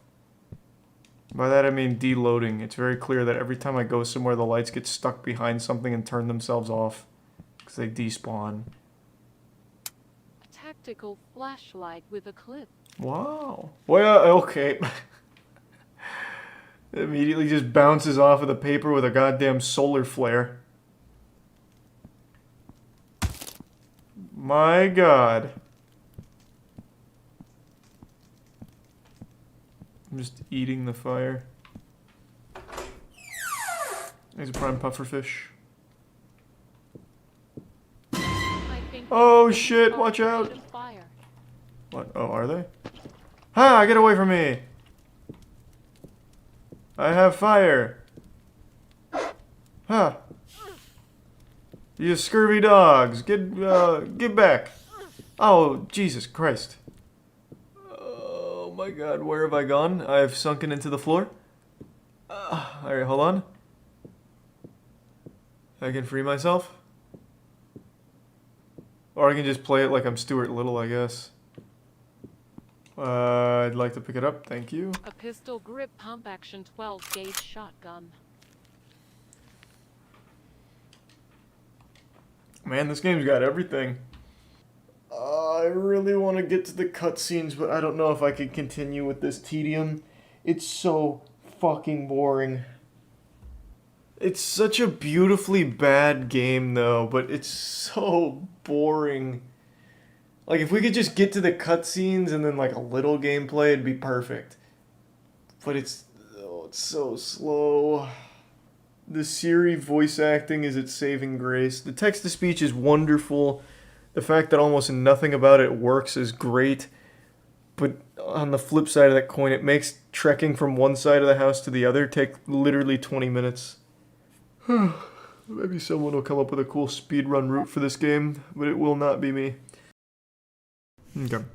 Let's start with the Island Boys. The only thing that I know about the Island Boys outside of course, their chart topper is they used to do cameos for the US military where they try and recruit people.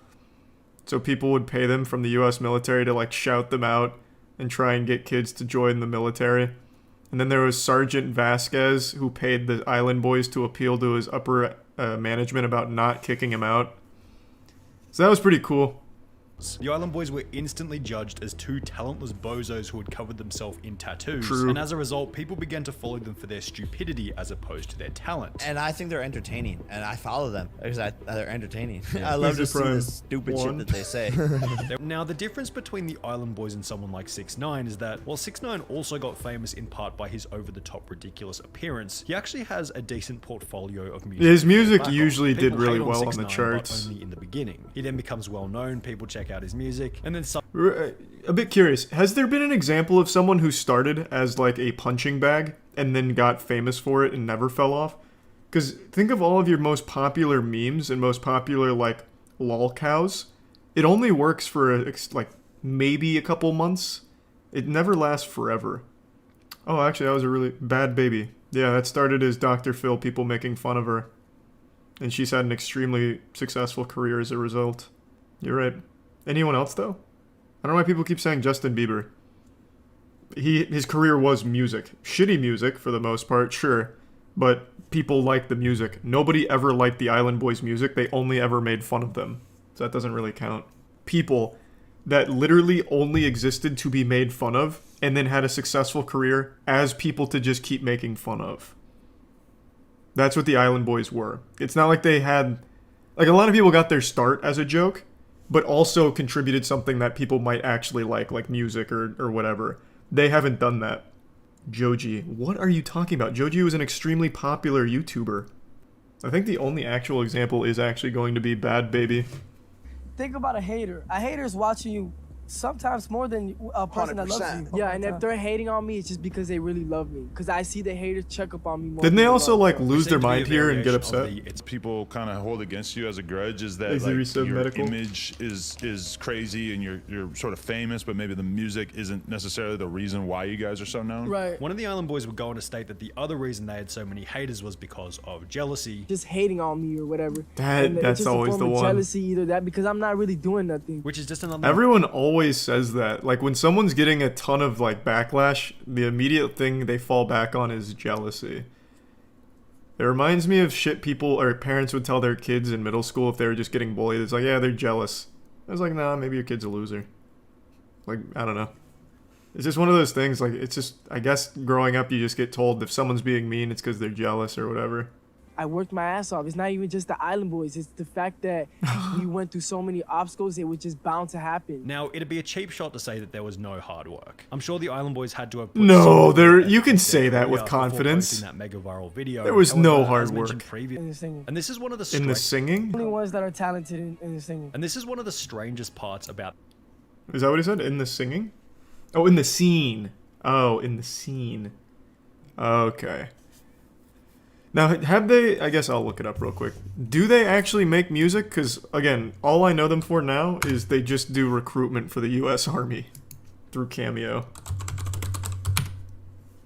Island Boys get booed on stage. That sounds about right.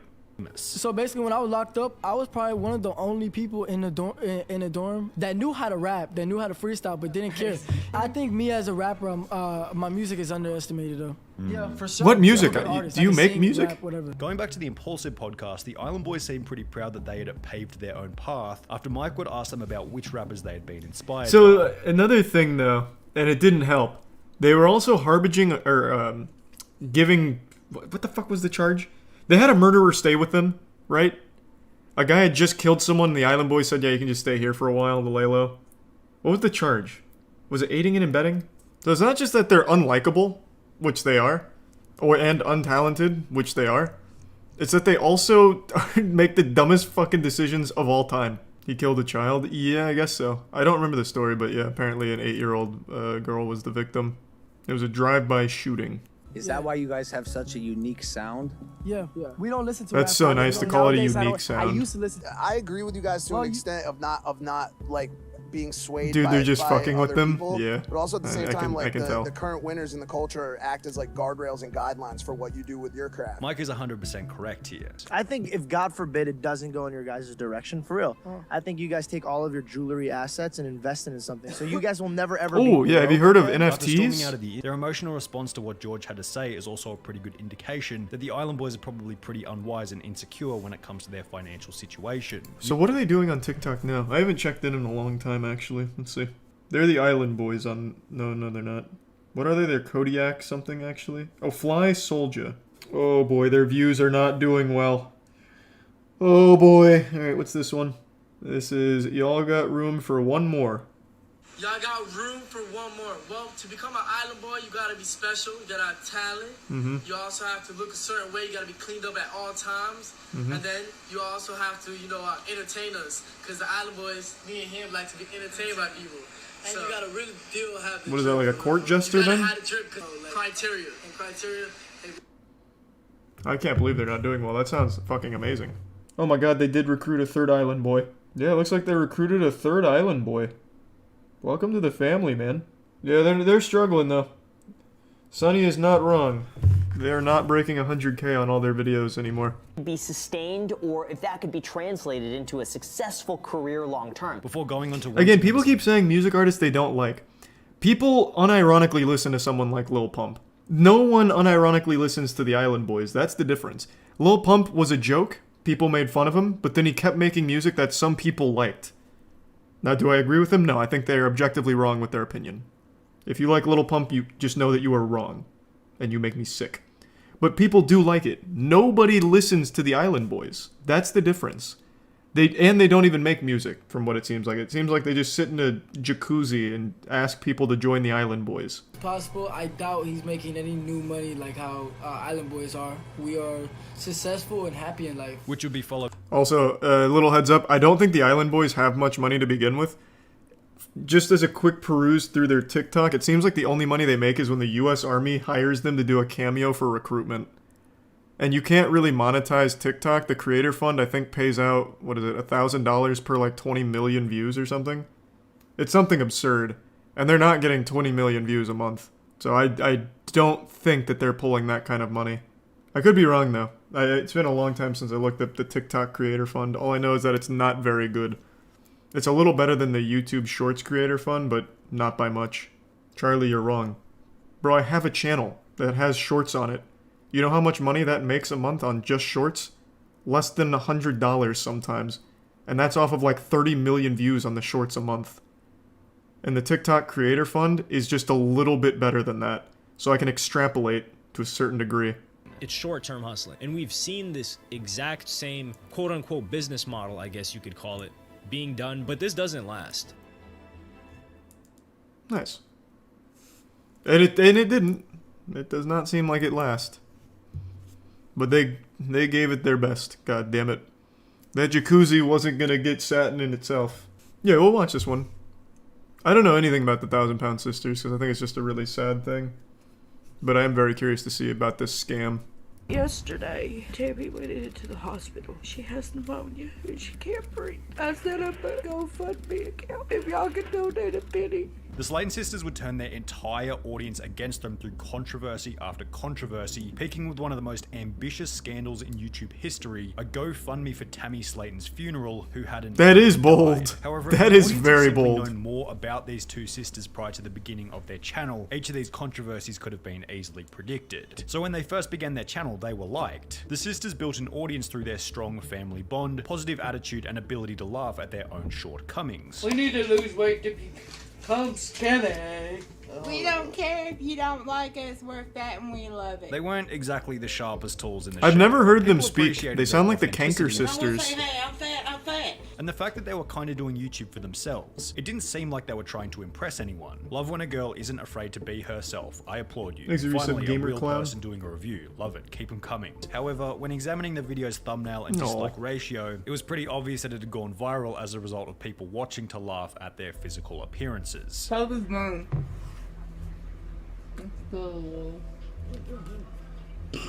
Yeah, see, that's the thing I think is really sad about the whole situation, and especially the TLC show. It's literally just so people can point and laugh at them.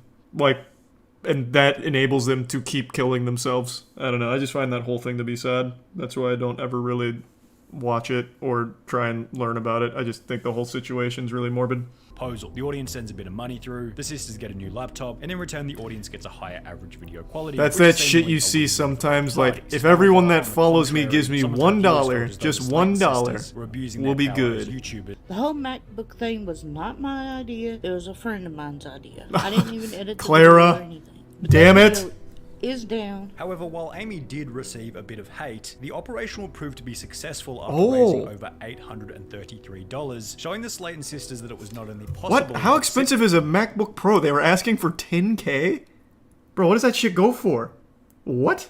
The other problem the Slayton sisters encountered after growing an audience was that they could now be held accountable for the stories that they shared throughout their videos. Think about a situation in which she had adopted a German Shepherd rescue dog before leaving it in a camper van on a hot summer's day. Now Amy would state that The camper has AC in it, and we only put him in there for like 30 minutes. And who are y'all to judge me? However, when Amy would then reveal that the dog had gone crazy inside and smashed the air conditioning unit just to get out, her audience assumed that maybe the AC wasn't on and that the dog was going probably crazy wasn't because on. it had been overheating inside. This theory would be supported further after Jesus Amy revealed that the Christ. dog had bit. However, with the bite mark being so severe and Amy taking the dog to the pound, whilst using the wording that the dog was no longer with her, the audience assumed that Amy had taken the dog to the pound to have it put down, resulting in the popular opinion Well, that Amy was fuck a her. horrible abuser. I can't Jesus imagine this Christ. woman owning a German Shepherd. Shepherds need tons of activity both physically and mentally. She couldn't even take care of herself, let alone I such see why a lot of strong people and do not like intelligent them. breed. This sentiment will become even worse when, at a later date, Well, Tammy now would I feel upload a absolutely video no talking sympathy about the for her. celebration of her birthday at a gaming arcade, mentioning in passing that she felt sorry for their other dog, Little Bit, who had been left in the hot car whilst they were inside playing games. Oh my I god. feel bad for a little bit because she sat outside in the hot car while we were having fun. But I did, while we were at getting something to eat, I did get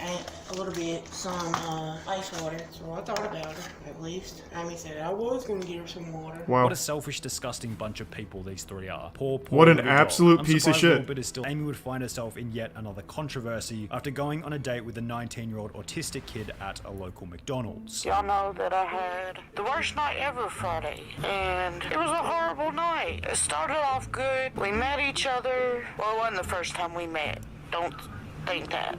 I'm not that type of person. As mentioned, in the beginning the date seemed to have been going well, What to the the extent that fuck? Amy and her date decided So I was giving him a hickey, and he was like, quit biting me, and I'm like, I'm not biting you. Oh, this is worse than Amy Schumer talking about her vagina. Oh my god. Oh. Oh wow. Hold on. I need a break. I'm gonna splash like holy water in my fucking face or something. Just give me a second. I'll be right back. during the intimate moment, he would take to Facebook, posting a status written in an ancient hillbilly dialect, which will receive a response from Amy about the size of his Wait, I want to read this. Damn, sounds like it wasn't like trying to give him a hickey. She was trying to like Dracula this man. Good lord. I hope y'all guys are happy. David just broke up with me. Nice. Because everybody was harassing. Now y'all see why I don't tell people when we're updating. Because y'all bully and harassing. And then he don't. And while this would mark the end of Amy and Tammy's reputational-based scandals, it would ironically mark the beginning of what would be many financial controversies, Oh my God. beginning when their audience discovered the merch site was suspicious from the very beginning and read as follows. If you purchase Tammy's merch, you'll be added to a private group chat with Tammy. To purchase, head over to the donate section, and they're definitely scamming the tax system and sliding money to Tammy so she can sell disability from what it seems. Wait, I support what? a good side hustle. What? Bro, that's kind of big brain for Tammy. That's very interesting. That is not her idea. Someone must have actually like told her about that shit. That's kind of smart. Because it doesn't count as income at that point. This feels like a way to scam the IRS somehow. I didn't sell anything. Yeah, exactly. It got worse when fans would come to realize that the sisters hadn't been paying the artists who had completed the designs for the merch. However, this still doesn't make it the most notorious controversy in the Slayton sisters' history, bringing us to the infamous funeral scam. This is what we got It the began cliff when notes Tammy, on who was earlier. the heavier of the two sisters, fell over in the bathroom before waking up the following day without the ability to breathe. Told me I had pneumonia and I was gonna have to stay in the hospital. Whilst in the hospital, Tammy's condition would worsen, leading her to pass out for 3.5 weeks whilst on life support, during which Amy would begin the GoFundMe. And this Now, was all to fake? Amy's credit, it probably was pretty scary having your overweight, unhealthy sister Oh, on life so support all of that for happened, she 3 just didn't weeks. die. However, to begin planning Her coffin is gonna cost them more because they have to triple the size of the coffin. whilst mentioning that Tammy was on a medical card, however, the amount of money it provided would not be enough. Is that a real thing? I mean, I guess it has to be, right? I'm guessing they would have to like supersize that. Please find it in your heart to donate. The GoFundMe itself, which would raise a total of $818. Wow, wait, This what? fund- They asked less for this super quadruple freight container coffin than they did for the MacBook. They had $10K for a MacBook and $1,500 for a super coffin.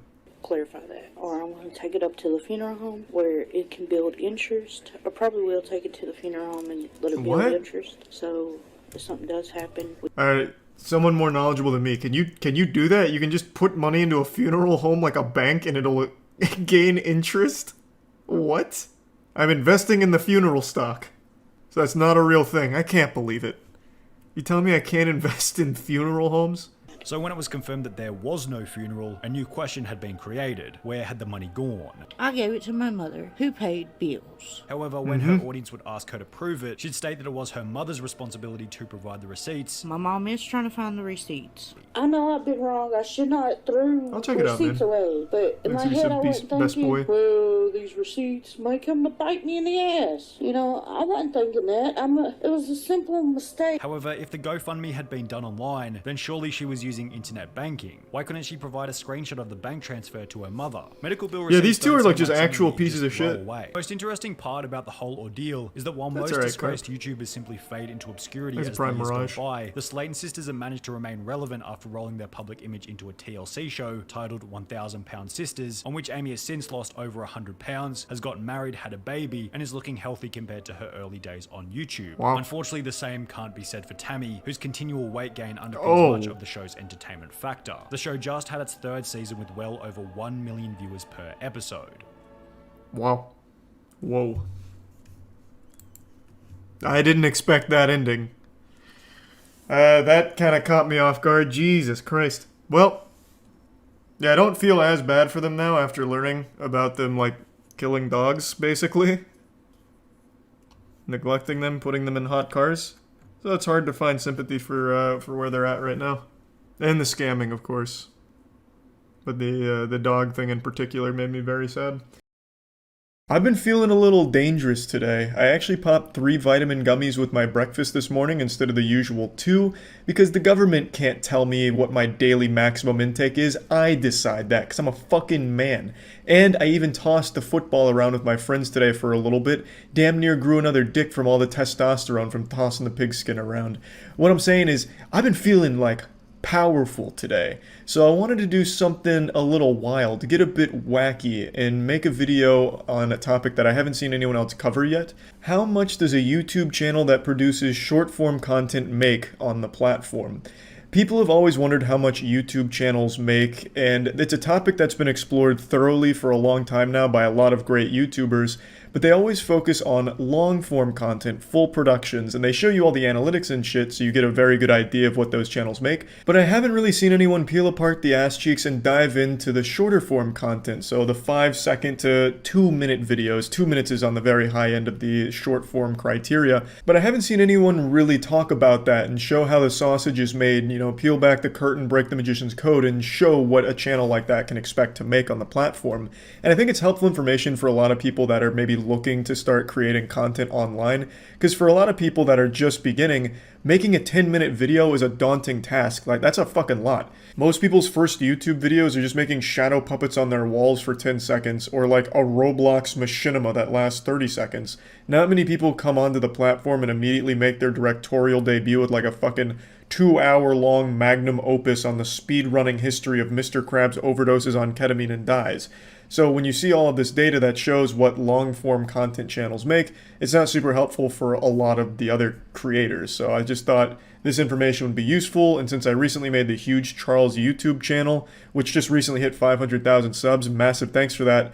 The channel is all about short-form content, so now I have all of that data that I'd just like to share with all of you. So let's kick this shit off with the obvious. I'm sure all of you know by now, but longer videos make more money, which is why you see YouTubers so desperately try and stall and pad their videos out to reach the 10-minute mark or 8-minute mark, both of them work, because it makes a lot more money than a shorter video.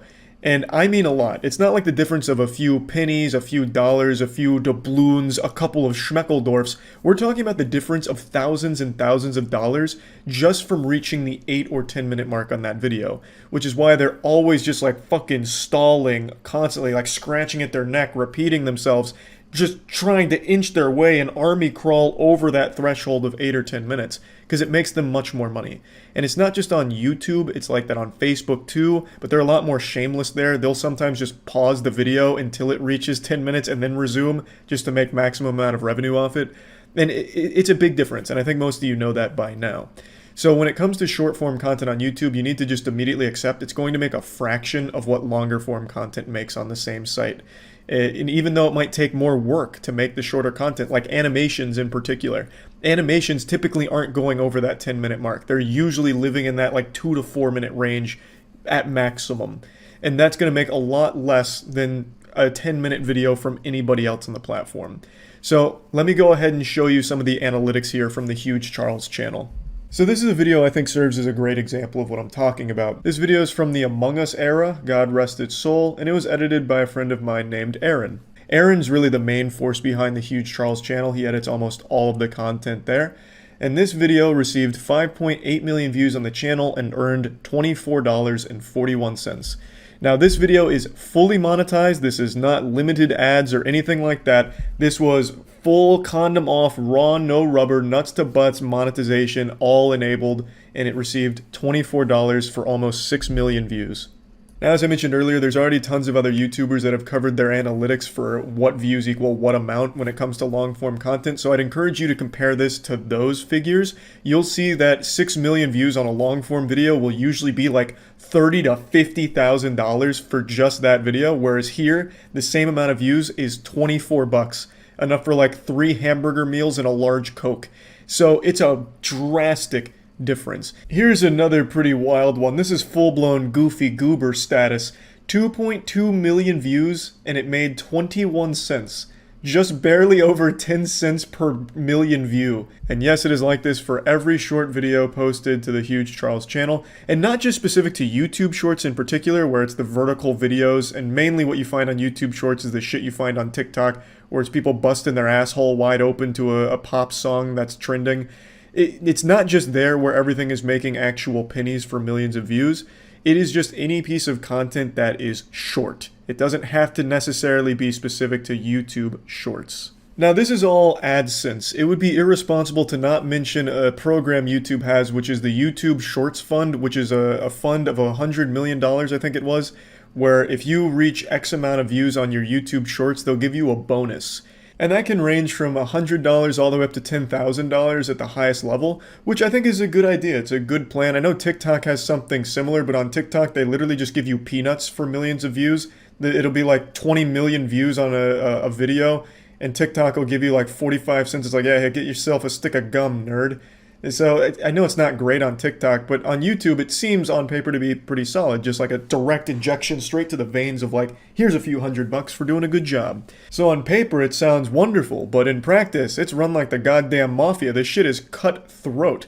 You have to hit some really strict but still vague levels in order to reach these bonus milestones. Now, I'm not signed up to the YouTube Shorts program, nor do I plan on it, so I don't have a whole ton of knowledge, but I would like to play you this clip from a channel that does dive very deep into it in order to just give you an idea of how hard it is to actually make a ton of money from this Shorts fund. Has anyone received $10,000? You know there's only one person I'm going to check in with to answer this question, right? Jake Feldman's 3D animation shorts netted him over 600 million views last month.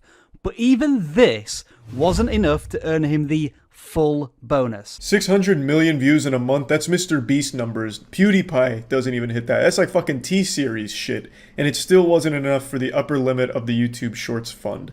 So it is very vague and very hard. Even the minimum payments are all over the place. So there's not really a ton of consistency to it. So it's not overly reliable, but it is an option when it comes to monetizing short form content. So with everything I've shown you here, what can you learn from it? As a content creator or someone that's looking to get started in the space with short form content, what's the takeaway? And I would say if you're someone that's looking to make a career out of making short form YouTube content, I would recommend also practicing your hand jobs, because this shit will have you homeless in a hurry. This is a speed run to bankruptcy, and you will be on the streets giving over the pants hand jobs for some quick cash. You can't really sustain a business by just doing short form content. The Huge Charles channel, I operate at a loss. Aaron needs to be paid for his great work. And with the videos earning $20 and sometimes 20 cents, it's not exactly enough to cover that cost. Unless, of course, Aaron just says, hey, I don't mind being paid in M&Ms. That's about all you can afford to buy with the earnings of short-form video content on YouTube, it seems.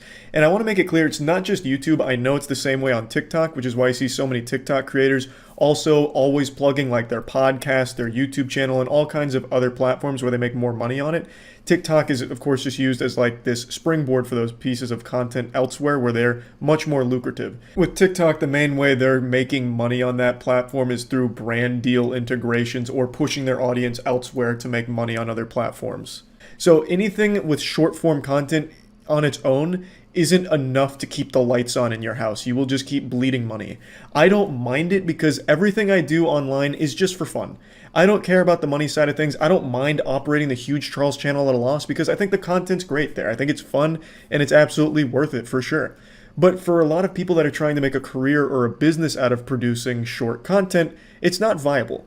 Unless they can somehow really blow it up and translate that success into other avenues where it's more lucrative. So to sum everything up, I would highly recommend, if you want to get into content creation and feel like focusing on YouTube Shorts or shorter content is where you'd like to be, make sure that you go in there with the understanding that it's not going to be putting fucking fat stacks of cash into your piggy bank, but you can use it as a platform and a springboard to launch other things off of it. And that's what most people on TikTok and YouTube Shorts and all that are doing for this very reason. Or you can just wait until you feel confident enough where you can make that 10-minute video and then put that out there, because once you're making that long form content, you do stand that chance of being able to actually make a living from that content. I just wanted to talk about this. I found it to be an interesting topic that I haven't seen really explored that much on the platform, so thought it would be interesting for some of you to see.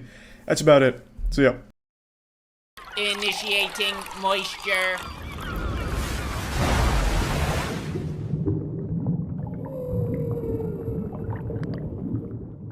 Welcome to the Moist Meter. Today we're taking a look at Demon Slayer Season 2.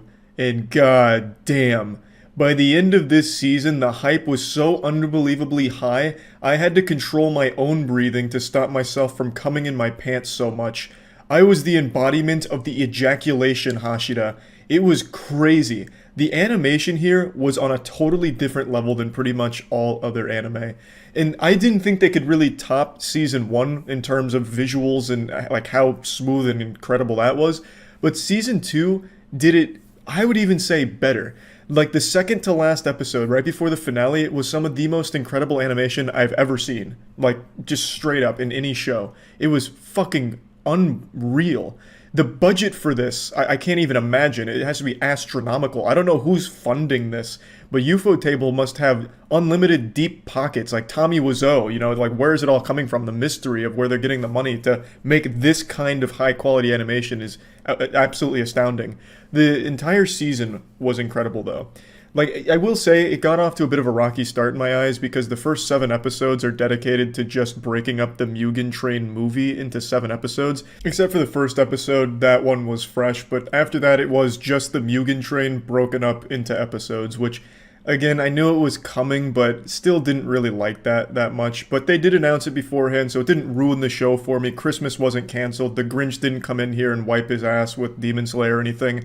But I will say, since Demon Slayer is 18 episodes and 7 of them are dedicated to content we've already seen in the movie, it was a little underwhelming. But those 11 episodes of the Entertainment District arc are fantastic. It'll put some hair on your chest. Like, the last 5 or 6 episodes of the season are almost non-stop action, full throttle, nuts to butts, never stopping. And it is beautiful.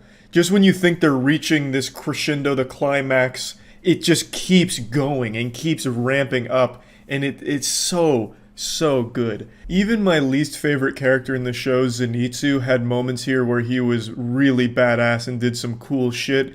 And not only when he was asleep. So Zenitsu, when he's awake, is just a whining, bumbling imbecile and just constantly screaming and yelling. And to me, it's super grating because it's all he really does. But when he's asleep, that's when he enters like the goddamn avatar state of ass beating. And it's great. But every time he's awake, it's just, I don't really like him as a character. But this season, when he was awake, he did more than just snivel, cry, shit his diaper, whatever. He actually participated and was able to actually contribute meaningfully and have moments where he was badass when not asleep. So that was good to see. Hopefully he'll continue to grow as a character because I think he is a very cool character. Or at least half of him is. It's a full-blown Jekyll and Hyde thing where when he's asleep, I think he's a cool character because he does cool shit, he says cool shit. But when he's awake, man, I can't fucking stand the guy. Inosuke also has a lot of moments to shine here. Inosuke does a lot of cool shit, very important character, and just really fun. Tanjiro, of course, goes into the absolute overdrive turbo mode and unlocks some new power and gets crazy strong. Nezuko as well. Every character here gets stronger and cooler. And of course we get a new Hashira to follow, Tengen, who had big shoes to fill after Rengoku, and I think he does a fantastic job. I think he's a really cool character, we get a lot of good background on him, and he is just such a fucking machine when it comes to his fight against the main villains here, which I'm not gonna spoil, and it's just really fucking fun. He's a good character. I will say though, across the board, I don't think this season has a lot of character development past their power levels. I don't think the characters themselves develop that much, nor their relationship all that much. Things kind of, by the time the season ends, they're kind of the exact same people they were coming into it.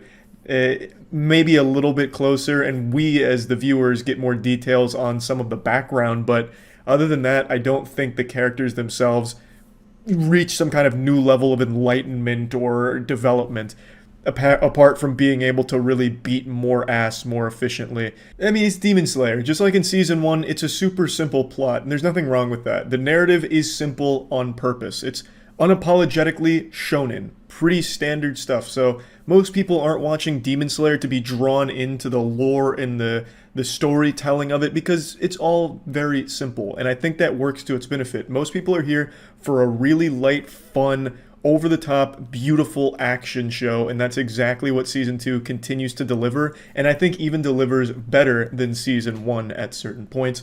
So I was super pleased with it. Yes, the characters aren't getting a ton of depth or anything like that, but now they're able to really put their ass in someone's asshole. They can go absolutely nuts with all of their newfound powers and abilities that are just amplifying the intensity of the show to new levels, and I really appreciated it. So plugging Demon Slayer Season 2 in the Moist meter, I'm going to give it again a 95%. I think it kept the momentum from the first season, built upon it, and made it even better. So I had a lot of fun, and I'm sure if you already like Season 1, you'll have a lot of fun with this one as well. That's about it. So yeah. I just want to start off this video by showing you exactly what's got me so giddy today. I feel like, you know, Santa Claus just visited me and I got the bicycle that I'd always wanted and 5 puppies to go along with that bicycle and an endless supply of chocolate. Like, so I saw this today and I just had a huge smile on my face. This is the Billboard Top 100 current album sales in the world for every genre. The Evolution of Tears, which is Troy and I's debut album with The Gentleman, has peaked at number 22 in the world right now, even beating out K-pop group Twice and The Weeknd. We beat K-pop. K-pop is dead now. Now those fan cams are going to be overrun with The Gentleman footage, you know, where we're tossing around giant 3-foot dildos and shit. Of course, the Twice album, as well as like The Weeknd, they've been on the charts for like 22, 24 weeks now, so they've run their course, but it doesn't matter. We're on top. It's our time to shine, baby. You know, The Gentleman is known for their innovative styles, such as on 2019 Guy, Cuckcore, a pioneer, the first of its kind in the genre, as well as Skynut with its Semen Power robot synthwave. It's about time an album with real heart and soul, like The Evolution of Tears, is recognized globally. Being completely genuine, I just want to say thank you all so much. This is a project Troy and I put so much time and passion into. Of course, all of the songs are jokes, you know, they're not meant to be taken super seriously or anything, but a ton of work did go into making them and producing them, and it's just been such a fun project, and to see it at number 22 in the world is an unreal feeling. And I just wanted to give like a super sincere thank you to everyone who purchased The Evolution of Tears, or even just enjoyed the music, you know, listened to it on Spotify or watched on YouTube or whatever. It just means a ton. There's actually a couple things I want to talk about in this video, and they're not all related to the album. It's just I've been getting a lot of the same questions recently, so I figured I should address them in a video. The first one's about the Moist White t-shirt we put up for sale last month. People have been asking if it's ever going to be restocked, and the answer is yes. The Moist White tee is back in stock at charlieswhiteshirt.com, so you can go there if you want to get one. And now we also have the shirt in black. It's made with the same extremely comfortable material as the white shirt, and I swear to God, wearing the Moist shirt just feels more comfortable than your own skin.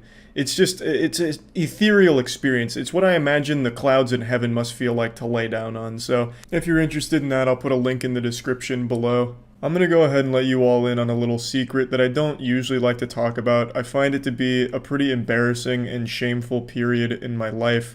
I wasn't always this hulking, masculine, testosterone titan, 5'6", greasy, chiseled, anime-enjoying specimen of a man that I am today.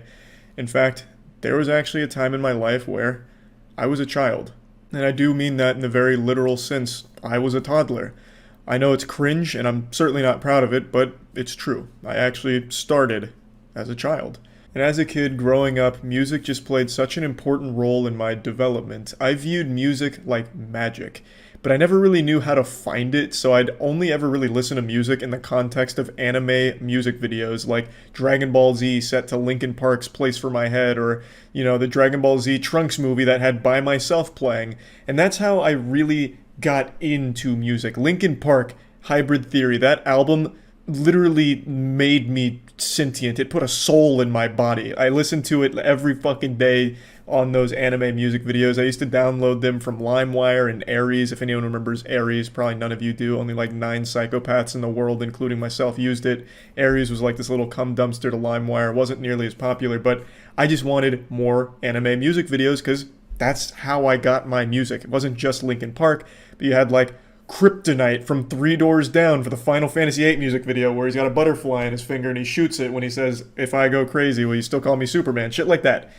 Music was just such a big part of my childhood.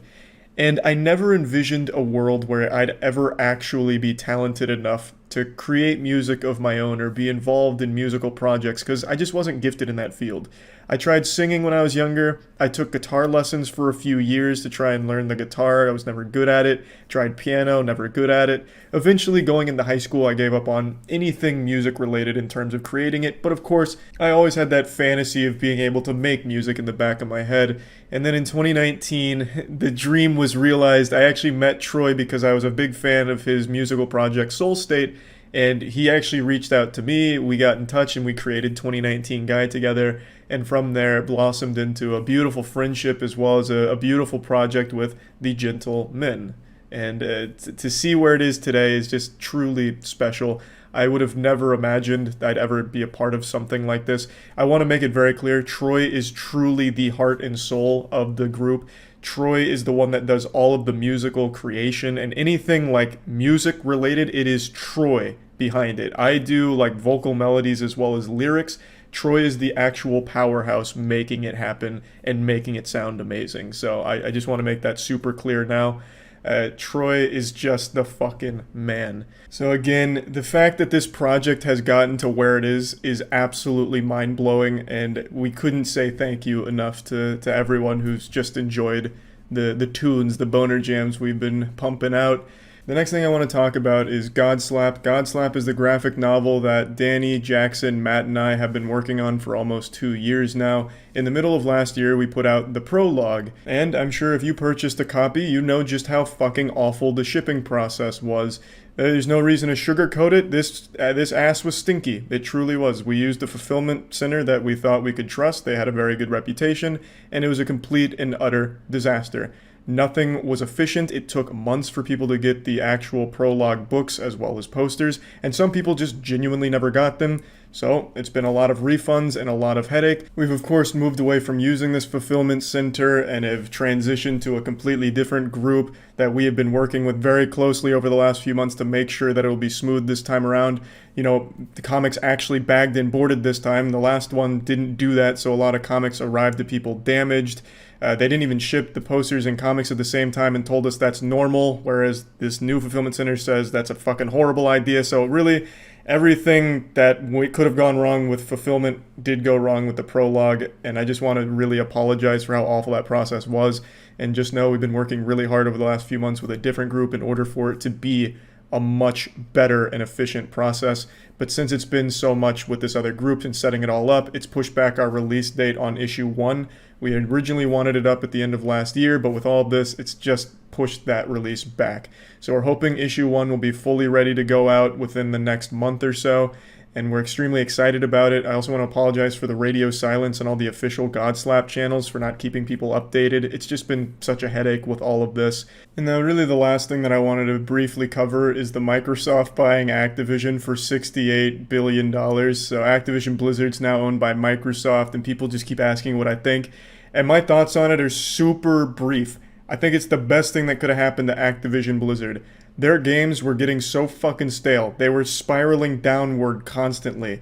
So I think Microsoft buying them is the best thing that could have happened to those games. And Bobby Kotick stepping down is a blessing. Bobby Kotick's a fucking menace. The guy's an actual fiend. So him being replaced by Phil Spencer is great. And I think there's a real chance the games get better, or at the very least change in an attempt to be better. which is already more than is currently happening with Activision Blizzard properties. So I just think it's an overall good thing for gamers who like those games. So that's really like my main thoughts on it. Huge fucking deal. Like $68 billion is fucking nutty. And that's a little alarming. They have that kind of money to toss around for something like that, a big acquisition like that. But I think Phil Spencer has proven himself to at least care about games more than Activision Blizzard has in the last 10 years. So I'm optimistic that it'll be a good thing for all of those properties. And yeah, that's really about it. So yeah. There was something oh, Gunner. I saw Gunner posted a new video. I didn't see what it was on though. The Addison Rae train wreck reality show. Addison Rae Goes Home. I don't remember. Is that the one that's like a bunch of influencers in a house or some shit? TikTok star who broke the mainstream and now has her very own terrible reality TV show on Snapchat. Because who doesn't love watching TV vertically, where for every 10 seconds of show, you get 15 seconds of ads? What a deal. On the upside, it makes it easier for teens to go back and forth. She was in an awful movie last year. She's been making music. She's in commercials. Wait, I love awful influencer movies. What was that one? He's All That, I think? She was in an awful... He's All That. Addison Rae and... Who the fuck is Tanner Buchanan? This looks like Jay Schlatt when he uses that attractive man filter. Is this a real human being or like an android? Has anyone seen this? Thanks to Give Sub Speed Razor and the resub Agate Rock and Rex. Thank you for that. We're watching some goofy shit. Let's see what this is. I'll probably watch this. I love these awful movies. I really do. He's All That is an American 2021 romantic teen comedy film directed by Mark Waters. We got any Mark Waters fans in here? What's he made? Mark Waters is the genius behind such bangers like Magic Camp, Bad Santa 2, I know that one, Vampire Academy, and Mr. Popper's Penguins. Oh, and Sorry Haters and Mean Girls. And Freaky Friday. Whoa! And Freaky Friday. Wait just a minute. Just look at that cover picture. Of course, she's on her phone, probably making a TikTok. Sorry, working. Looking an awful lot more southern than usual. Laying on a pile of hay or grass or just general debris. Addison Rae returns to her roots in Louisiana. That is a cool picture. It's brought me a lot of love, but with that comes a lot of hate. Oof. Now, I'll be going back home to Louisiana for a week with my mom, dad. I wonder if it'll be like it used to. It's a single. What a weird premise. What? What? Well, now that I'm super rich and famous, I have to wonder, will I be able to mingle with the plebeians again, or am I just too far above them to comprehend that kind of poor nature? I'll have to find out by experimenting in the swamp. What is the idea of this show? Isn't she like 20 years old and she's only been doing TikTok for like a year and a half, 2 years or something? Why wouldn't she fit in all of a sudden? If she doesn't fit in, it's because she's the fucking problem. Still nervous to see my friends and family who knew me before everything. I just hope they remember I'm the same person they've always known. It's giving Hannah Montana movie. I've only seen the show, but big facts. The premise of it. It's like she's fucking Jekyll and Hyde or like Bruce Wayne and Batman. My parents or my family knew me before I became TikTok famous. Now they won't even recognize me. I've undergone a metamorphosis into a beautiful butterfly of clout. Growing up, my family and I ate a shit ton of crawfish. So on Snapchat saying shit? That's kind of big. How did you like handle that public breakup? Like, what did you do to like, okay, I'm okay, everything's gonna be fine. What a normal conversation. Like, not falling apart. Has like being in that public relationship before changed your opinion on like when you want to pursue a new relationship? Man, what are you, like a spy or something? This isn't how friends ask questions. I will now rephrase that question into how Addison Rae's 21-year-old friend would actually ask it. Oh man, he's method acting. He's going in. So do you and Bryce still fuck? End scene. Thank you. Damn, this guy's good. Thank you. Good night. I was just dancing in my room and now I use $100 bills as napkins. Feels weird and scary. Am I being provocative again? Absolutely. I just think narrated slow-mo shots of you looking introspective might be the worst way to come off relatable. But that's what this show is all about, right? Addison appearing to be relatable. So What is this? Can you look at like Snapchat numbers? I'm curious. Do people actually watch this and enjoy it? What was this called again? Addison Rae Going Ghost? Oh, you can like individually subscribe to shows on Snapchat. So her show has 497,000 subscribers. Is there like reviews? Well, there it has to be because he brought one up. Because I don't even understand who this is supposed to appeal to. Because let's say I'm an 8-year-old girl. I'm a big Addison Rae fan. Why the fuck am I going to watch her just go home? What is there for, like, I'm there to just watch her do TikTok trendy dances. Why the fuck do I care if she goes home? Kids don't care, man. I guess, but I remember when I was a kid, I still, like, watched things where, like, things happen. This is, granted, we've only seen clips here. This is literally nothing happening. It's slow-mo shots, and then, I guess, an interview? Do people not review these things?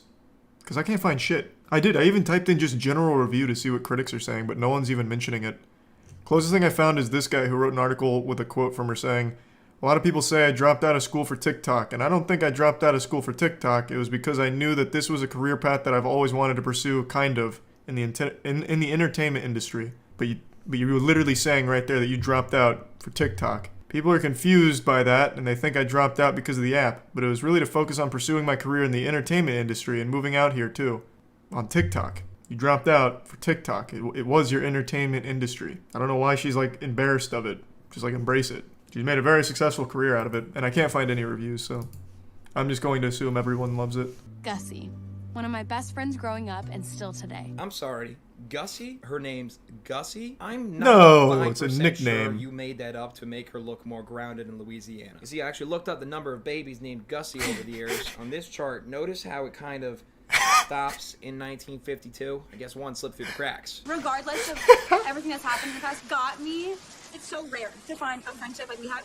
That's what I feel like I've been struggling with. Why are they both wearing cowboy hats in the rain Be able to feel like not judged. Even people that I know on a right now, picnic? like, it's hard to find people to trust, like truly, because a lot of people don't have your best interest or like will use things against you. Like my vulnerability and my kindness has been taken advantage of so many times in LA. My sister in Christ, let her speak. Your best friend so far has said, We were definitely the girls at school that were a little bit different. Thanks for some Darren we and liked to Toad. do photo shoots together and liked the same type of music.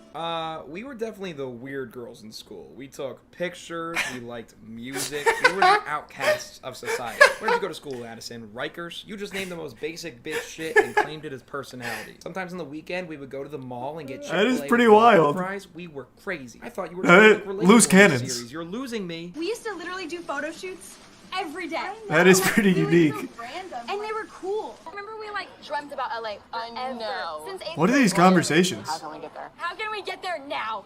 Well, you can always come whenever you want. Just let me know your dates and I'll write you in the calendar. Ugh, remember when we dreamed of living in LA and now I'm there and you're still here? I'll calendar you in though, and we'll review it, and someone will reach out. That's the and way to let do me it. know if maybe I'm free. Oh my god, actually we could use Gussie's another following isn't writing big assistant enough. for my TikToks. They won't allow her in Oh my California. god, you could graduate high school, get famous, move from home, and your parents come with you to ride off your success. I don't entirely blame them. They saw she was making money. Your parents come Wait, what with is you to what is ride off mom your doing over? success. I don't Jesus entirely Christ! blame them. They saw she was making fucking money. busting it wide That open. can suck one. We're coming for the Hollywood Hills. Brother Enzo Lopez joined season 7 cast of Chicken Girls. Thanks, Just Jared Jr., for pummeling into this kid that he's only known as Addison Rae's brother. So after God, isn't that the fucking worst? I see that shit all the time for like those celebrity siblings. Where the fuck is that headline? There it is. They do that for like everyone. Oh, there was one I just read. And no, not E-Rob, Tyler's brother. What the fuck was it? Oh my god. Hold on, this is gonna make me really upset. Not the Hemsworth. You guys know there is a third Hemsworth brother though? There's Liam, Chris, and then one other guy. I don't know his name. Be sure to Thanks, subscribe Bit and turn Zombie. post notifications on, as well as follow me on Instagram at Gunnar Klein. I heard that account is giving off major Sagittarius vibes these days. And consider becoming a member on Patreon so you can Thanks, help the Prime fund my Jacks. reality TV show, Gunnar Goes to Vegas. That's another joke. I prefer Miami. With that said, good day, Whoa, y'all. what the Someone please go fuck? check on Gussie now. Nobody prefers Miami. Jesus. Man sleeps with his socks on and prefers Miami? I mean, I guess Miami is better than, like, hell, I suppose. Maybe. I don't know. That'd even be a tight race. That was another banger, though, from Gunnar. Initiating moisture.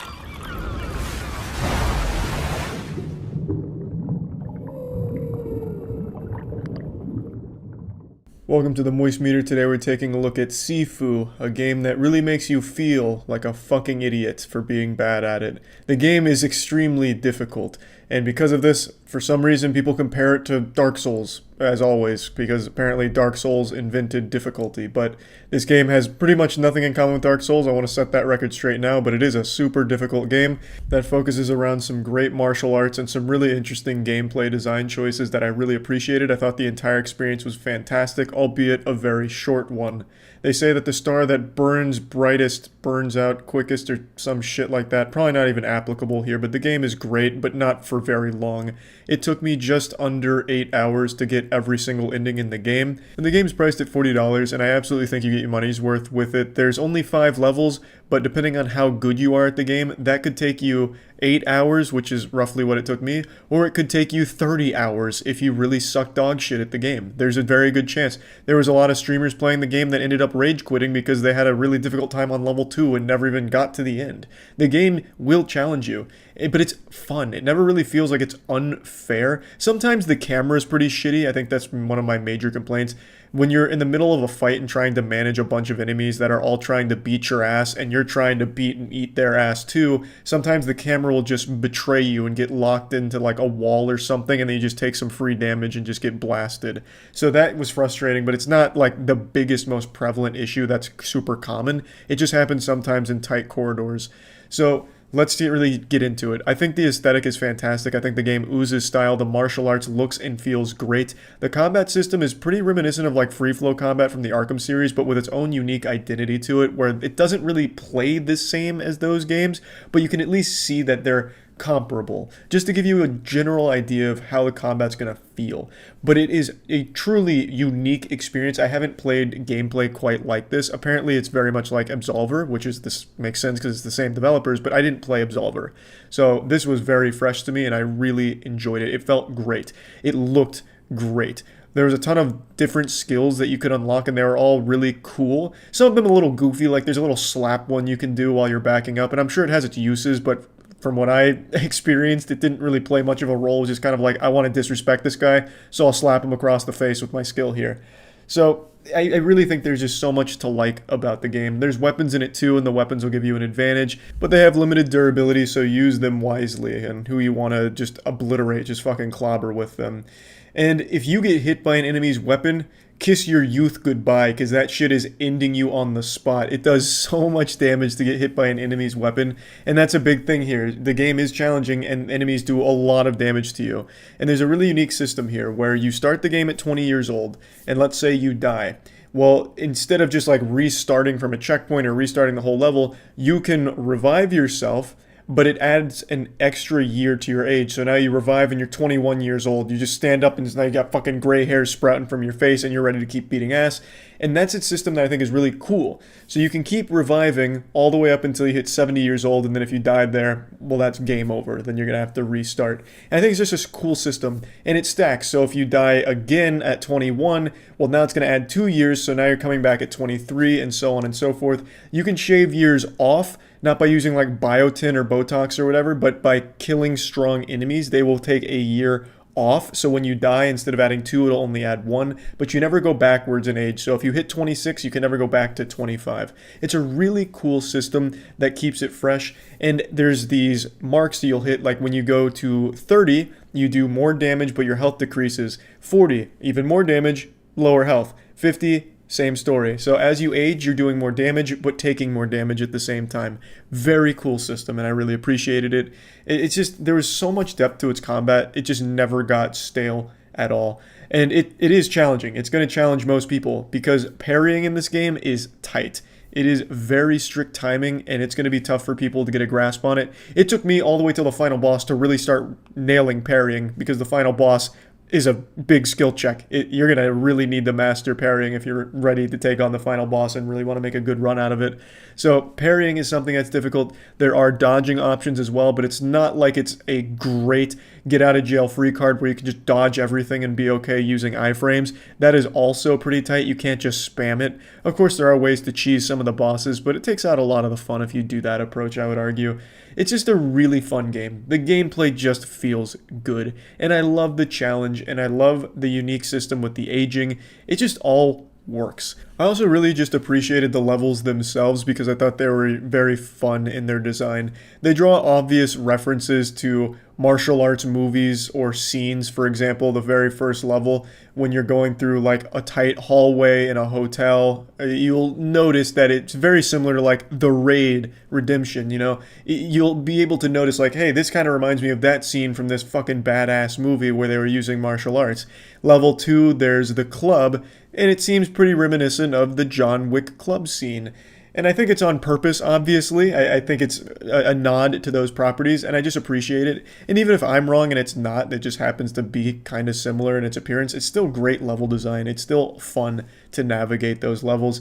And a fun thing about the gameplay mechanic itself that I haven't mentioned when it comes to going through these levels is if you do game over and you go back to the beginning of the level, there are things that you can get throughout that are like little key cards or keys themselves that act as shortcuts. So when you restart the level, you might not have to go through the whole thing. You can instead just open a door that was previously locked. Also, when it comes to skills, if you game over, those skills don't carry over unless you unlock them 5 times as a permanent unlock in your arsenal. So there's just a lot of depth to it, and it was just super fun. It really was. The bosses I thought were all great in their design, except for the 4th boss. The 4th boss was surprisingly just super easy, just a big pushover. Really, the whole 4th level was kind of weak. Levels 1 through 3 were fantastic, and the 3rd boss was an absolute pain in the ass, a genuine nightmare. I think the 3rd boss is the hardest in the game. And then you go to the 4th boss, and it's Weenie Hut Jr. All of the 4th level is about just fighting through a pretty bland environment before you get to a pretty underwhelming boss fight. So level 4 wasn't great, but then level 5 picks everything back up and brings that life back. And the final boss is super satisfying. And I guess it's time to talk about the narrative. I didn't really get drawn into the story very much. I think there was a lot of lore that I may have missed, even getting all the endings. I think there were still some key story elements that I didn't pick up on because I didn't think it was that compelling or that interesting. I was never motivated to hunt down the 5 people for revenge. I just never felt really attached to the character or anything like that. Not that I think I was supposed to. It seems like the narrative was pretty bare bones in order to just keep the story moving and getting you beating some ass. So it served its purpose, but it's nothing special either. Plugging Sifu into the moist meter, I'm giving it a nice 90%. I think this is just a great game. Takes some risks, and I think they all pay off. And I think it's just an absolutely wonderful experience. Like, I really do. And I also appreciated that it's put at the $40 mark instead of $60, even though I think this could have easily been marketed and pushed as a $60 game because it is that good. I do appreciate that it's the lower price point because there's only 5 levels to it. If you're really good at the game, you could probably beat all 5 levels in like 2, maybe 3 hours. For example, when I went back to do the all true ending, you have to spare bosses, and to spare a boss, you basically have to break them twice. So I had to go through every boss again, and it only took me about an hour and a half to do all 5 bosses to get that true ending. So I basically speedran the game in an hour and a half, whereas previously it took me like 6.5 hours or so to do it. So yeah, if you're good at the game, you can really blast through all of the content that it has to offer quickly, but you'll still enjoy it every second of the way. So yeah, that's about it. So yeah. You all know that I'm a man who loves to be scared. I love the feeling of tinkling in my tight little huggies while watching scary YouTube videos, suckling on my thumb and just praying for some warm breast milk to calm me down. I usually get my horror fix from something like Nuke's Top 5s, because the only thing scarier than a ghost is 5 ghosts that'll all make you go, ARG. And during a YouTube night on stream, chat recommended someone called Mr. Nightmare, which is a channel I wasn't super familiar with. And unlike something like Nuke's Top 5 or any of the other ones where it's like, watch this video of a ghost at 3 a.m. who wiggled a plate and it was loud and scared their dog. Yikes. Mr. Nightmares is more based in reality, so it's creepy people through Ring doorbells or weird emails and rabbit holes like that, and I found it super interesting, so I wanted to share some of those with you and talk about it a bit further. Watch some Nuke's Top 5, he hasn't posted anything new. Apparently people really wanted me to watch Mr. Nightmare. They all say Nuke Top 5 is baby shit, Mr. Nightmare is the real scary stuff. So you know what, let's prove that I'm not a little milk-drinking, diaper-pissing baby. We'll watch Mr. Nightmare. 3 creepy emails. It was titled his password that he used for every account that he had. A ghost this was obviously hacker. a cause for alarm, so he opened it immediately to read the contents of the email. I won't come after you, I won't harm you. as long as you send me a small amount of money, $5,000 in the form of Bitcoin. Aw. If you don't send me the money, bad things may happen. Don't even bother going to the police. This email is untraceable. This has the same energy as a call I got when I was like 22. I had just got an apartment. I was on my own, and like it was pretty early. It was probably like within the first month or two. I got a random fucking call from a dude, and he's like, "Hey, your mom just hit my brother with her car." And I was like, "Oh my god, Mom, what are you doing? You can't, you're driving like shit out there." He's like, "Look, I'm going to need you to bring a lot of money to cover these medical bills, and I'm going to need you to bring it now." And then he gave me like a local gas station. I was like, "Okay, Jesus Christ, all right, just please, oh my God, I'll call the police." And he's like, "Don't you dare call the police. I swear to God, I don't want to get violent. But what your mom just did to my brother is unforgivable, and I'm only going to allow this to slide if you bring the money to me now over at this gas station. I'm keeping your mom here. She's safe. She's fine." I was like, "Can I talk to her?" "Nope." And I was like, "Okay, this is getting fishy," but I was still panicked. And then eventually I was like, "Hey, just give me a second." Then I called my mom and she's like, "Hey, what's up, Charles?" Like, "Hey, Mom, did you hit a kid with your car today?" She's like, "Nope." So then I went to the other guy. I was like, "Hey, man." And then I hung up. That shit works, though. I guarantee if I was like a year younger, not quite as wise as 22, I would have fallen for it. I would have went right to that gas station and got my ass beat. Then I would have been pissed at my mom. I'm like, "Man, Mom, what the fuck?" Saying, "I'm still waiting for the payment. I won't wait much longer." Joe replied this time, saying, "I'm not paying you $5,000. If you want to come to my house, Damn, you'll get a Joe. spoonful of lead." This was a complete bluff, though, as he doesn't actually own a gun. And the hacker likely knew that, because that same night, Joe received a follow-up email containing a picture of his house. It was the side of his parents' house, and zoomed in on his bedroom window upstairs. There was one of their decorative bricks from the front of the house, laying in the dining room among thousands of tiny shards of glass from the broken Fuck is this, window. Hitman? He added her back, where she commonly liked and commented on his posts. This There's went a on for wholesome while, story. Now they're until married. One day the fan professed her love for him. Years went by and he hadn't answered any of her emails after 2 of them, when he very adamantly told her to stop all communications and leave him alone. These are pretty intense. Oh, she made a typo. 4,000 emails. How many of them are full of typos? You kidding me? You got me fucked up. Shove it where the sun don't shine, or according to In Mandy's vagina. Fuck off. Get lost, Janet motherfucking Jackson. Kiss my ass. Well, yeah, this is just mental illness. Yeah, that's rough. He opened it, and it read, "Hey, I lost my phone and keys. Can you come pick me up? I'm by some old warehouse construction-looking building in the parking lot across from a Hyatt place." It's a trap. Christian asked when she last had her phone, and if she had any idea how she lost it. Yeah, so there's nothing paranormal from Mr. Nightmare's channel, I don't think. So the first video here, the 3 creepy emails, these could be real, they could be fake. It's not uncommon for internet users to fake shit like this, and it's not like it's extremely well done. It's mainly just storytelling anyway. So like the last story that I obviously cut up is he was talking to someone he thought was Katie, and it was very fishy.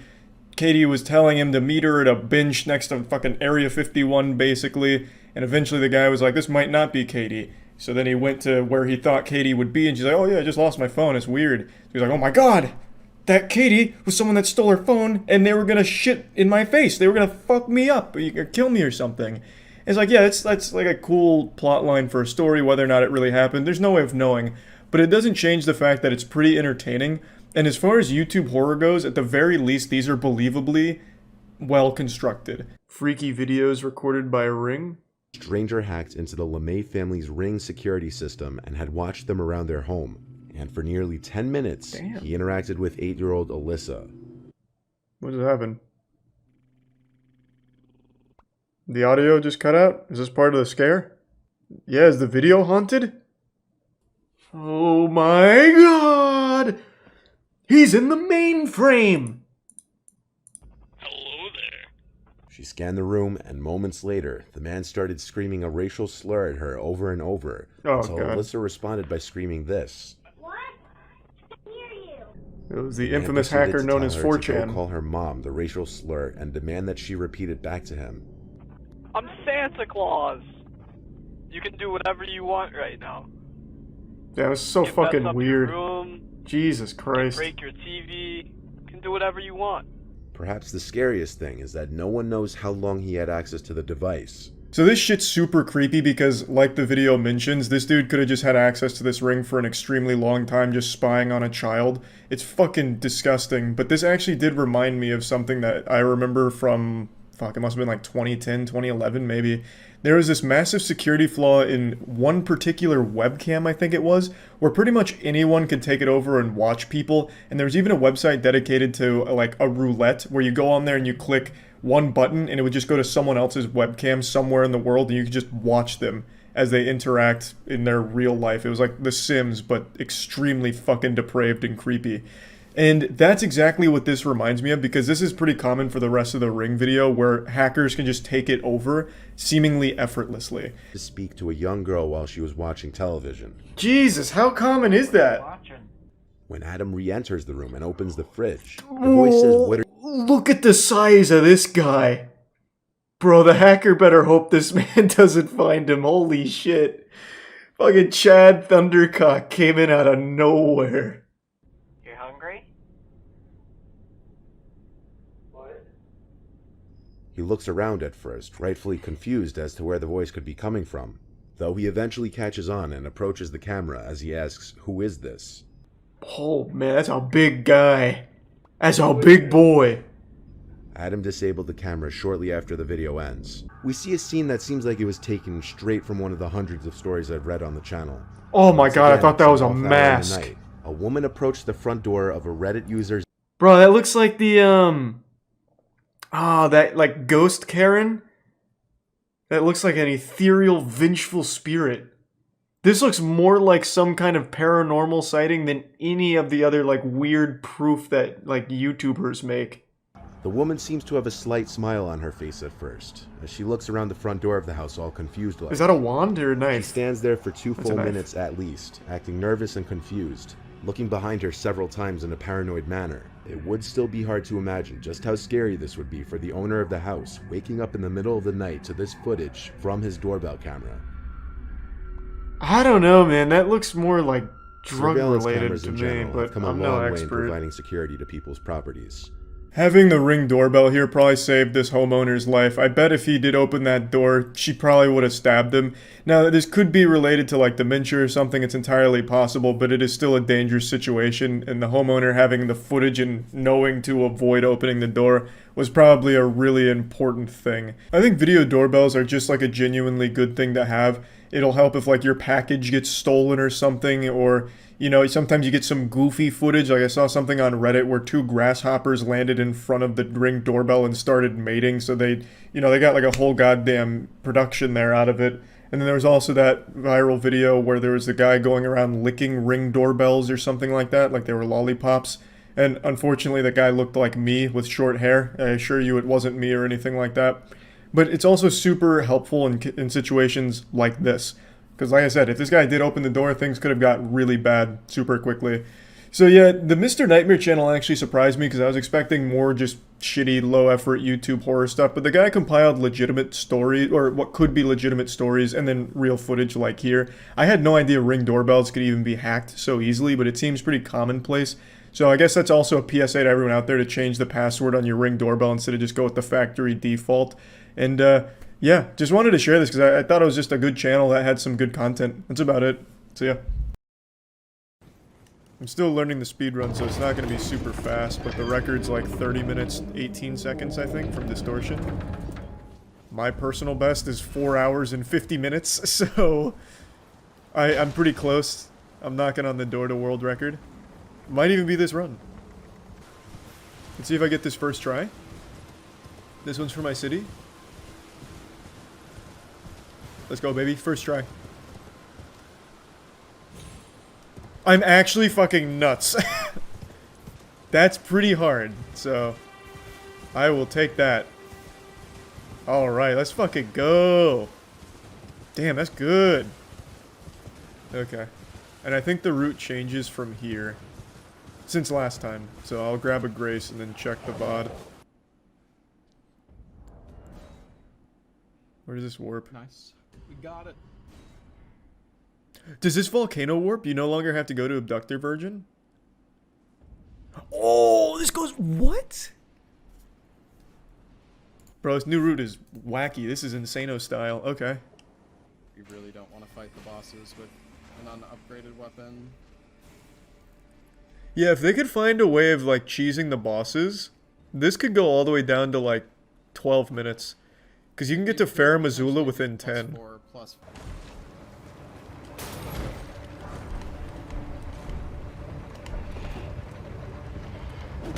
Yeah, you asshole!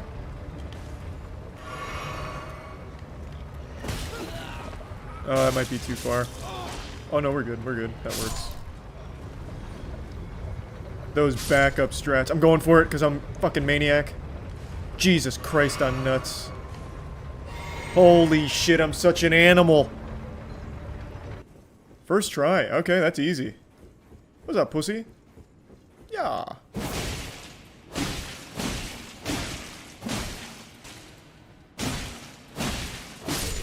Okay.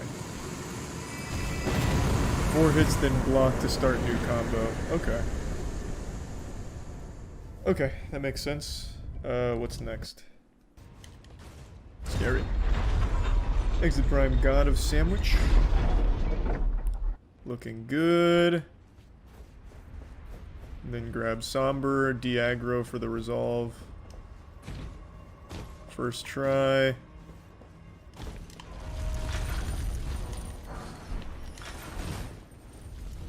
Looking good. That was very nice and smooth. That was very, very good. Sub 29 with shit Elden Beast RNG. Distortion has gotten 2 world records in the time that I've been trying 1 run right now. Oh my god. That's wild. Alright. Ah, god. Okay. This is the run killer for me. Godskin Duo is so uncooperative. They fuck me up. Now I'm sure he's gonna pop a Rune Arc before getting to them, right?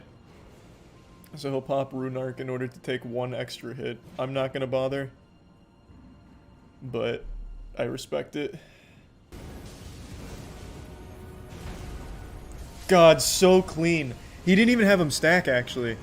He just focused 1 down. Okay, maybe that's the strat. That was dangerous.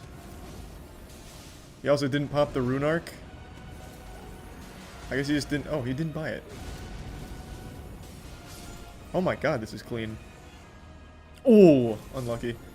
That 1 extra hit cost him like 1 full second. Alright, we're ready to ride. Fuck it, I'm going for it first try. If this doesn't work, I'm gonna get the closer grace. I'm feeling confident.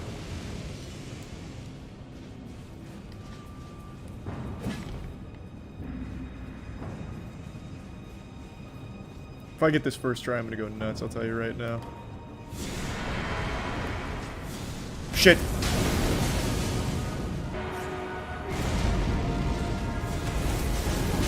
What an asshole! Bro, that roll is so busted. I couldn't even queue up another roll in time. What a piece of shit.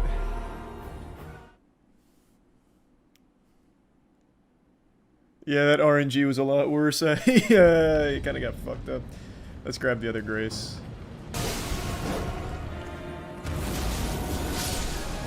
That was pretty clean. Oh, I just ate that like an idiot. Here comes the roll.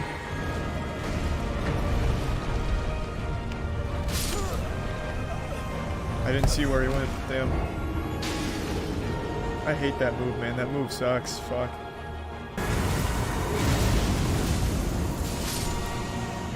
Not bad, not bad. Now we wait. Gotcha. Alright, PB. I'll fucking take that. We got good RNG on that time. Fuck yeah. We needed that. No sub 10 tries. Okay. We're on good pace. Let's fucking ride. Here I come.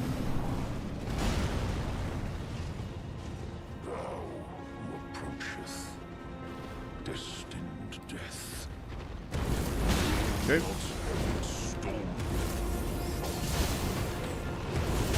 Oh, I was still in range. Fuck, that's alright.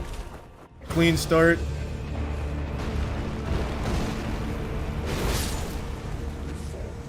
Excuse me?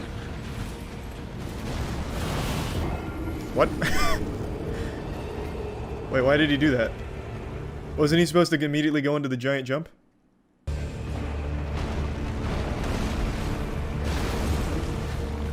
Oh my god, I can't believe I just did that.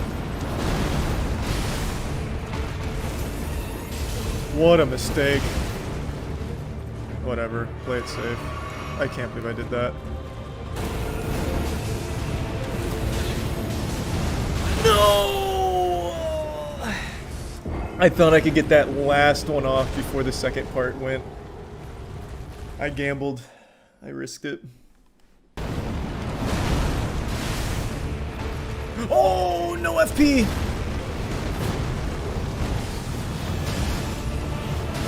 Oh, clutch. Fuck.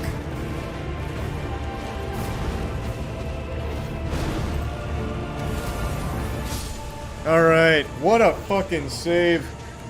Oh, that was fucking -1 HP. Yikes. Ice in the veins, baby. Too easy. First try, that's how we do it. Nuts.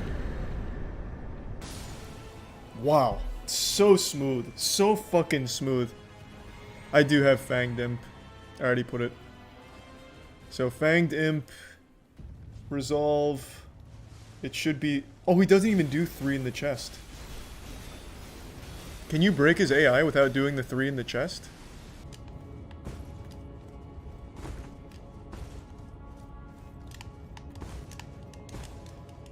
Oh!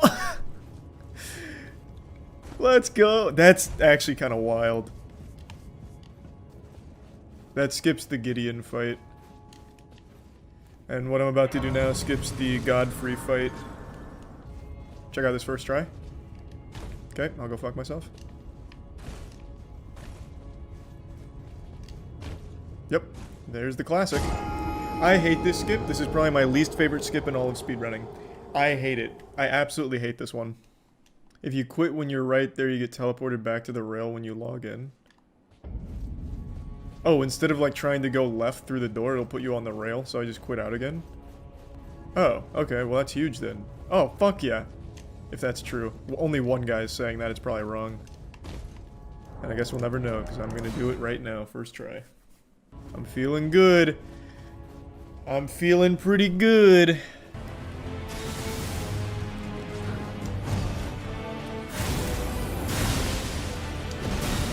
Oh shit. God damn it. Just a little rusty here. Going for it.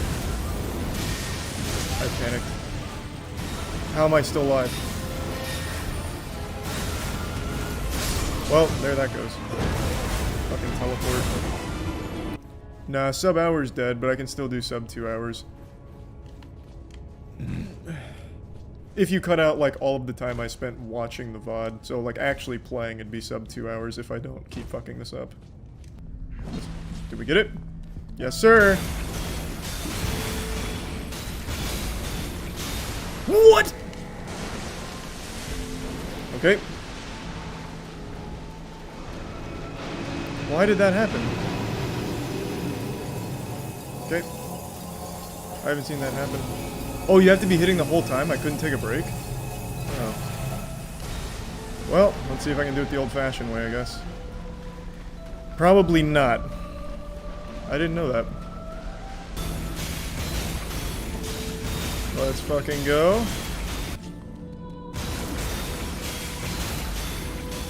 Not bad! Fuck yeah. Sub 2 hours. That's a huge improvement. Let's fucking go, baby! Yeah, the fights felt a lot better. Just a lot of silly mistakes because I keep fucking up patterns or getting too greedy. Why don't you quit and reload to open doors like Distortion? I've just never liked that part about Souls speedrunning. They do it to pause timer, It's not really like faster to quit out and reload in than it is to just wait for the whole animation, but it pauses the timer, so it's good for like a brief respite. I don't really like doing that, so I just don't. I have nothing against it, it's just a personal preference. There we go, just fucking send it. Oh, wrong side. Hold on. Reset. Fucking sit. Wait, was that it? I'll just grab the grace. I mean, who am I trying to prove something to? Am I right? I'm kidding, I'm not a bitch. Here I go. I blew it. Okay. Safe strats, safe strats, safe strats. Reset. Oh god! Oh my god! Oh. Okay. Alright. We're in a bit of a pickle, I'm not gonna lie. What if I sprint at the wall? Oh god! Safe strats, safe strats, safe strats. Oh my god. Yep, oh my... Okay, hey. We'll take the long way. The scenic route, there we go. First try, let's go.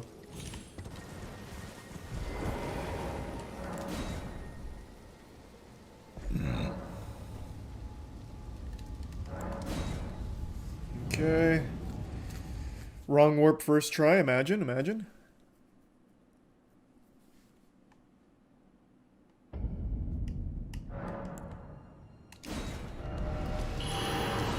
I actually think I just got that first try. That timing felt so good. I was in the flow state. First try. Kind of fucking gross. Yeah, I went full-blown flow state there. Did my eyes roll into the back of my head for a minute? Could you see it on stream? Charlie was gone for a brief moment. I was in the mainframe. Oh, wow! He hasn't done that before. Holy shit. He has never been able to reach me. Maybe just play it safe. That was scary. Yeah, I guess I should have just rolled. I thought I could just run straight through. He's never actually got close to hitting me. Granted, I've only done 2 runs, but I thought that was plenty of data. Actually, I changed my mind. I'm grabbing the second one, too. I'm a little baby boy. And I need that sweet embrace of the grace.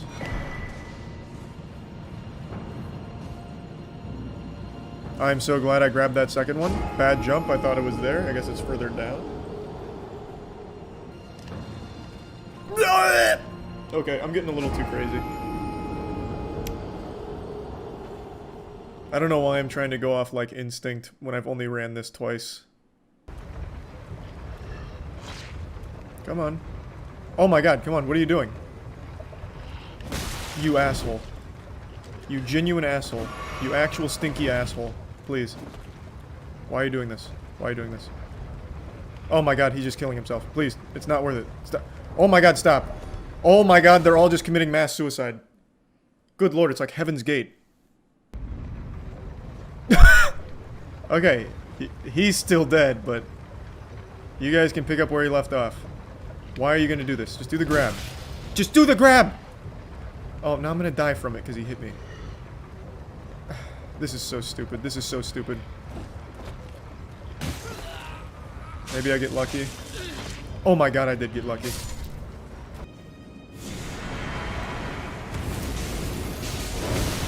Well, that couldn't have gone worse.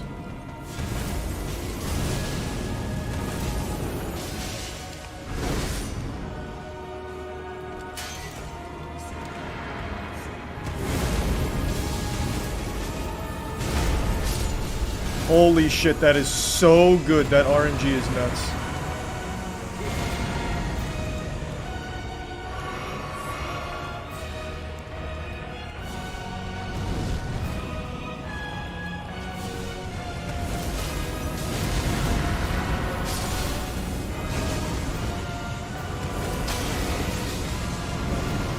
That RNG was nuts!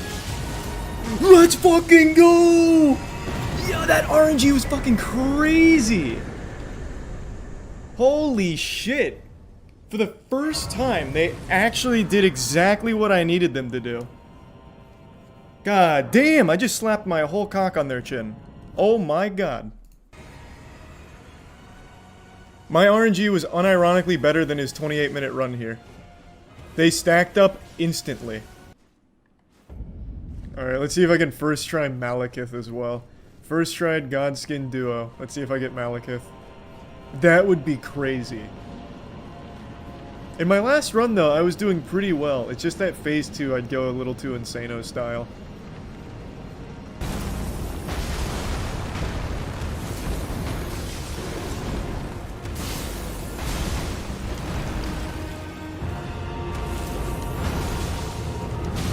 I definitely thought that was taking us to phase 2. Okay.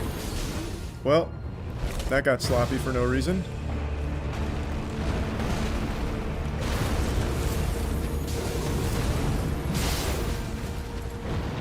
Oh, it's not plunge.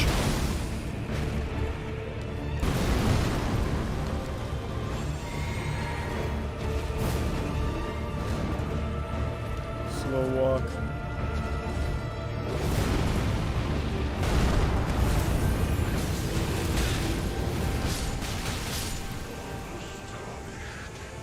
What the fuck? Why? That should count. I think that counts. I don't know. Is it long enough? It counts. We fucking got it. Nice. What happens there? That's gonna be a really wacky interaction. Radagon has been a real pain in the ass, though.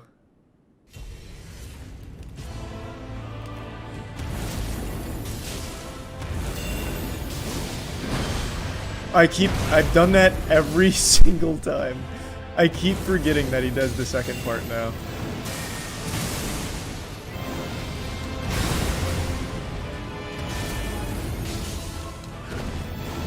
Oh. The double blast? I didn't expect that. If I just would stop trying to Hoarfrost after his slam down, I'd be fine. I keep forgetting that he does the stomp after.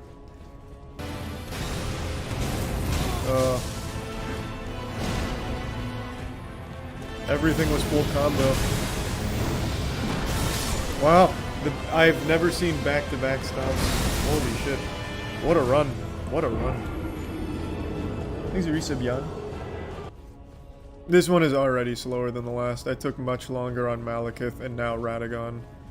I just completely fell apart. It's so upsetting. What the fuck? It's so upsetting. It just all went downhill, man. Turned into a complete disaster. What? Oh my god, why? I'm panicking. Oh my god, not like this. Oh, why? How did I get clipped? How did I get clipped on that 3 slam thing? How did I get clipped?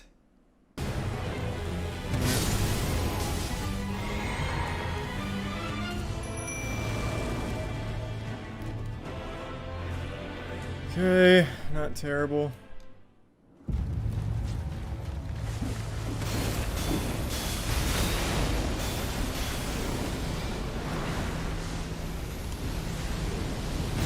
Shit. Well, I blew it.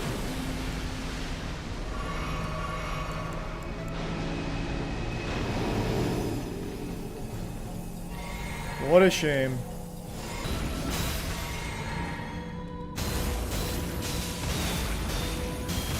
There we go, finally.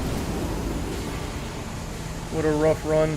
It started off so incredibly good. That Godskin Duo RNG was some of the best in all of speedrunning history. Then Malekith and Radagon, I just can't. I haven't mastered them yet. I can't do it. I absolutely just fucking can't. Their attack patterns blow my ass out. Yeah, hopefully the next one. At least I memorized most of the route. What time are you aiming for? Well, I want a sub-hour. That run right there was easily sub-hour potential, and then I hit a fucking wall, and I'm really upset about it. I just could not do Malekith, and then Radagon was even more sloppy. But I was on pace to easily get an hour. Yeah. We'll get better at it. This is the tale of Bilbo Baggins, a hobbit with no idea of the adventures about... Game's looking pretty good visually for 2002. Consequences.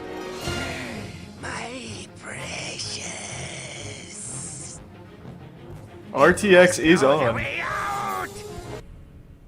King Thorin, you need a burglar to Thanks to give steal some into Troy. Lonely Mountain. Here he is, Bilbo Baggins.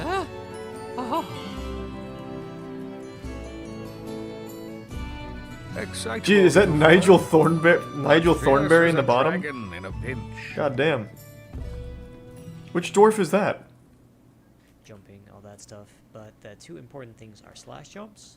Oh yeah, how do we do that? Yeah. Which is when you perform a grounded attack, like a slash, and then jump right after to cancel the slash animation. Okay, let me practice. I'm gonna get this first try. Watch. Ready? Okay. Okay. There it is. There it is. Oh my god, I'm fucking nuts. Okay. Whoops. This is kind of hard on PC controls, not gonna lie. I'm starting to get the hang of it. Yeah, I think I will turn the music, like, very close to off. Alright, we're looking good now. Thanks to the resub Faye. Yeah, I'm not gonna do the menu speedrun. It's fucking boring. But then again, maybe I will, just for the sake of getting on the leaderboard. So, okay, hold on. Before we learn, like, the actual fun Hobbit speedrun, I'll do the menu speedrun. Which is, like, I think 1 minute. Let me check. This is just for the sake of getting on the leaderboard. This is more of a vanity thing than anything. I'm just gonna go off instinct. I've done menu glitches before on these old games, and I think they usually pretty much work the same. Have you done a casual playthrough at least? Nope. I've actually never played this game. Is actually supposed to be connected to this ladder. I imagine it's actually a fun game. It Seems like it would be. But the speedrun what's got me interested. But since it is... Okay, so I just need to remember my keys. Because I switched it to match his. So it's left click jump, right click attack. Oh, I actually thought I had it. Fuck.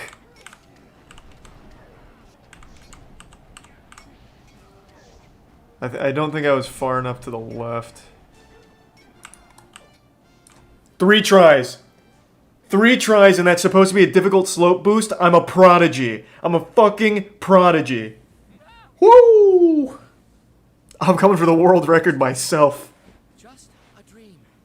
But what an adventure. Oh, that feels good. That feels real good. Okay, so like I said, what I'd like to do first is grab a top 5 record for the menu glitch. So for those that don't know, PC version of Hobbit has a menu speedrun where you can basically skip to the end of the game through menu manipulation. It's really boring, but it's a sub 2-minute route. And as long as I can get like around that 2-minute mark, I'll be top 5 global. So I want to do that. I keep forgetting that I've changed this. Okay. So now, I'm going off pure gamer instinct here. I don't have like the menu tutorial anywhere here. So I'm just going to try and match what I see. So it looks like it's save. Then reload the save endlessly.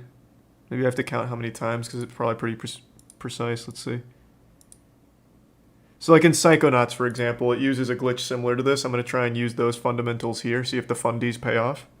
So I think it's save, back out, go to load, and I should have an auto save or something too. So it should have 2 saves. Let's see. Yep. No, that's not it. Okay, how the fuck does it work? Hey, Amy. Yeah, we're doing the Hobbit speedrun. This shit is just as technical as Super Mario 64. What I'm doing here isn't, though. This is kind of cowardly, but I just want a top 5 record for this category. Let's see. I think this is right. No, it's not working because I can't get the save to go off again. It's gonna be like when chat solved the Rubik's Cube for me. Okay, so now I'm on the different menu. Did I store this menu now? This is tough. I'll figure it out though, I swear to God. Copy the save menu. Copy the load menu. And then he said, fuck! How do I do... I feel like I'm on the verge of a breakthrough here. Here we go. Okay, hold on. I should have checked the comments. Alright. Loading with more than one load menu open will cause the game to keep... Okay, so we store load menu underneath a bunch of pause menus. Okay, how? Oh my god, he doesn't say how. Man, what the fuck? So, copy the save file, or copy the save menu, copy the load menu, and then copy... How? He doesn't say how! Does anyone know how? I don't know how to save or store them. Also, every time I get out of the menu, I get like locked onto that thing. Call GameStop. Hey, you guys do Hobbit speedrun tutorials?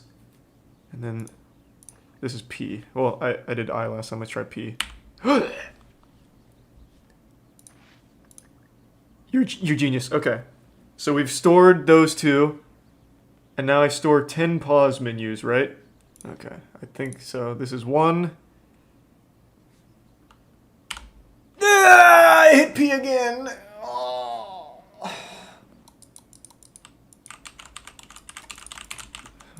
I'm stuck. Any minute though, I'll be free.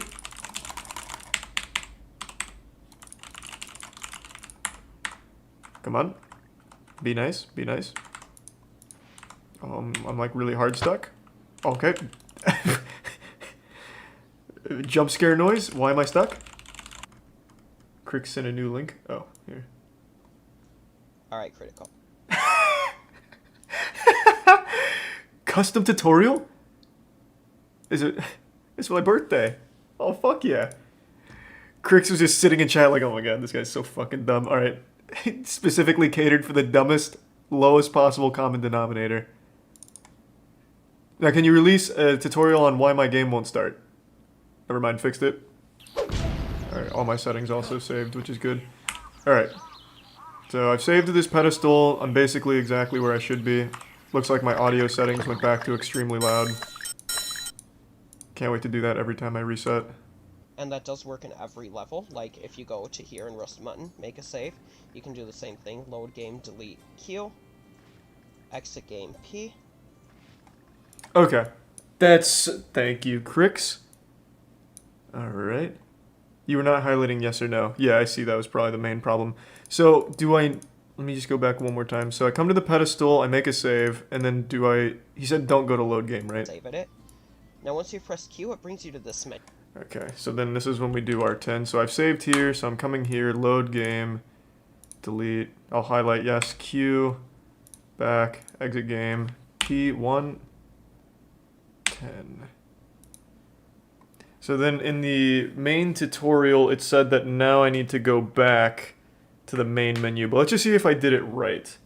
So he just raw loads this bad girl. Click the left arrow, menu, and it should just end level. Let's see. And then you just load your save, and it should... Okay, so yeah, he just comes down here, he just says, I'm loading that save. Oh, I'm time traveling. I'm translating through the dimensions. Hard crash. Okay. Didn't make it out the other side of the wormhole, I guess. He regretted leaving home. You're right, you only did 3. Okay. Alright, so we've traveled through the vortex now. Good, good, good.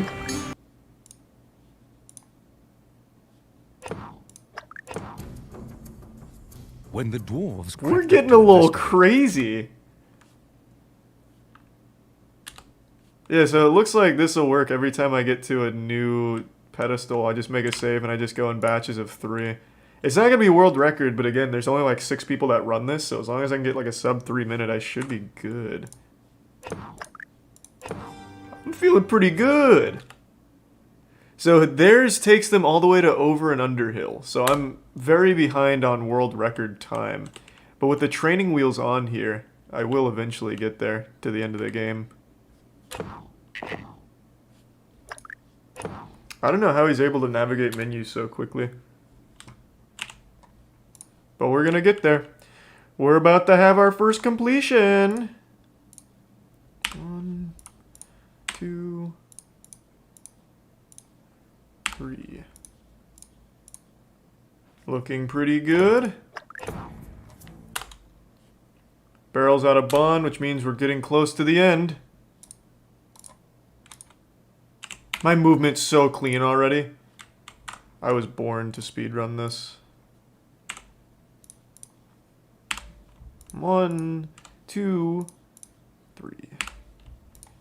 Clean. The people of Lake... We're already up to inside information. We're making such good time. I wish there was a faster way to... Well, there is. Oh my god, I just blew it. I just blew it. Oh my god, I blew it. Oh, shit. I don't think that counted. Just exit out. Get me out. Get me out. Reset. Reset. Reset. He doesn't use the mouse. I tried not using the mouse and it didn't work for me.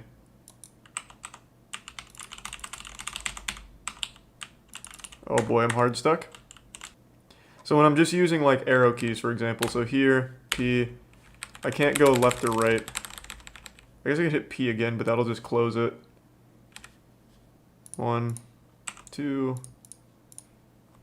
3. Almost had a catastrophe there on Warm Welcome. But the AGDQ safe strats paid off.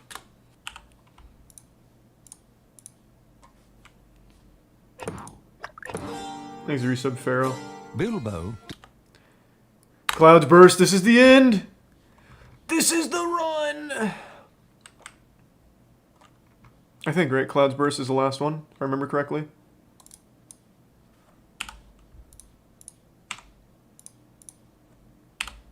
And game. I think. Bjorn Crushedbolg, the Goblin King. What? I thought that was the last one. Oh, it was. Whee! Easy game. Okay. So now... let me try again using like the actual world records strat. And see if I can just get sub 3 minutes, and then we'll learn like the really fun 80% route. 8, 9, 10.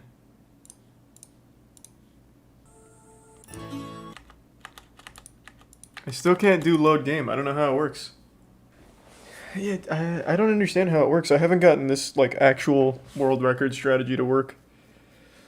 He skipped the cutscene on the background first, then clicked load. I did that. That's what I did on that one. Save edit.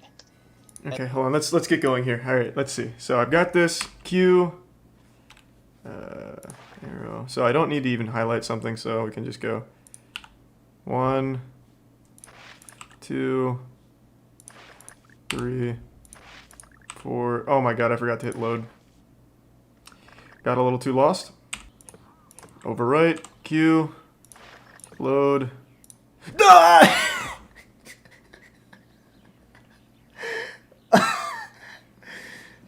I'm overheating. Alright, run it back. Just practicing. Overwrite. Load. Delete. Oh! I hit Q again! New game. Left. Right. Skip. Load. Load. I'm nuts! Ah, okay. Load. Delete. Would you please give Beaufort a hand starting that fire? Wait, no. Fuck. I was wrong. 2. All the neurons are firing in my brain right now. 4, 5, 6, 7, 8, 9, 10. Okay, then we come here. Load. Left. Right. Enter. Ah, what is this? Oh my god. Did it work? I'm nuts. I did it. Okay, then we're at Warm Welcome. Get the stick out. I'm actually cruising. Just like that. Fuck, yes. Alright. I can do this. I can do this. So I can absolutely get a record run here. Well, it doesn't need to be a world record. It just needs to be top 10. So now I need 11, so 1.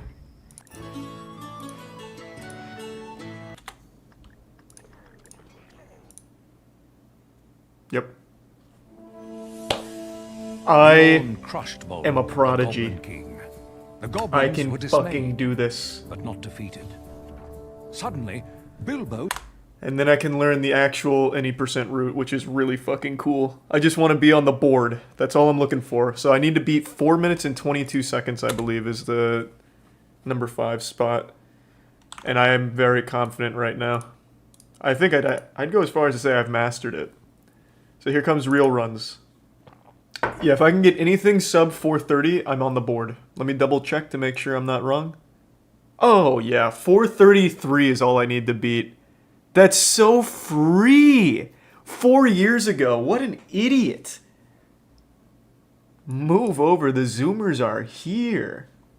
Okay, give me 1 second though. I'm gonna go tinkle real quick and prep. Maybe splash some water on my face, hype myself up in the mirror. Give me 1 second. Oh fuck, shit. Everything's going wrong. Run it back. Getting a little too crazy.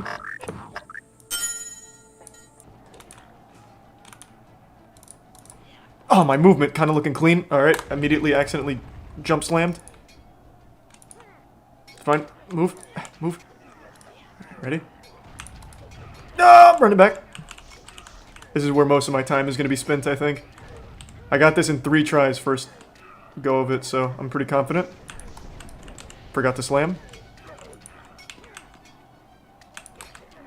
Oh! Whoa! It's alright. We're falling apart. We are falling apart right now. There we go, got it. Can still get top 5. Move, Gandalf. Can't you see I'm busy?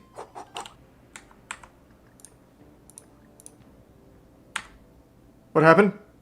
Wait, what did I do wrong? That was so good. Why didn't the dupe menu come up? Oh, I forgot to overwrite this. No, wait. Oh, I didn't overwrite the save. You're right, I forgot about that. Okay, run it all back, that's fine. At least I don't have to do like a full-blown hard reset. Yeah, I forgot. Okay, that's fine though. Hey, for the first run, we were on pace to break top 5 immediately, so no shame there.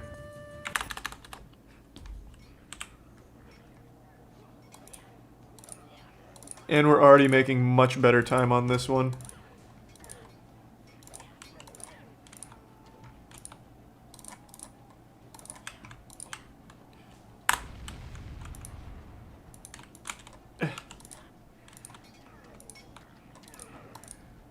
First try for my city.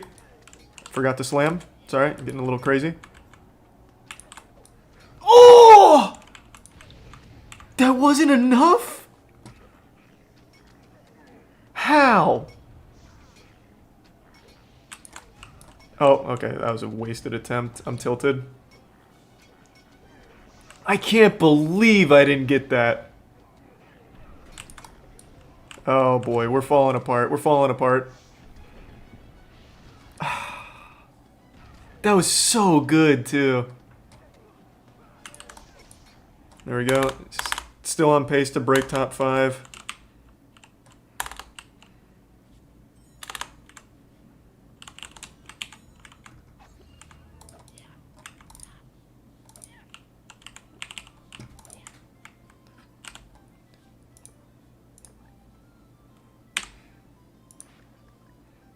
Okay, and then it's...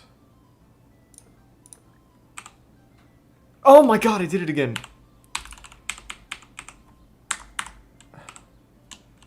Okay, override.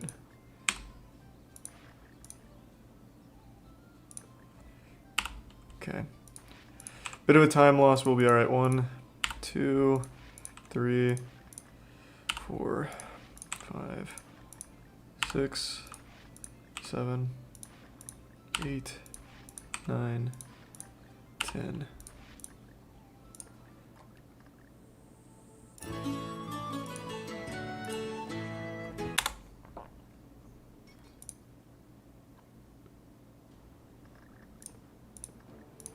Okay.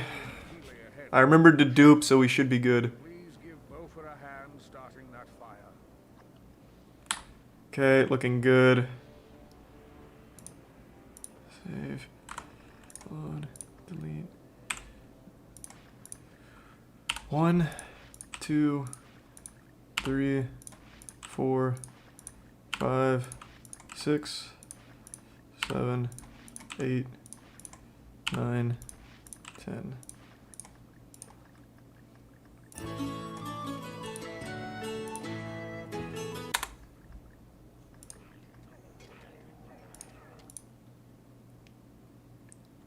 Fuck yes. I can do this. I'm on pace. My second attempt might be top 5. Oh shit. Okay, load. This is 11. 1, 2, 3, 4, 5, 6, 7, 8, 9, 10, 11.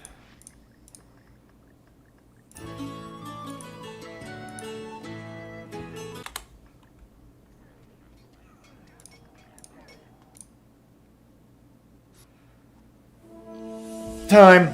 Top 5. Top 5 in 2 tries, baby. Let's go. Suddenly, Bilbo saw the eagle. That was A thinner clean. stone struck his head. Town. Men, What I need to elves, figure out and is how to dwarves navigate had a new menus chance faster to unite against instead of future using the dangers. mouse. Bilbo and began. You know what could really shave time off is once it... Oh, this is gonna... Yeah, this won't reload. But if I change my key binds, so instead of Q and P for the menus, if I change them to the arrow keys, that will really pop my shit off, I think. What I'd like to know, though, is how they're able to navigate the menus without clicking the arrows. I think they might just be moving the mouse for the arrows, though. I don't know how else you'd do that. But that was good enough for number 5 now. I'm 35 seconds behind number 4. What? It's the saddest thing of all time. That was a sub 3. How unlucky. What? That was good though. That was a really good run. And if I could just navigate the menus faster without having to click the arrows, oh my god, I'd be able to get world record, I think. Would have been PB for sure, but I don't think it would have taken me to number 4. I still would have been number 5. Hey, Kata. Coming here to celebrate? I'm a top 5 runner out of 6. That's right. I know. I know. I know it's not exactly brave to say that gaming journalism isn't the most prestigious or well-respected career in the world right now, especially over the last few years. But that doesn't mean that I think all game journalists are bad people or evil, gamer-hating tyrants that want to throw every gamer in the gulag and burn the industry down. But I do agree that a lot of times gaming journalism feels like a bit of a joke. Some of the articles are some of the stinkiest, most nonsensical pieces I've read. And today I read a tweet from IGN that really put it in perspective on how we got to this point. It really explained a lot about modern game journalism. It was this silly little tweet here that I had to do a double take on because I thought it might have been an April Fool's joke or someone impersonating IGN, but this is legitimate. This is a blast to put out there, hoping to find freelancers that'll work for IGN, and they're saying that the base rate per story is $20. Now, I'm going to blank out the person's name that posted this because I don't want anyone to harass them, and I don't think it's their fault. It's not like they chose the $20 base rate number. But I bet right now you're getting that little tingling in your nutsack saying, that doesn't seem right. That's a little weird. $20 for freelance journalism seems a bit low. Fucking middle school student council newspaper pays their kids more for articles in their paper than IGN's paying freelancers here. $20 per story. Now, they did say that it's a sliding scale, so you get paid more based on, like, I guess the size and the research that goes into the story, but a base rate of 20 per story is alarmingly low. I can't believe they actually even posted that information in the initial tweet here. That feels like a detail that'd be on the fine print of a shitty contract that the devil would have you sign. By the way, you're only getting $20 for your work. You know, it honestly reads like something parents would tell their 6-year-old to get them to do chores like, hey, sport, come here. If you take the trash out, empty the dishwasher, clean the dishes, mow the lawn, clean the pool, I'll give you $1.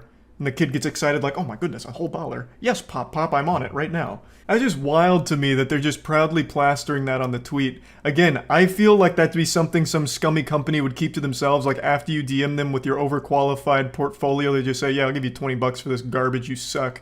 Now, they did shed a bit more light on this, saying that the $20 is for basic news aggregation, and they'll go up to $50 for a slightly more involved story, which is like finding us a fun community angle that's not sourced from another outlet or social media, and $300 and up for in-depth multi-source reporting. I feel like after they explained it further, it made it even worse. Because now you know exactly what they kind of expect for $20, which is actual butthole. This is pure dog shit here.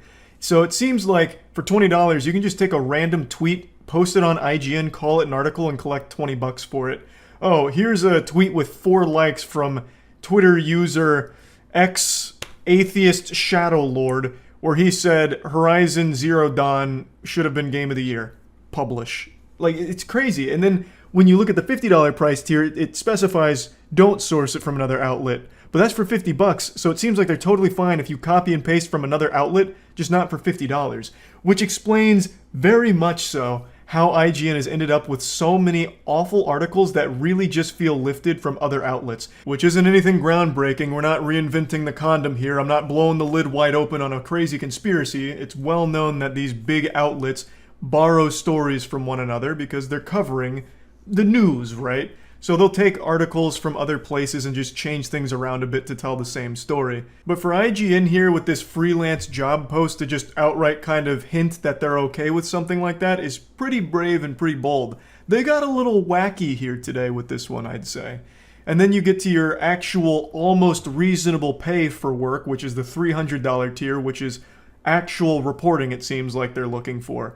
Now, I don't know normal rates for game journalism, but $300 feels like it should have been around the base rate per story. You're writing for one of the biggest gaming outlets in the world, IGN.com, and they can't afford to pay you a reasonable rate per story? $20 is the best they can do? That's fucking crazy. They're actually flicking peanuts at you. And people are supposed to sign up for this? Why? Now, if you could just farm this, milk it like an infinite money cheat code in a video game, like I'll just keep taking tweets from Twitter, posting them on IGN for a $20 paycheck, then yeah, maybe. Because it does sound like IGN just wants quantity over quality for their articles here. But other than that, what are you hoping to attract here? No good freelance journalist is going to be excited about $20 and maybe $50. $300, again, I don't know the usual rate, but that feels a little more reasonable, albeit still a bit low for multi-source reporting and breaking news and like breaking big stories. I will say though, just like my boy George, this has got me curious. I would love to know what all of the other gaming outlets are paying their freelancers, because IGN is by far the biggest, and their parent company that owns them is worth actual billions of dollars. They make the most revenue out of any gaming journalist outlet there is. And they can only squeak $20 out from their butt cheeks for their freelancers? What the fuck is Polygon and Kotaku paying them? In sticks of gum?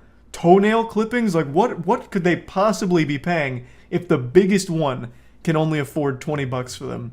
This whole situation really did put in perspective why game journalism is so silly these days, if this is the normal pricing for freelance journalism or even high-level journalism at $300. Again, I feel like that's kind of low, maybe I'm wrong, but it does explain to me why so many of these articles have so little effort and substance to them. Because at this base rate per story for these articles, you're going to need to be pumping this shit out faster than a man who accidentally ate a laxative in order to survive off of this rate. Like, you're going to just have to be collecting these crumbs of money from IGN to try and survive off of as a game journalist. Now, of course, I'm sure this position is aimed at people that have a full-time job and just do freelance journalism on the side, but even still, that's such a low and insulting number to try and get someone on board. It feels exploitative that you're using the IGN name to get away with paying so little, hoping that some people have a lot of respect for the IGN brand that they'll work for way less than they should. And I really bet that's not exclusive to just IGN. They're just hoping to leverage their name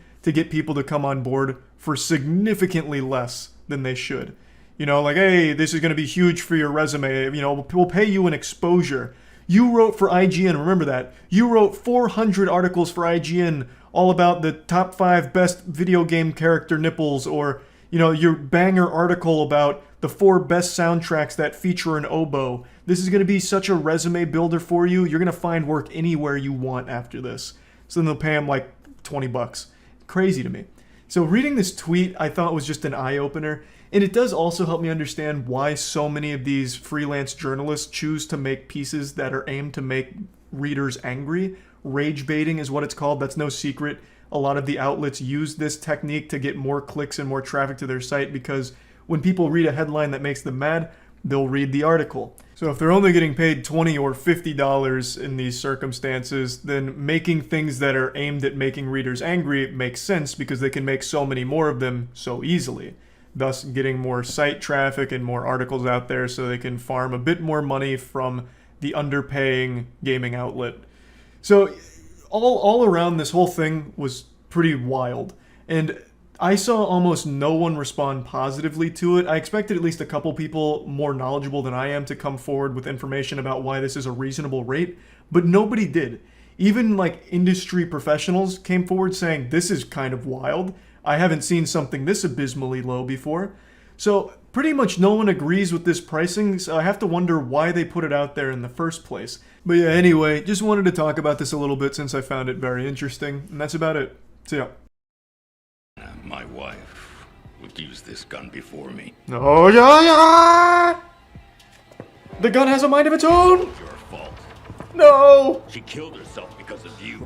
No, it's not my fault! The gun did it! For a long time. Bye, Colonel. Bye, gun. Good luck with the whole dead wife situation thing. She looks fine if you ask me, but I'm not like a doctor or anything. What am I looking at?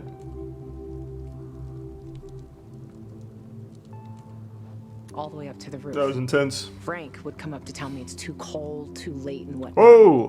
But he always ended up telling stories Instead of like for hours Dracula and hours. getting out of his coffin. And I love to listen. The Undertaker. The stars are so clear, seem close enough. And what about me?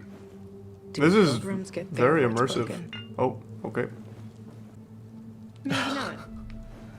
Are you impressed? Yeah, that's one word for it. Pretty much. Let's drink. Best vintage I've got. My most expensive damn bottle. Okay, that's floating. Telepathic, are you, Juan?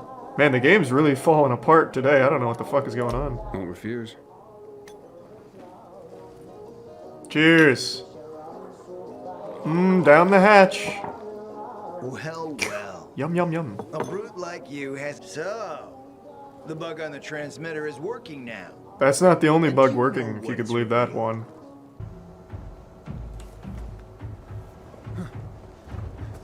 Oh, you didn't see me? What? The commander's waiting. Oh my god, it's a haunting! Oh god, good lord. With the sweat of my men. There's a poltergeist event. Most of the tracks don't have power. I didn't even notice it was floating. We'll see where they're taking those Some lands. Beauty and the Beast shit. The train left. And there's like prop hunt. He's going for it after all. Yeah. Alright, what's next, Juan? Go outside. I'll take the transmitter. Relax. Thanks to the transmitters. The guy's still here, the box left without him. Matt may be cunning, but not as cunning as we are. Are they real? Oh, what is real and what's not? This is a mind fuck now. I need to make sure I don't die. I don't want to lose whatever the fuck's going on here. I want to see the story play out like this. What did you do to this game to break it? Nothing. Played it. That's it.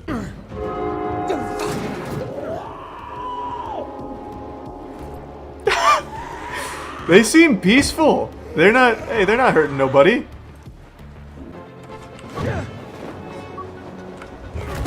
Oh, I really ate that one, but we're here. Oh, close. Alright, where's that haunted box? That SCP. I can hear movement, but they're just standing there. No, the box is still possessed! Okay. 3 deep breaths. The ghost is back. Hey, Vincenzo. First, the renegades. And now you. Back on your feet already, huh? I'm not gonna hurt you. Dick's looking good. Where's Veronica? Years ago. Give me the key, Aiden.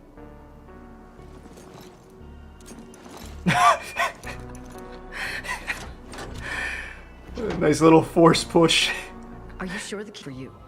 My game is glitched. The game isn't normally like this. I'm sure I could fix it if I just, like, hard restarted the game, but I don't wanna. Like, I wanna see it like this. Just get in.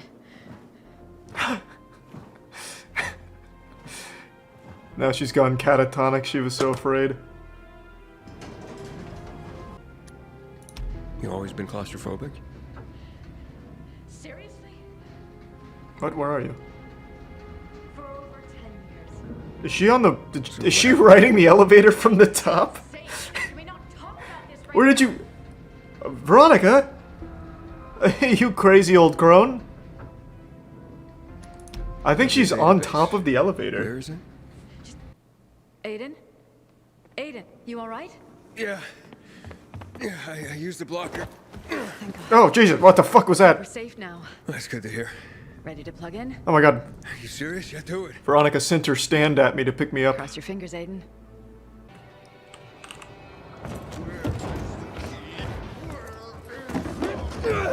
What's happening?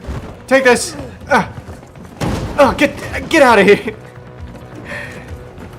Oh, Waltz! I flanked him. Veronica, Hi. run outside. Yeah, leave her alone! Oh God!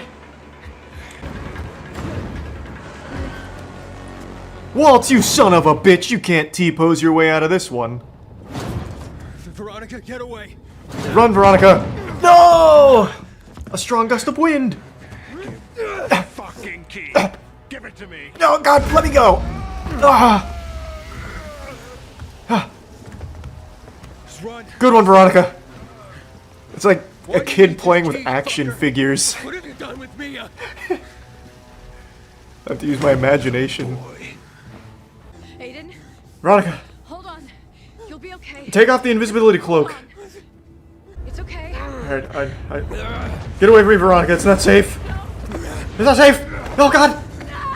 No, I'm sorry, Veronica! Oh, sorry. Is she alive or dead? I can't tell. Hey, Waltz.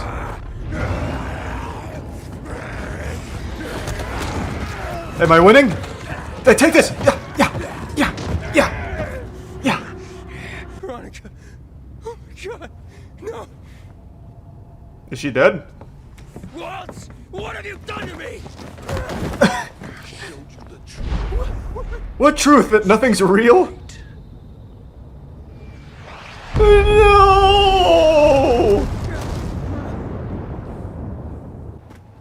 He's here. Hey guys, yeah, I'm good. Oh, luckily the wood decided to get off me on its own. That was nice. Stay with me. I'm here. Thank you.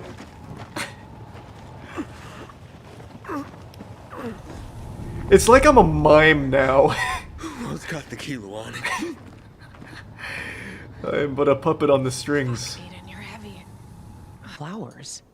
But for digging you out from under the rubble and carrying you here on my back. What are you talking about? I did that all by myself. I didn't see you there. You don't understand, Luan. Fucking lying to me. 11 years ago. That piece of shit. He used the key. That's when this all started. Oh God, my head. Elden didn't want Waltz getting the GRE Like key. an owl. He knew the whole Help. city would be at risk. Waltz took the key from Veronica and escaped. Apparently he needs it for Fucking something else. Luan snapped my neck.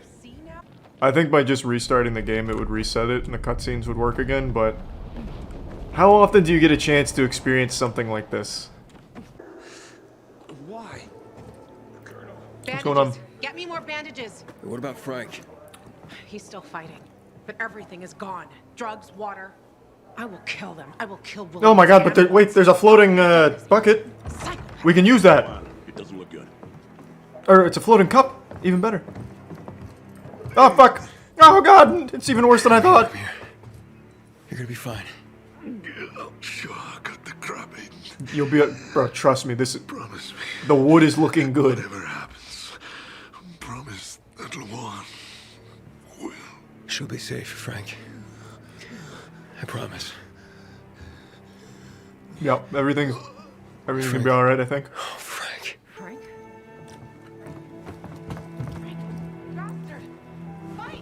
What? He's fine.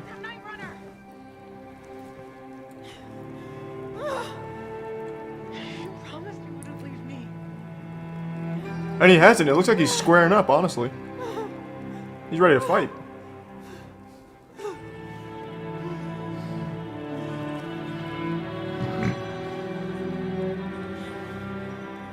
It's okay. What am I grabbing? Oh, her head was down there, I guess. Looked like I went for a little honk on her boobies. Goodbye, Frank. Bye, table. Hey, Frank.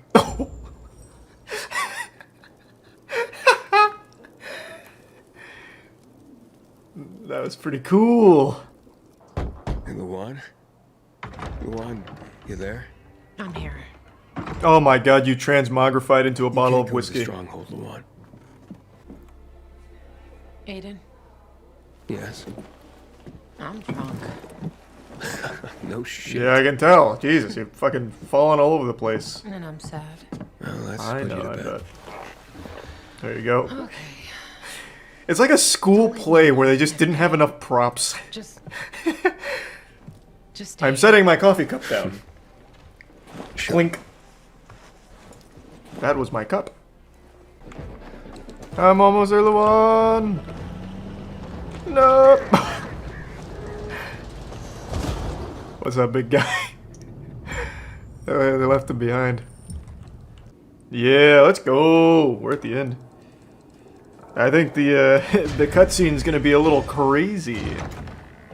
Hey guys. I need to get there somehow. So a truce between Peacekeeper and Zombie, huh? Oh fuck! Get away from me! Get out of here! Take me into the stronghold. You? Are you crazy?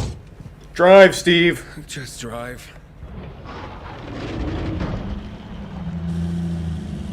Self-driving Teslas really popped off in 2036, I guess.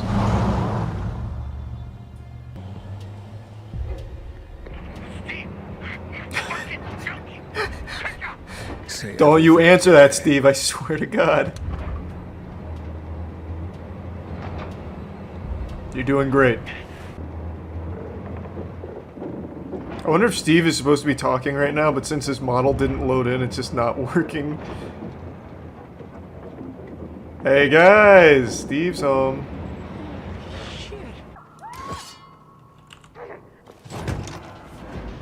What's going on in here? Who's playing the piano? Stay back, or I'll kill both of you. Don't hurt him. I beg you, don't do it. Luan? Luan, wait. Oh my god, fuck. Magneto's got a weapon on us. He's got the gun out. As you can see, He's got the blaster. we're having a sort of standoff. Call off your man, Williams. Or I'll poke you in the eyes You again. kill me.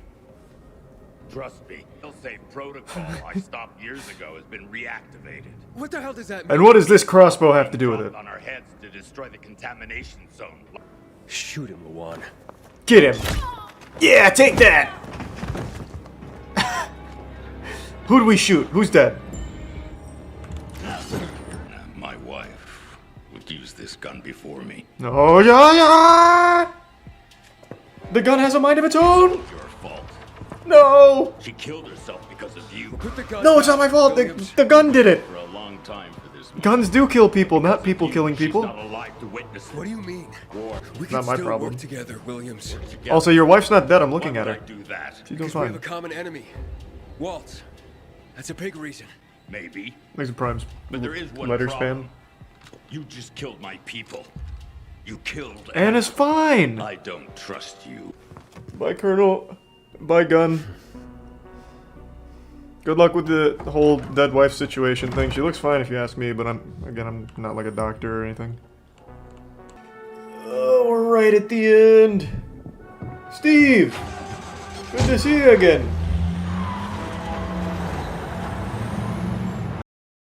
What an interesting week for YouTube. A couple days ago, they did something I don't think anyone ever expected. They fought a giant company on behalf of a YouTuber. Something they've never done before. A world first here. Maybe want to pat him on the ass and tell him good game. A great, great move from YouTube, finally. And then the next day, they made an absolutely horrible decision that made me want to cry, come, and puke. It is baffling how they could go from something that everyone loves to something that everyone hates in the matter of 24 hours. It's crazy. It's a real Jekyll and Hyde situation at YouTube. There's a team that makes some good decisions, some good shit that people like to see, and then there's a team that's more active than that team, the fucking boogeyman unit, that makes the worst possible decisions imaginable for the platform. So let's go over both. I want to start with the positive side first to cushion the yuckiness of the negative side. So, this is actually a situation we followed since December with a YouTuber named Totally Not Mark. Mark is an anime and manga YouTuber who set a world record for fastest dead channel thanks to 150 videos being taken down in a single day by Toei Animations. They Thanos snapped the majority of his content away because they claimed his content infringed on their copyright and fair use. They don't believe in it. It's like Santa Claus to Toei. So he lost all 150 videos. That was a big part of his channel. I think at the time he was only left with like 60 or 70 videos on his channel after that. So it was a massive blow to him. And it's obviously extremely hard for an individual to fight against a company of Toei's size with as much money as they have. They can just toss their legal meat around as much as they want and not feel it. It's not the same for someone like Mark. So they were using their big fucking nuts and their big wallet to bully Mark and keep the videos down. So he had a very difficult time.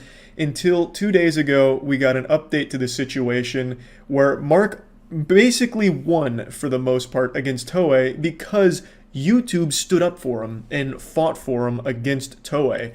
And it actually revealed how petty Toei was. I'll give you like a brief overview of the situation, but I highly encourage you to check out Mark's video on it because he obviously goes into more detail. But he revealed that Toei actually violated YouTube's policy because initially Toei wanted to strike Mark's channel 150 times for each instance they believed that he infringed on their copyright. Now, for those that don't know, a strike is the worst thing that can happen to you on YouTube. It's like getting hit over the head with a sledgehammer. It's 3 strikes and your channel gets deleted. 150 strikes is what Toei wanted thrown against Mark. That wouldn't have only deleted his channel, that would have sent Mark straight to prison, banished him straight to the fucking Shadow Realm, sent him to hell. That is an absurd amount of strikes that they tried to throw at Mark all at once. They loaded up the cannon and fucking tried to blast him. But YouTube didn't let it happen. They said, no, we're not going to do that because we believe his content is most likely fair use. Like an argument could be made for it, so they initially didn't let Toei do that. So what Toei did is they went behind YouTube's back and used a different set of tools to manually go through and take down 150 videos, copyright block them. So he didn't get strikes, but Toei still got the videos taken down. And this was a complete violation of the YouTube policy. So when Mark finally did get a team at YouTube that wanted to help him and assembled the Avengers at the YouTube HQ, they noticed what Toei did and realized this is not okay, this is a violation. So then YouTube just wiped their ass with Toei's face. Like they full-blown just put their ass in Toei's asshole. They washed the blocks and came to the compromise where YouTube was going to block those 150 videos in Japan only, which, because Toei was arguing that it's not fair use by Japan law, YouTube said, okay, bet. Blocked in Japan. They're fine everywhere else. So now for the most part, Mark has all those videos back online everywhere except Japan, which he's not super upset about. And that concludes the Totally Not Mark vs. Toei anime arc. Now I think it is worth mentioning that Toei can still fight this, and I think there's a great chance they probably will considering how petty and out of touch they are. They could try and make a legal argument that the 150 videos are a complete violation of copyright law and they are not fair use, but they would have to argue that outside of Japanese law. They would have to prove that on like a global scale, that Mark is some kind of evil super villain mastermind pirate sailing the 7 seas. He's crossed the Grand Line and is delivering illegal anime review and manga analysis. They could still try, I think they might, but for now it's overall a victory for Mark, and I was happy to see this and really happy to see YouTube for the first time actually standing up for a creator in the face of a massive corporation putting pressure on them. So, now that I've fed you the good shit, let me go ahead and give you your vegetables now. I'm going to give you a little coffee enema here, some gross shit. YouTube recently hinted that NFTs are coming to the platform. We don't know in what capacity, but it seems like YouTube really wants NFTs to be an integral part of the YouTube ecosystem. This came right after Twitter introduced the profile pic NFT system they have, where you can turn your fucking goofy profile pic into an NFT, and it's just like this hexagon. The NFT craze, it is an endless drain of misery. So yeah, YouTube is looking to bring NFTs to the platform and ignoring all problems. Like, instead of fixing things on YouTube, they're just introducing more fucking problems and things that people don't want. People still want dislikes back. No one's given up on that crusade. Everyone still wants dislikes back, and the only thing YouTube's done on it is double down, saying they made the right call. And then after doubling down on the removal of dislikes, they then announced NFTs. Luckily, these two things are going to coincide greatly, because when they do bring the NFTs to the platform, it's going to have nothing but likes on it. You know, you won't be able to see if anyone disliked it. It's going to be a 100% approval rate, baby, because dislikes are fucking gone. I still can't get over that, and after reading the article, it made me even more upset just how out of touch they are. And I don't think they're genuinely out of touch. I think they know exactly what they're doing. By hiding dislikes, it only helps corporations, and they know that. They keep bringing up this dog shit argument of the reason they removed it was because of targeted harassment campaigns where people mass disliked videos, which hurt creators' feelings. But that's such a small, awful example to use, and their solution doesn't even work, because the creator still sees when videos are mass disliked. They still see the dislikes. So who does it help? It doesn't do anything. The creator is still seeing that, hey, these people fucking hate me. But no one else can see that. So it's still just hurting the creator's feelings. Like, it doesn't do anything to solve the problem that they keep saying it was aiming to solve. All it does is help it look better. Help YouTube look better to advertisers and corporations. It's fucking gross, it's fucking silly, it's stupid, and it is still the worst change YouTube has probably ever made. It just blows my mind how they can have one team that does something super great, like what they did with the Totally Not Mark situation, and then a team like this that removes dislikes and introduces NFTs. I honestly wouldn't be surprised if YouTube in the next 5 or 6 years removes the ability to even upload videos yourself. You'd have to mint them as NFTs on the blockchain or something. Like, YouTube just becomes an NFT video sharing platform, and that's it. Like, imagine nothing but Bored Apes, but animated, and that's YouTube. Just sad, silly, stupid, upsetting shit. No one wants non-fungible tokens on YouTube. They can go funge themselves. No one is asking for this, and yet YouTube's bringing it anyway. Because right now NFT is that fat hotness. Everyone wants to get in on NFTs. Jimmy Fallon's popping off on Bored Apes. Gwyneth Paltrow's even got her own Goop line of Bored Apes. You know, everyone in the corporate space loves it, and so YouTube is following suit. So yeah, just wanted to talk about these two things here, because it's been a pretty wild week for YouTube. That's about it. So yeah. Yeah, the title's not clickbait. The legend Dale of Detroit Urban Survival Training, the most dangerous man on Earth, Detroit's Batman, the only guy that could disarm God himself, visited our warehouse to teach us the techniques in person. I've made a lot of videos joking about his content and criticizing the techniques. Most recently, we even tried them ourselves to see if they worked. And he saw this video, and he was more than willing to come to the warehouse, and he can take a joke, which I very much appreciate and have the utmost respect for. And I just wanted to make this video here just to debrief, because this is right after we finished filming everything and going over all of the things that he's preached and showed, all of the, you know, disarms, the escapes, how to make your attacker not only lose their weapon, but also suck your dick, you know, all kinds of like wild techniques. We tried them all. So I just wanted to quickly give you my thoughts on everything after surviving Dale's hurricane jutsu firsthand. You know, have I been converted? Have I seen the light? My third eye opened? Is Dale the Messiah, the bulletproof chosen one? All of this was filmed and recorded, and it's going to be no sly trick editing or anything to make him look better or worse. Of course, all of this was mainly just for fun, so we were goofing around a little bit, and Dale understood that, and he was down to get silly with us. However, at points we did want to genuinely try the techniques and fundamentals that he preaches, put them to the actual test. So we did go at full speed, like real time, and it got physical. Like, I don't want to spoil anything, but there is a point where, playing out through a whole scenario, Caleb was simulating an attacker. After being disarmed and fighting back, Caleb picked up Dale and took it to the ground, and the scuffle continued as it would in the real world in a situation like we simulated.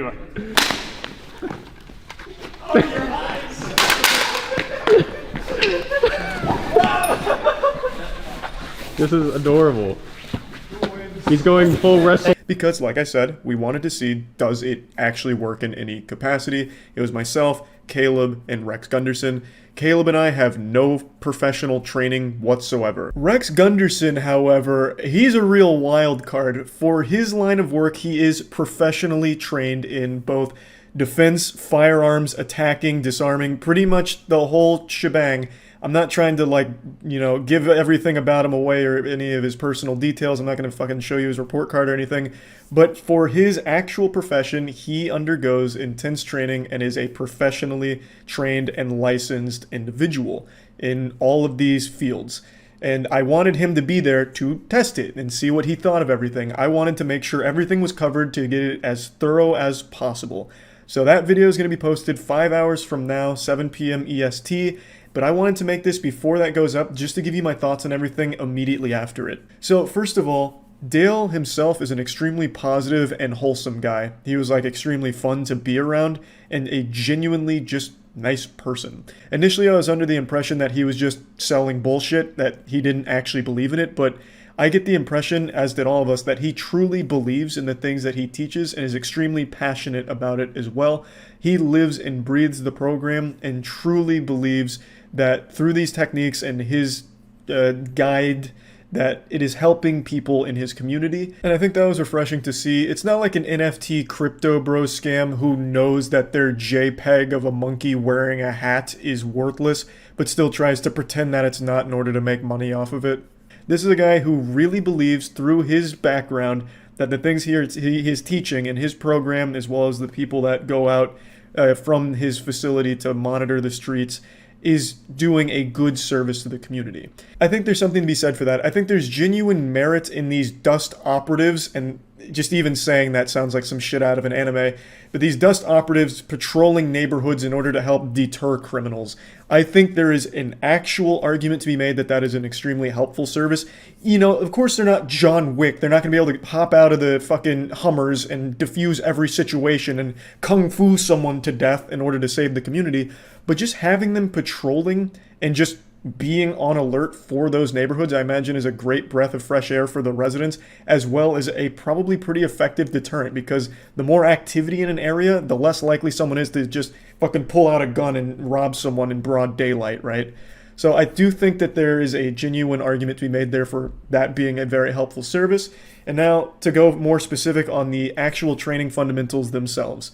Every video I've made talking about Detroit urban survival training, I have always said that this self-defense advice will get you killed. And after experiencing it firsthand, I still do believe that for the average ordinary person, trying these techniques in the wrong situation is going to get you executed and sent straight to fucking Valhalla, banished to the Shadow Realm. However, Dale himself was extremely impressive. This man is like an actual dangerous weapon, and I really enjoyed spending the day with him. And in the scenarios we played out, granted they were very controlled in specific circumstances, the things that he demonstrated were a lot more effective than I thought they'd be. But that doesn't change my perspective on like how efficient they would be for a normal person to try. 99% of people aren't some emotionless sociopath that's going to be able to keep their calm, keep their cool in a life or death situation. They're going to be panicking, they're going to freeze, they're going to fuck things up, and if they try and use these techniques, they'll probably get shot going for it because, again, no ordinary person is mentally trained to handle something that intense. So even if they have like the best self-defense advice in the world, in an actual situation, they'll never be able to use it without years of training. Now, of course, Dale does make a point to say that you should always try and comply with your attacker's demands because whatever they want isn't worth your life, which is the right advice. That is the right thing to do. Dale says that the things he teaches should never be like your first line of defense, you know? Someone just comes up to you and says, "Hey, Buster," and you just start fucking using Dale's forbidden jutsu on him. He always says that his techniques are meant to be the absolute last resort. You know, if you feel like this person is going to hurt you no matter what, then trying his techniques. Now, Dale did concede if the attacker is standing far back, you're just going to get shot if you try and like rush at them. You are still going to get shot. But no matter what, from that distance, there's not a lot you can do besides just comply or try and like run away laterally. He's not trying to like make it seem like you're Mr. Fantastic who could stretch over there and grab the barrel. He himself will say when your attacker with a firearm is far away or like out of arm's reach, there's not much more you can do besides, you know, maybe lunge at them and take one bullet before trying to wrestle the gun away, or testing your luck running away in like a lateral pattern to make it a harder shot for them. He also mentioned something I talked about where most people aren't going to have the gun straight out at you. So like the people that have the gun, like for example, the example he gave is like when someone's just robbing you and trying to make it a secret because not many people want to advertise like, "Hey, I'm robbing this guy, look at my gun, I've got him at gunpoint." Most people are going to have the gun very close to their chest, very close to them, maybe even like in like a pocket. So when they get like right up on you like this, again, there's not a whole ton you can do from that position, which he himself tells you. Like, there's not a whole lot you can really do when it's there. You can't really see the gun. No one around you can really see the gun, so a bystander can't really help you. And, you know, you can't make a quick, sudden move because he's too close for you. You'd have to, like, somehow create some space somehow in order to, like, get control of the gun. So that whole situation just, you can't really do much. And then he also mentioned if someone just wants to shoot you dead, you're kind of fucked, like full-blown Bonnie and Clyde. They're not going to get close enough for you to try and like touch the gun, attack them or anything. They're just going to start shooting at you from like a decent distance away, and you just can't do anything there. Everything Dale teaches all assumes a perfect scenario where the distance is correct, where you can get some hands on them, like they're in your titties but not too close, and they're pretty much fully extending their arm, or at least extending far enough away from their body where you could perhaps make a move to overpower them. Dale himself has a legitimate military background, and from what I understand, some of what he teaches does have basis. It is sound to a certain level, especially when it comes to getting offline, which of course is getting out of the way of the gun's, line of sight and grabbing the barrel. One thing I learned during this whole thing, and I want to make this clear, I don't think any of what Dale has taught will ever be successfully employed by a normal person, but Dale in particular, it was surprisingly effective when he did it. So back to what I was saying, like once the barrel was caught by Dale or one of us, I didn't realize just how much control they had over your entire body at that point. They were able to like make me do the YMCA. I could do that to them even though they were stronger. Once that barrel was grabbed, you did have a lot of control over that person. And like I said, we were legitimately trying to like shoot him and fight back and stuff. And of course, we got shots in. It's not 100% effective. He doesn't claim it is either, but it was much more effective than I thought it would be. So getting offline and grabbing that barrel, yeah, it was really hard to get control back. And another thing that I never really stopped to think about when watching and making fun of Dale's content is, as a robber, as the attacker, you're never going up to your victim expecting them to fight back. No one's coming up to you with a gun to your face with this thought in the back of their head preparing for the worst case scenario like, wow, what if this guy was trained by Dale Senpai? No one's expecting you to do some like action movie disarm on them. They're coming up to you with a gun thinking you're going to shit your pants and you'll do whatever they say. As an attacker, when I'd pull the gun on Dale and I'd tell him what I want your money, your wallet, your keys, give me your tax forms, do you have any panties in your back pocket that I can have? While I'm going over my demands, if he made a move during that, I'd have to react to it and try and shoot him, and it was really hard to do that. Yes, I'd get him like 1 or 2 times, but the majority of the time, he would take that gun barrel and I'd very much struggle to get control back. And it was the same with Rex and Caleb. Like I said, wasn't perfect. We did still shoot him sometimes, but we also knew that a disarm was coming. I think there is a little bit of weight to the statement Dale makes where in the real world, if someone's coming up to you with a gun to rob you, their intention is robbery. They're thinking, what do I want to take from this person? How am I going to get away? This and that. They're not thinking like, I'm going to need to dodge soon because this guy's going to go for like some kind of Jason Statham level disarm. They're not there with that expectation. They're there to rob you, and that's all they're really thinking about, not expecting some kind of flashy fucking disarm technique. So when that does happen, it would be hard for them to react. And I want to reiterate one more time. I don't think any of these techniques will ever be successfully employed by someone who isn't thoroughly trained. I don't think just someone that watches the content, takes a class or two, will ever be able to actually do them. Not only because they have to be done like perfectly and very fast, but also because the intensity of a life or death situation is going to make most people freeze or forget most things, and it's just going to get them shot if they tried. These were very controlled situations, and Dale himself has legitimate training, so he's very good at doing these things, especially to the untrained, like Caleb and I. It really wasn't easy to actually shoot this guy or stab this guy in the situations and circumstances that we simulated. Now, of course, it's not 100% effective, and I don't think he's ever preached that it is, because we did still shoot him and stab him a couple of times in the simulation, because obviously that was going to happen. But there's one more big thing I want to focus on real quick. All of the scenarios we played out, to me, seem a bit unrealistic. Dale made a very in-depth explanation for how they do occur in the real world, and of course I'm not an expert, but they just don't really seem realistic to me. All of our scenarios where the assailant is like putting the gun to someone's chest, putting it to their head, like directly touching them with the barrel or very close to it, whereas to me, I imagine in the real world, the attacker would want distance between themselves and the victim. So instead of like going up to someone, putting it to their fucking temple like it's a goddamn, action movie, saying, hey, put the wallet in my hand, I feel like in the real world they'd be back far where you can't touch them. They'd just be like, hey, take out your wallet and set it on the ground. None of the scenarios we did were in that situation because Dale admits you'd just get shot there if you tried. So we have played out all of these where it's like super close with the gun on them, and it just, to me, doesn't seem like that ever actually happened. Those are the only scenarios where Dale's advice can even really be used.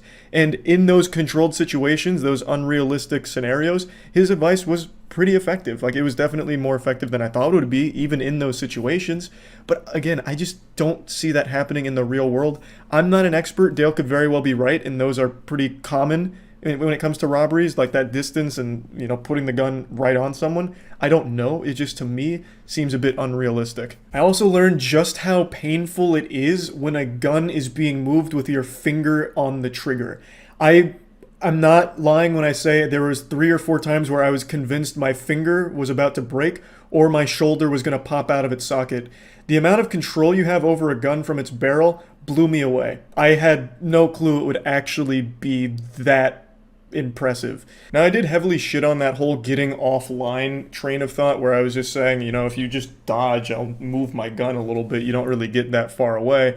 But in real speed, it was very fucking hard to react to that because I'm not a human aimbot. I didn't know where Dale was going or when or anything like that, and I knew he was going to try, so I imagine in the real world it would be even longer to react to. But that whole getting offline while hitting the barrel or grabbing it, like, it was hard for me to react every time and shoot him. Again, I would get him a few times, but it was still a lot more difficult than I ever expected it to be.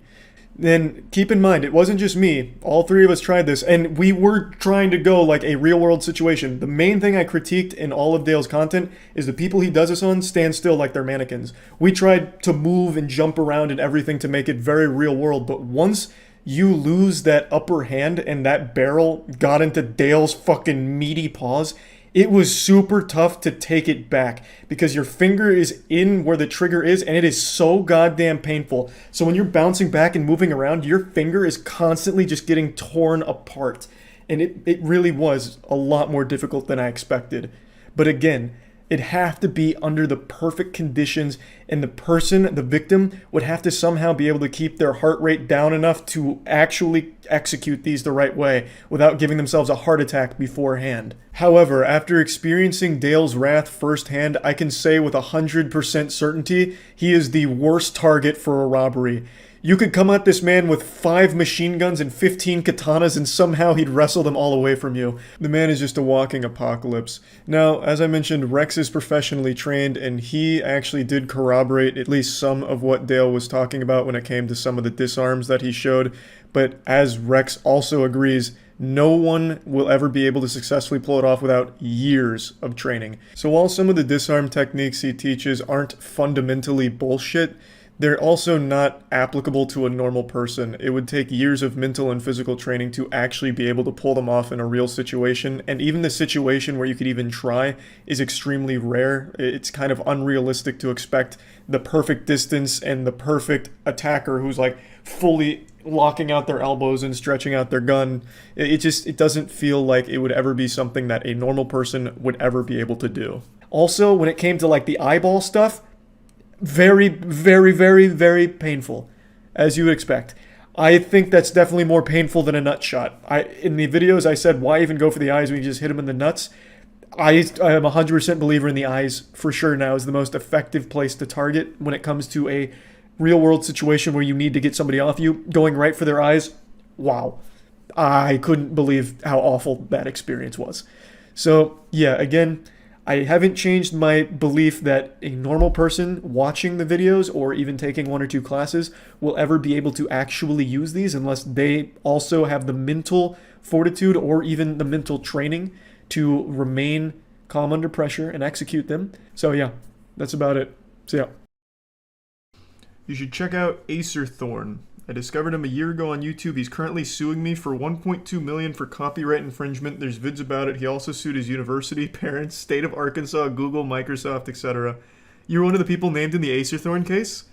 So as I understand it, and if you really are someone named in this suit, maybe you can shed a little more light on it in the chat. He is suing these YouTubers because for Acerthorn's content, he only does paid content, paid streams, where you have to pay him, I think it's $20 to listen to him ramble. And some YouTubers used clips from one of those paid streams in order to talk about the points he was making. So he's saying that they owe him $20 per view on the videos they made about it. I only know a little bit about his history, but apparently he's just one of those serial suers that just sues everyone and everything for every trivial possible reason he can think of. In fact, he would probably even throw a lawsuit at me for defamation for even talking about it, I imagine. Which would be quite the power move. Originally this started after a collab stream between me and Acerthorn in which he timed out a lot of chat users for mentioning his past in the court. I didn't agree and asked what it was about. I was yelled at and he left in rage and later sued me. Somehow he attracted the attention of more content creators like Kritosis, Sid Alpha, and he added them to the lawsuit as well. Can't you just say no if someone sues you? I see we have a lawyer in here. You can't sue me if I don't agree to it. You don't have my consent. Honestly, this reads like a promotion. I'm a YouTuber and Twitch streamer. You can find my links here. Here's my YouTube and my Twitch. I know he did this because he proceeded to make a video that included this clip. See infringement 23. Can you say this in a lawsuit? He acquired possession of that clip because duh? What self-respecting lawyer would write that? This is like a teenager's blog. Does he write these himself? That means he necessarily acquired it through unauthorized means. Oh, so you wouldn't download a car. Here. The first He's is a the pirate. most obvious, that Acerthorn is factually... The lawsuit says he's representing himself. Yikes. Oh my god. So does he just do these frivolous lawsuits as like a creative writing piece? The last time I saw someone represent themselves in court, it was a guy who murdered someone and his defense was, yeah, I murdered her. And what are you gonna do about it? Well, I'm not exaggerating. The guy who murdered, I think it was his girlfriend or something. It was a viral clip on YouTube like a year ago. The guy who murdered his girlfriend was like, I murdered her, but you're all getting how I did it wrong. This is how it happened. And he did it like he was delivering some kind of pregame pep talk. What actually happened is I killed her over there, not over there that you claim. As if that was like what was up for debate. I probably can't show the clip, and it's pretty fucked up because it's an actual murder case. But yeah, that was the last time I saw someone represent themselves. He wasn't denying that he killed her, he was just saying that they're getting the story wrong of how he killed her. Was he found innocent? I don't think so, man. But imagine the world where like, oh my god, he's right. It looks like she really was killed in the other room. Like it's a game of Clue. Oh, it wasn't Colonel Mustard in the library. Now we gotta let him go. Watch the clip. I'm not fucking touching an Acerthorn clip. This shit's like handling raw sewage. No chance. I'm not touching him. So it's a 2-minute clip. It's really... it's not a 2-minute clip. It's really short. Some sort of evidence to prove to me that he has been harmed in any appreciable way, as I seriously doubt very many of my own viewers would be willing to lobotomize themselves to the point where they would be willing to provide such an inept content creator as Acerthorn with any money whatsoever. There is, however, a third decision. Get ready for the next lawsuit, Sid Alpha, for that little smackdown there. So, Sophian says that the clip is him accidentally going live and spazzing out. So is the reason he got all upset because he looked silly? Is that what it's about? Yeah, that's the reason. Oh. Thanks, he gives some Big Mary. So how does that even happen? Like, he accidentally started streaming and then what, just making noises? Like, what was he spazzing out about? I'm not gonna look it up. I'm not gonna even take the chance. Like, I can't think of a single time I've ended stream and just started going like fucking wacky inflatable tube man with my arms and making crazy noises or anything. Imagine Crazy Frog, but stupider. He was just doing goofy stuff. You tell me the guy accidentally started a stream and just started hitting the bring ding ding ding ding or something? Is that really what happened? Man, he should be thanking people for covering that. That makes him look human. He accidentally emoted. Acerthorn has ever questioned why. And while I know he's watching, I'll let him go and spend a few furious hours looking up a few dozen legal precedents that only tangentially relate to what he alleges. Why? And because I'm a cruel bastard like that. Bro, you're using big words. Acerthorn in his own lawsuit put in parentheses because duh. Oh, voice crack, wow. Like, you're throwing words around that he's gonna have to Google and you're gonna insult him with it. Also, within the Sophian P lawsuit, we already know that Acerthorn claims he did not make those noises, which we all know to be a blatant lie, and it will be fun to watch him twist in the wind over that one as well. Myself in a lose-lose situation, whereby in order to have a copyright to even enforce, I must admit to having made the noises myself, which in turn means I must publicly admit to being deranged. Not quite, but... What are you talking about? Everyone makes goofy noises from time to time when they're alone. Shit, I make them on stream sometimes too. What do you mean you have to admit to being deranged? What is wrong with you? What?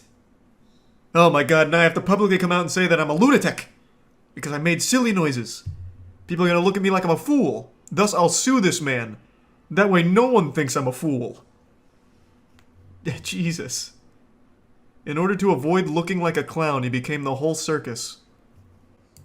Alright. It is actually the other way around. Because I have the registration for the copyright, that means I hold the presumption of copyright validity. To overcome this presumption, the defendants would have to insist that I did not make these noises, and once they do that, they've just admitted to defaming me when they called me deranged. No, that's really not how that works. So instead, it is actually the defendants, not myself, who have placed themselves in a lose-lose situation by embracing this legal theory for invalidating my copyright. Can you put exclamation points in your lawsuit? This honestly reads like a blog post. Ah, but in fact I was 2 steps ahead of them, like an anime villain. They were wrong. They're in the lose-lose situation. Huzzah! It's a court document twitlonger. Pretty much, this is what it sounds like. Computers and phones for impounding so that they can have any of his content removed from them, and to also remove any of his content from any website. He then requests maximum damages of $150,000 for the 23 alleged cases of infringement for a total of $3,450,000. Oh my god!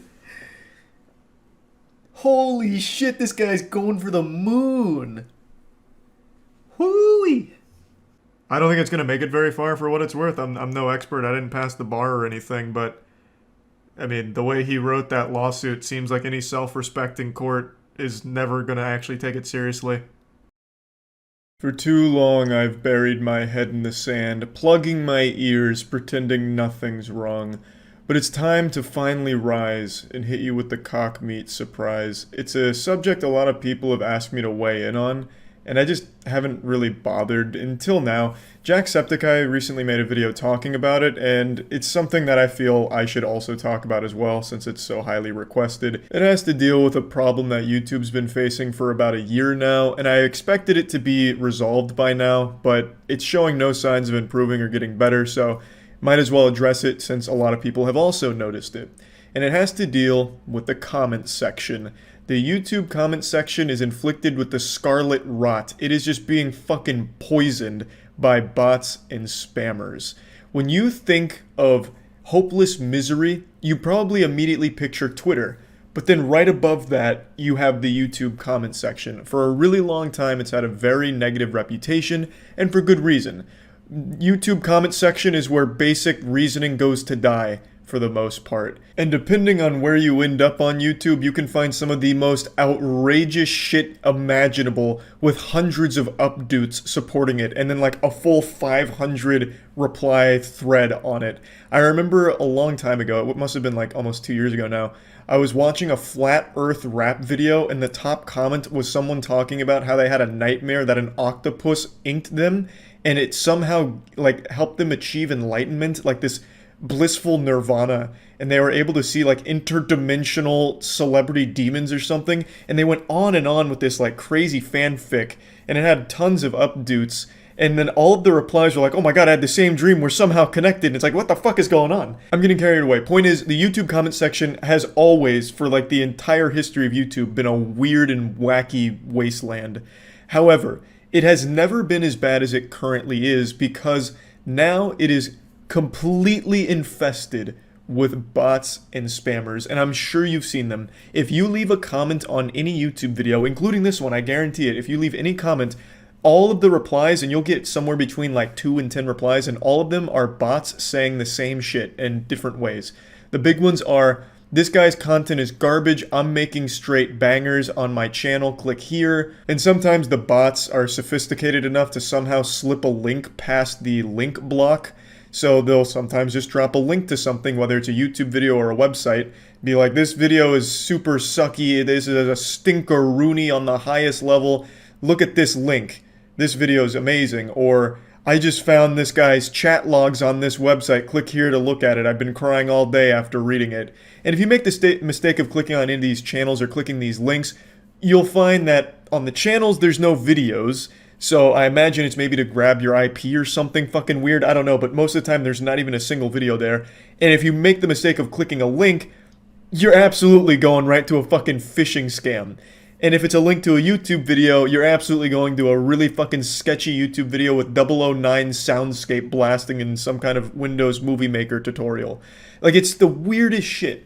It's like the bots are somehow stuck in 2009, and yet they are still spamming the comment section on every single comment. They're replying to all of them, and almost immediately too, which is why a lot of people don't comment anymore, because you can't really have a discussion since it's taken up with the bots. No sane person wants to leave a comment on a YouTube video and get 50 notifications just having their fucking phone blow up, vibrating like it's a perpetual Amber Alert, all with notifications that McButtmaster42 has replied to your comment 10 times saying the same shit like, hey, I'm making heaters over here, stop by. So obviously most people don't want to comment anymore because of this. So it ruins whatever discussion may have taken place. Contrary to popular belief, I, and many others, do at least peruse the comments from time to time, especially on things like the Moist Meter, because I like to hear what other people are saying about the same movie or same game that I experienced, because I like it. I like to engage in that kind of discussion, which is why I like streaming on Twitch so much, because I get to real time go back and forth with actual human beings. But on YouTube, humanity is extinct in the comment section, overrun by the machines. It's full-blown Skynet. If Skynet was run by actual fucking imbeciles. It's straight up dog shit. It's blatantly obvious bots. And when it's not just the same copy and pasted shit, what they're doing is they'll have like a picture of some girl's fat fucking titties, like some big honking milkers, and it'll say like, tap here for sex with me, and then they'll copy and paste whatever the top comment is that looks like it was made by someone with a pulse. So for example, on one of my Elden Ring videos, if the top comment was, wow, Charlie might be the most talented gamer of all time, he truly has achieved turbo super gamer barbarian status, then the tap sex for me, tap me for sex, fucking tap here for sex with me, those channels with like big ass out, like goatseeing themselves in the profile picture, what they'll do is they'll copy and paste that comment as their own so that way it doesn't look like they're a bot, hoping that someone will read that comment, think it was a real person that made it, and then click on their channel and get scammed. Because you're not having sex with that person, it's just a bot, but it's pretty smart in that it's copy and pasting a comment from a real person and trying to make it like their own. So it's such a fucking war zone of garbage in the comment section, all fought by non-humans, just actual robots. So it is ruining the comment section. It genuinely is, and it has been for like a full year now. And it's not just like the sexual scams like MILFs are looking for you, click here to watch me spread my pussy and say your name. More than just that, even aside from that, there's one that is bigger, a much more prevalent comment ruining trend. And it comes from verified channels, actual YouTube channels, real fucking verified checkmark channels, and they are all leaving the same copy and pasted note on every single channel. And I'm sure you've seen it, and you will see it under this one, and it goes something like this. We can all agree that this YouTuber never disappoints us with their content. And it usually has like a lot of, thumbs up, the updates off the charts, because it seems like a positive statement. And it's coming from a verified channel, so people that are human beings are most likely just clicking the updude on that, and they'll say like, oh yeah, that was sweet, agreed, super sweet, this YouTuber's amazing. But what it is that verified channel is just pasting that on every single channel they can find. It is, again, a bot. They're not manually doing it. I am certain that they're using a bot or some kind of script to paste that on every channel that they can find that has like any following whatsoever, in the hopes that when people see that, they're like, oh, this verified YouTuber is also a fan of my favorite YouTuber. Let me check out their content. They're being really supportive. Let's see what they're about. So they're hoping they'll leech a couple of people from the comment section by pretending like they care about what they watched. Even though they didn't watch it, they're not being supportive. It's just more copy and paste. It's all so similar, but they do change it up occasionally. For example, this verified YouTuber has left this exact comment on my videos for the last couple months. I tell ya, he must really love the consistency and quality of my content. And I love the consistency and quality of his comments too. Very insightful. He's very much into it, I can tell. So like I said, it's a ton of variations, but they're all saying the same shit, and it's copy and pasted everywhere on the platform. We can all agree legendary creators like this make our days. We can all come to an agreement here that fucking epic YouTubers like this make our dicks rock fucking hard, baby. Make sure to click my channel. I'm verified. Check it out. Don't forget. It's disgusting. It's shameless. And I can't imagine it even works, because when you go to their channels, and I have made the mistake of checking it out, they only get like maybe 10 views on the videos. Like I don't want to give any of the channels away here because they're looking for attention, obviously. But one of them had like 500,000 subs, and all of their videos had less than 200 views. So either this YouTuber fell off harder than Simba's dad in The Lion King, or it's a bot. Fake. And their subscribers are not humans. They just paid for it, and they're all bots. Not a legitimate account. Now, there's really nothing to do as the YouTuber here to combat this phenomenon happening in the comment section. You can set like blocks on certain phrases, words, links, and all that, but they somehow always find a way to get around it. Just like Jacksepticeye mentioned, they'll change certain phrases, they'll change a couple of things, and somehow it just slips on by again. There's just no way to really stop it. It'd have to come from YouTube's end to verify whether or not the account posted in the comment is a legitimate account or a bot. And I don't have like the real solution here. I don't have the answers. I just wanted to talk about the problem. There is no solution at the moment, but I would love if the comment section could actually be going back to human beings discussing things and human beings embarrassing themselves instead of robots doing it and trying to scam each other. So yeah, I just wanted to talk about this since Jacksepticeye brought it up, and a lot of people have noticed it in my comment section as well and have been asking me about it to do something. There's not a whole lot I can do. This would have to come from YouTube's end as a platform-wide change in how they identify what are and are not bots. That's like the only way to stop it, and I don't know if that's coming anytime soon. I don't even know how they do it if they tried, but I just wanted to at least bring it to your attention and let you all know that yes, I see what's going on too, and I'm also not happy about it. So yeah, that's about it. See ya. You all know how much I love horrible, bad movies, and I am just giddy with excitement right now to talk about a movie I just saw that I now consider to be the goofiest film ever made. I just got back from the theater from seeing Moonfall, which is Roland Emmerich's new disaster porn. He's the man behind like 2012, Day After Tomorrow, some classics. And with this bad boy, he has created the stinker masterpiece, a smelly magnum opus. This movie, I can't even believe actually exists. I saw it in IMAX because I don't like to just watch a bad movie. I want to feel a bad movie, and goddamn did I feel it deep in my ass.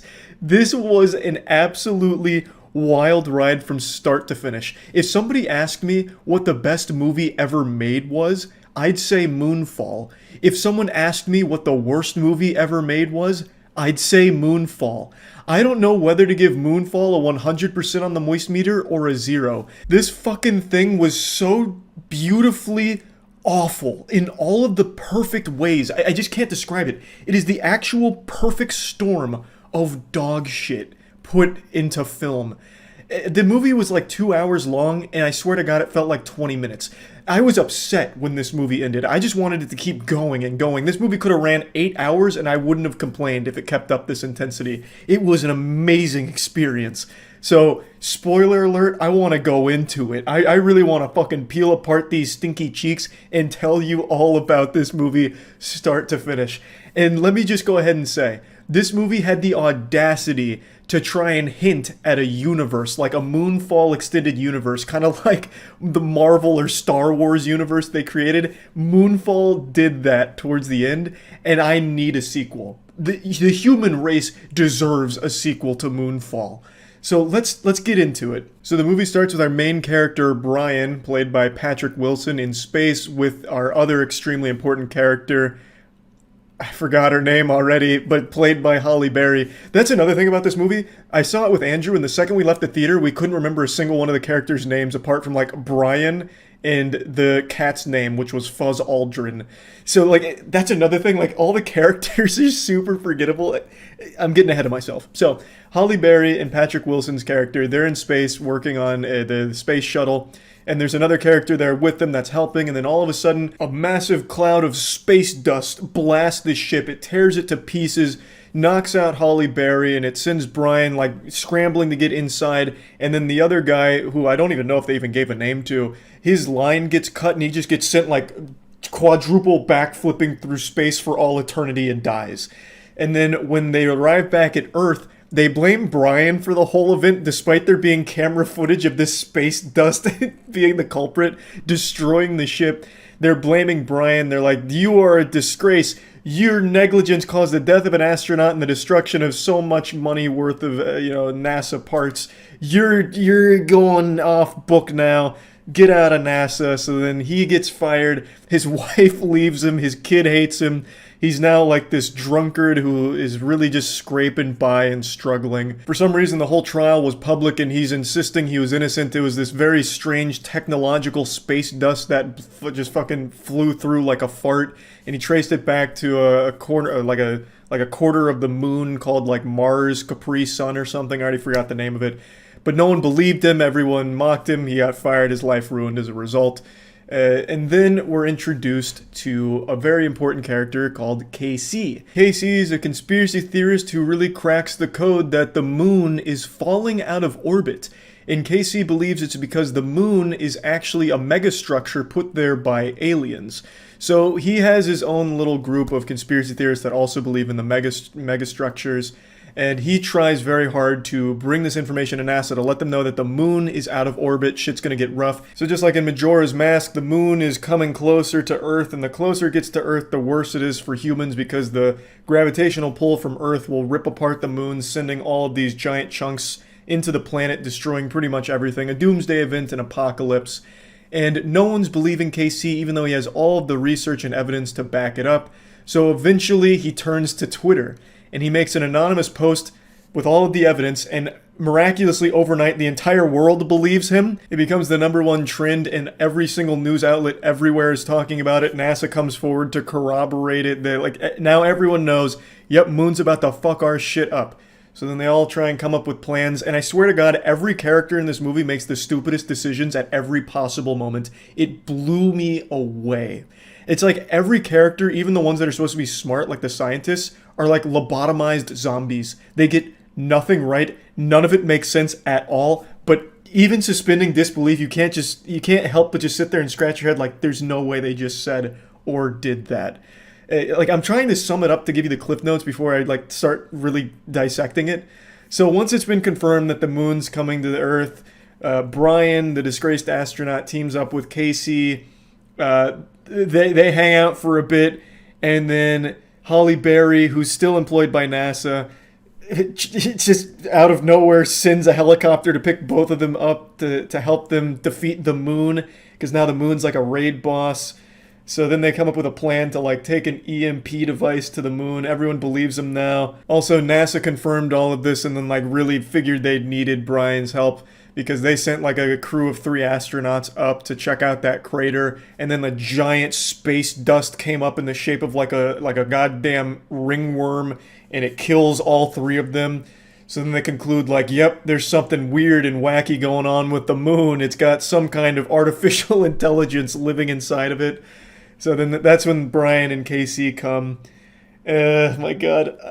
I really want to get deeper into it, but I want to give everyone like the full overview of the movie so you can see it. This whole movie is like taking the insanity of a Neil Breen movie, but giving it $100 million to realize the craziness. Better example for all the weebs. If you've seen Gurren Lagann, where they start like underground, and then by the end of the show, they're in space mechs throwing galaxies at each other. It's that, but for pseudoscience and conspiracies. It's fucking mind-blowing. So, Brian, Casey, Halle Berry, they're at NASA. Everyone knows Doomsday's coming, so they're all, for some reason, taking refuge in Colorado. The word Colorado must have been mentioned 1,000,000 fucking times throughout this movie. This had to be just some kind of propaganda to increase tourism there or something. And also you see Kaspersky on billboards, and apparently all of NASA is powered by Kaspersky antivirus, because every time they fire on a computer, it just says Kaspersky. And that's all there is on the screen. It's just like they look at Kaspersky and things start helping. But I keep getting too specific. Again, everyone's at NASA. They come up with a plan. They get this old EMP device that they're going to take to the moon and blow up the space worm. And this also confirms that space dust that blew up the ship that Brian was on initially were nanobots from the AI. So they've got the plan. They've got the EMP. They've now got Brian to pilot it.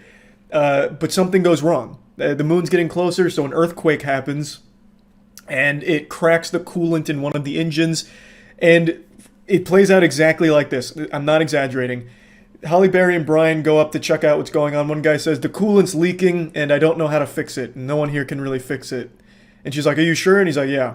She's like, all right, well, that's the end of the mission. I guess everyone needs to go home. So every single person at NASA, except for Halle Berry, Casey, and Brian, as well as 2 other data analysts and a couple of military guys, all leave and abandon the Earth and just like, yep, I guess we just have to accept this is the apocalypse and there's nothing we can do. Just because one of the coolants was leaking a little bit, and then the solution, I shit you not, was we'll just fly without it.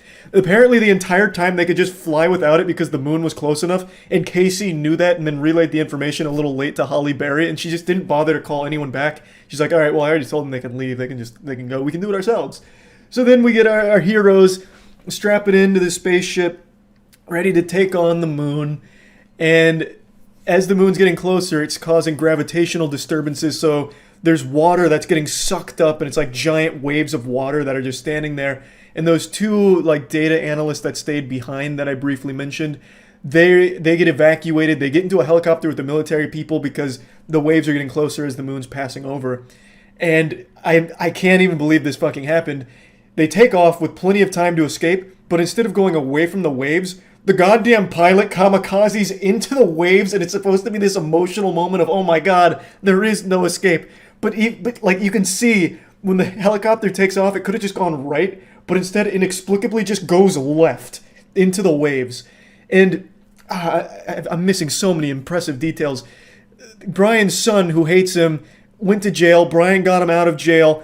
And for some reason, the military flew Brian's son here just to be in like the middle of the shitstorm. So Brian's son's there and then needs to take off in a car away from the facility as the waves are getting closer. But instead of taking off, he goes to a mountain and parks just to check out his dad's spaceship as the waves are getting closer. So the spaceship takes off, it's beating the waves, but his son and then Halle Berry's son is also with him, and then their babysitter are all just in this car, outside of this car watching. And then eventually the kid's like, all right, now it's time to probably go, as the waves are literally like bashing the bumper of the car. It's like, okay, we've had our fun. So then they engage on this high-speed chase against the moon, and then they eventually get hunted by people that are like scavenging for parts. Oh my god, it's so much. So everything on Earth's going to shit. The gravity's all fucked up. Halle Berry, Brian, and Casey are now heading towards the moon, and it turns out the AI that inhabits the moon is attracted to electronics, but only if there's organic life inside of it. So the EMP they brought is useless because the AI won't bite it. So they're using it like bait and trying to fish with it. But for some reason it needs to be inside of it. They don't explain why. The AI was circling it and like playing patty cake with the EMP, and they didn't blow it up for no reason. They just concluded that it needs to be inside. So they get the EMP back and go deeper in the moon, and it turns out the moon is actually a Dyson sphere built by aliens, confirming Casey's theory that also happens to grow potatoes inside of it for some reason. And it's a Dyson sphere encapsulating a white dwarf that it's using for its power source, and the AI is sapping the power from the white dwarf. And then the AI gets alerted to the crew that's in the spaceship that's flying around. And then a door opens in the Dyson sphere as the AI is tracking them, and it shuts, closing off the AI and then saving the crew. And then it turns out that the Dyson sphere wasn't built by just any aliens. It was built by ancient humans, and they communicate to Brian through celestial beams and flashbacks of his son talking to him, kind of like in Mass Effect 3 where the Reapers take on the body of a child. They did that for Brian in order to talk to him. It was a sentient AI being, like it was an AI construct for the Dyson sphere. It was built by humans that billions of years ago were spacefaring, hyper-advanced technological superstars, and eventually they created an AI that turned on them via kind of like Skynet, and it made all of them go extinct. But before their final extinction, they built giant moons that they would toss out to corners of the universe to try and remake humanity elsewhere. And this just happened to be the last surviving one, the only one the AI couldn't find until this movie. So that's the explanation there. Eventually they upgrade the EMP, the AI construct on the moon, like turbocharges the EMP, then gets some defense systems going that just start shooting bullets at the AI, and then they're escaping the moon. Casey blasts open the hatch with himself inside because he says, you know, an organic being needs to be with the technology in order for the AI to bite me. And he's like, oh my god, Casey's gonna die. Brian and Halle Berry are upset, and Casey's like, no, it's fine. So the AI starts eating him, and he's like, you underestimated us, blows up the EMP, and then, you know, Casey's dead, AI's gone now, so the moon is back. So then the moon leaves Earth, and now it's just this giant Dyson sphere that is now outside of Earth, and everyone's happy. Earth's super fucked. Everything flooded. Everything got absolutely destroyed, but there's still some people left, and now the moon's our friend again. And, yeah, that's not where it ends. So Casey didn't actually fully die. The AI construct on the moon installation actually copied his consciousness into their database, and now Casey has become the moon itself. And the last line is, we have work to do, which hints at expanding the universe and bringing all of the other AI that is still out there into the fold. And my god, I can't wait to see a sequel. I pray there is one, because this was amazing. I am not even doing this justice with my brief explanation. I need to get into the nitty-gritty of it to tell you just how fucking off the wall this shit was. So the billion-year-old humans, they basically just created Halo. They just stole Halo's plot for a little bit. The installations they made back then were Halo rings. They all lived on Halo rings. And the AI they made, for some reason, turned on them like Cortana. Almost in the same fashion. They deemed that humans weren't worth saving and that they were inferior to them, and just started wiping them out inexplicably. Like, this movie is fucking incredible. Like, the visuals were kind of cool. Like, you know, you always like to see those big budget disaster visuals. And when they'd have the moon peeking over the Earth, it looked cool. And they had awesome lines such as, watch out, the moon is rising. And then all of a sudden, like, boats would be flying overhead. Fucking manatees falling onto the ground. Oh my god, it was so good. and there was like an advertisement for a Lexus. Because when there was these people, the scavengers that were hunting down the son, eventually the son meets up with Brian's wife and her new husband that cucked him or whatever. And they're on this high-speed chase, and they can't get away, right? These scavengers, they're so fast, and they want their oxygen tanks. And they're in a Lexus, and they keep zooming in on the Lexus and like throwing it, drifting around.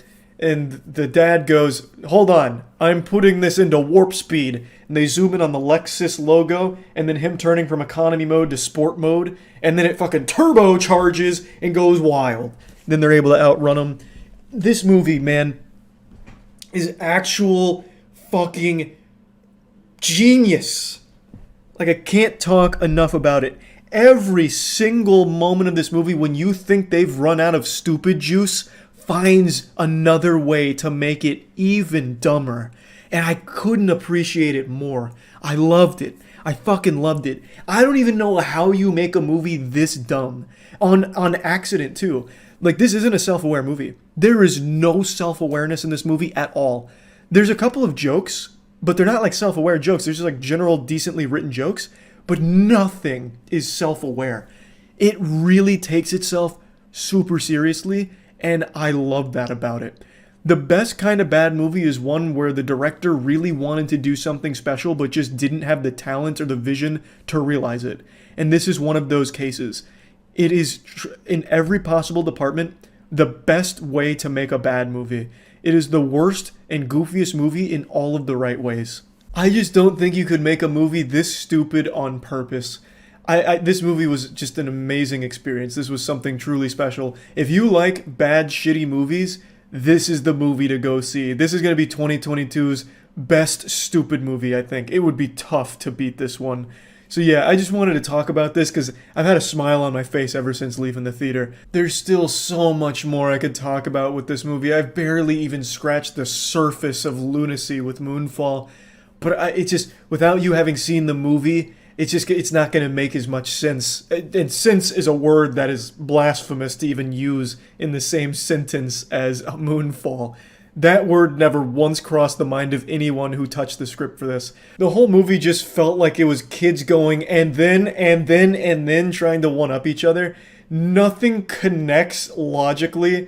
Obviously, nothing here is mathematically, scientifically accurate, or even common sense accurate. Like, everything is wrong in the perfect ways. Like, for example, they're able to find everyone in the world just because. So, like, when they find Brian and Casey, they're in, like, this fucking random hotel somewhere, and somehow they just get found because. Or, like, the family is trekking through snow at the very end, and somehow they just make it to where they need to be without dying along the way and then get found. Like, everything, it just happens because fuck it. And I love that about it. It's so shameless in its horribleness. It was amazing. Just an incredible experience that I wanted to talk about a little bit. That's about it. See ya.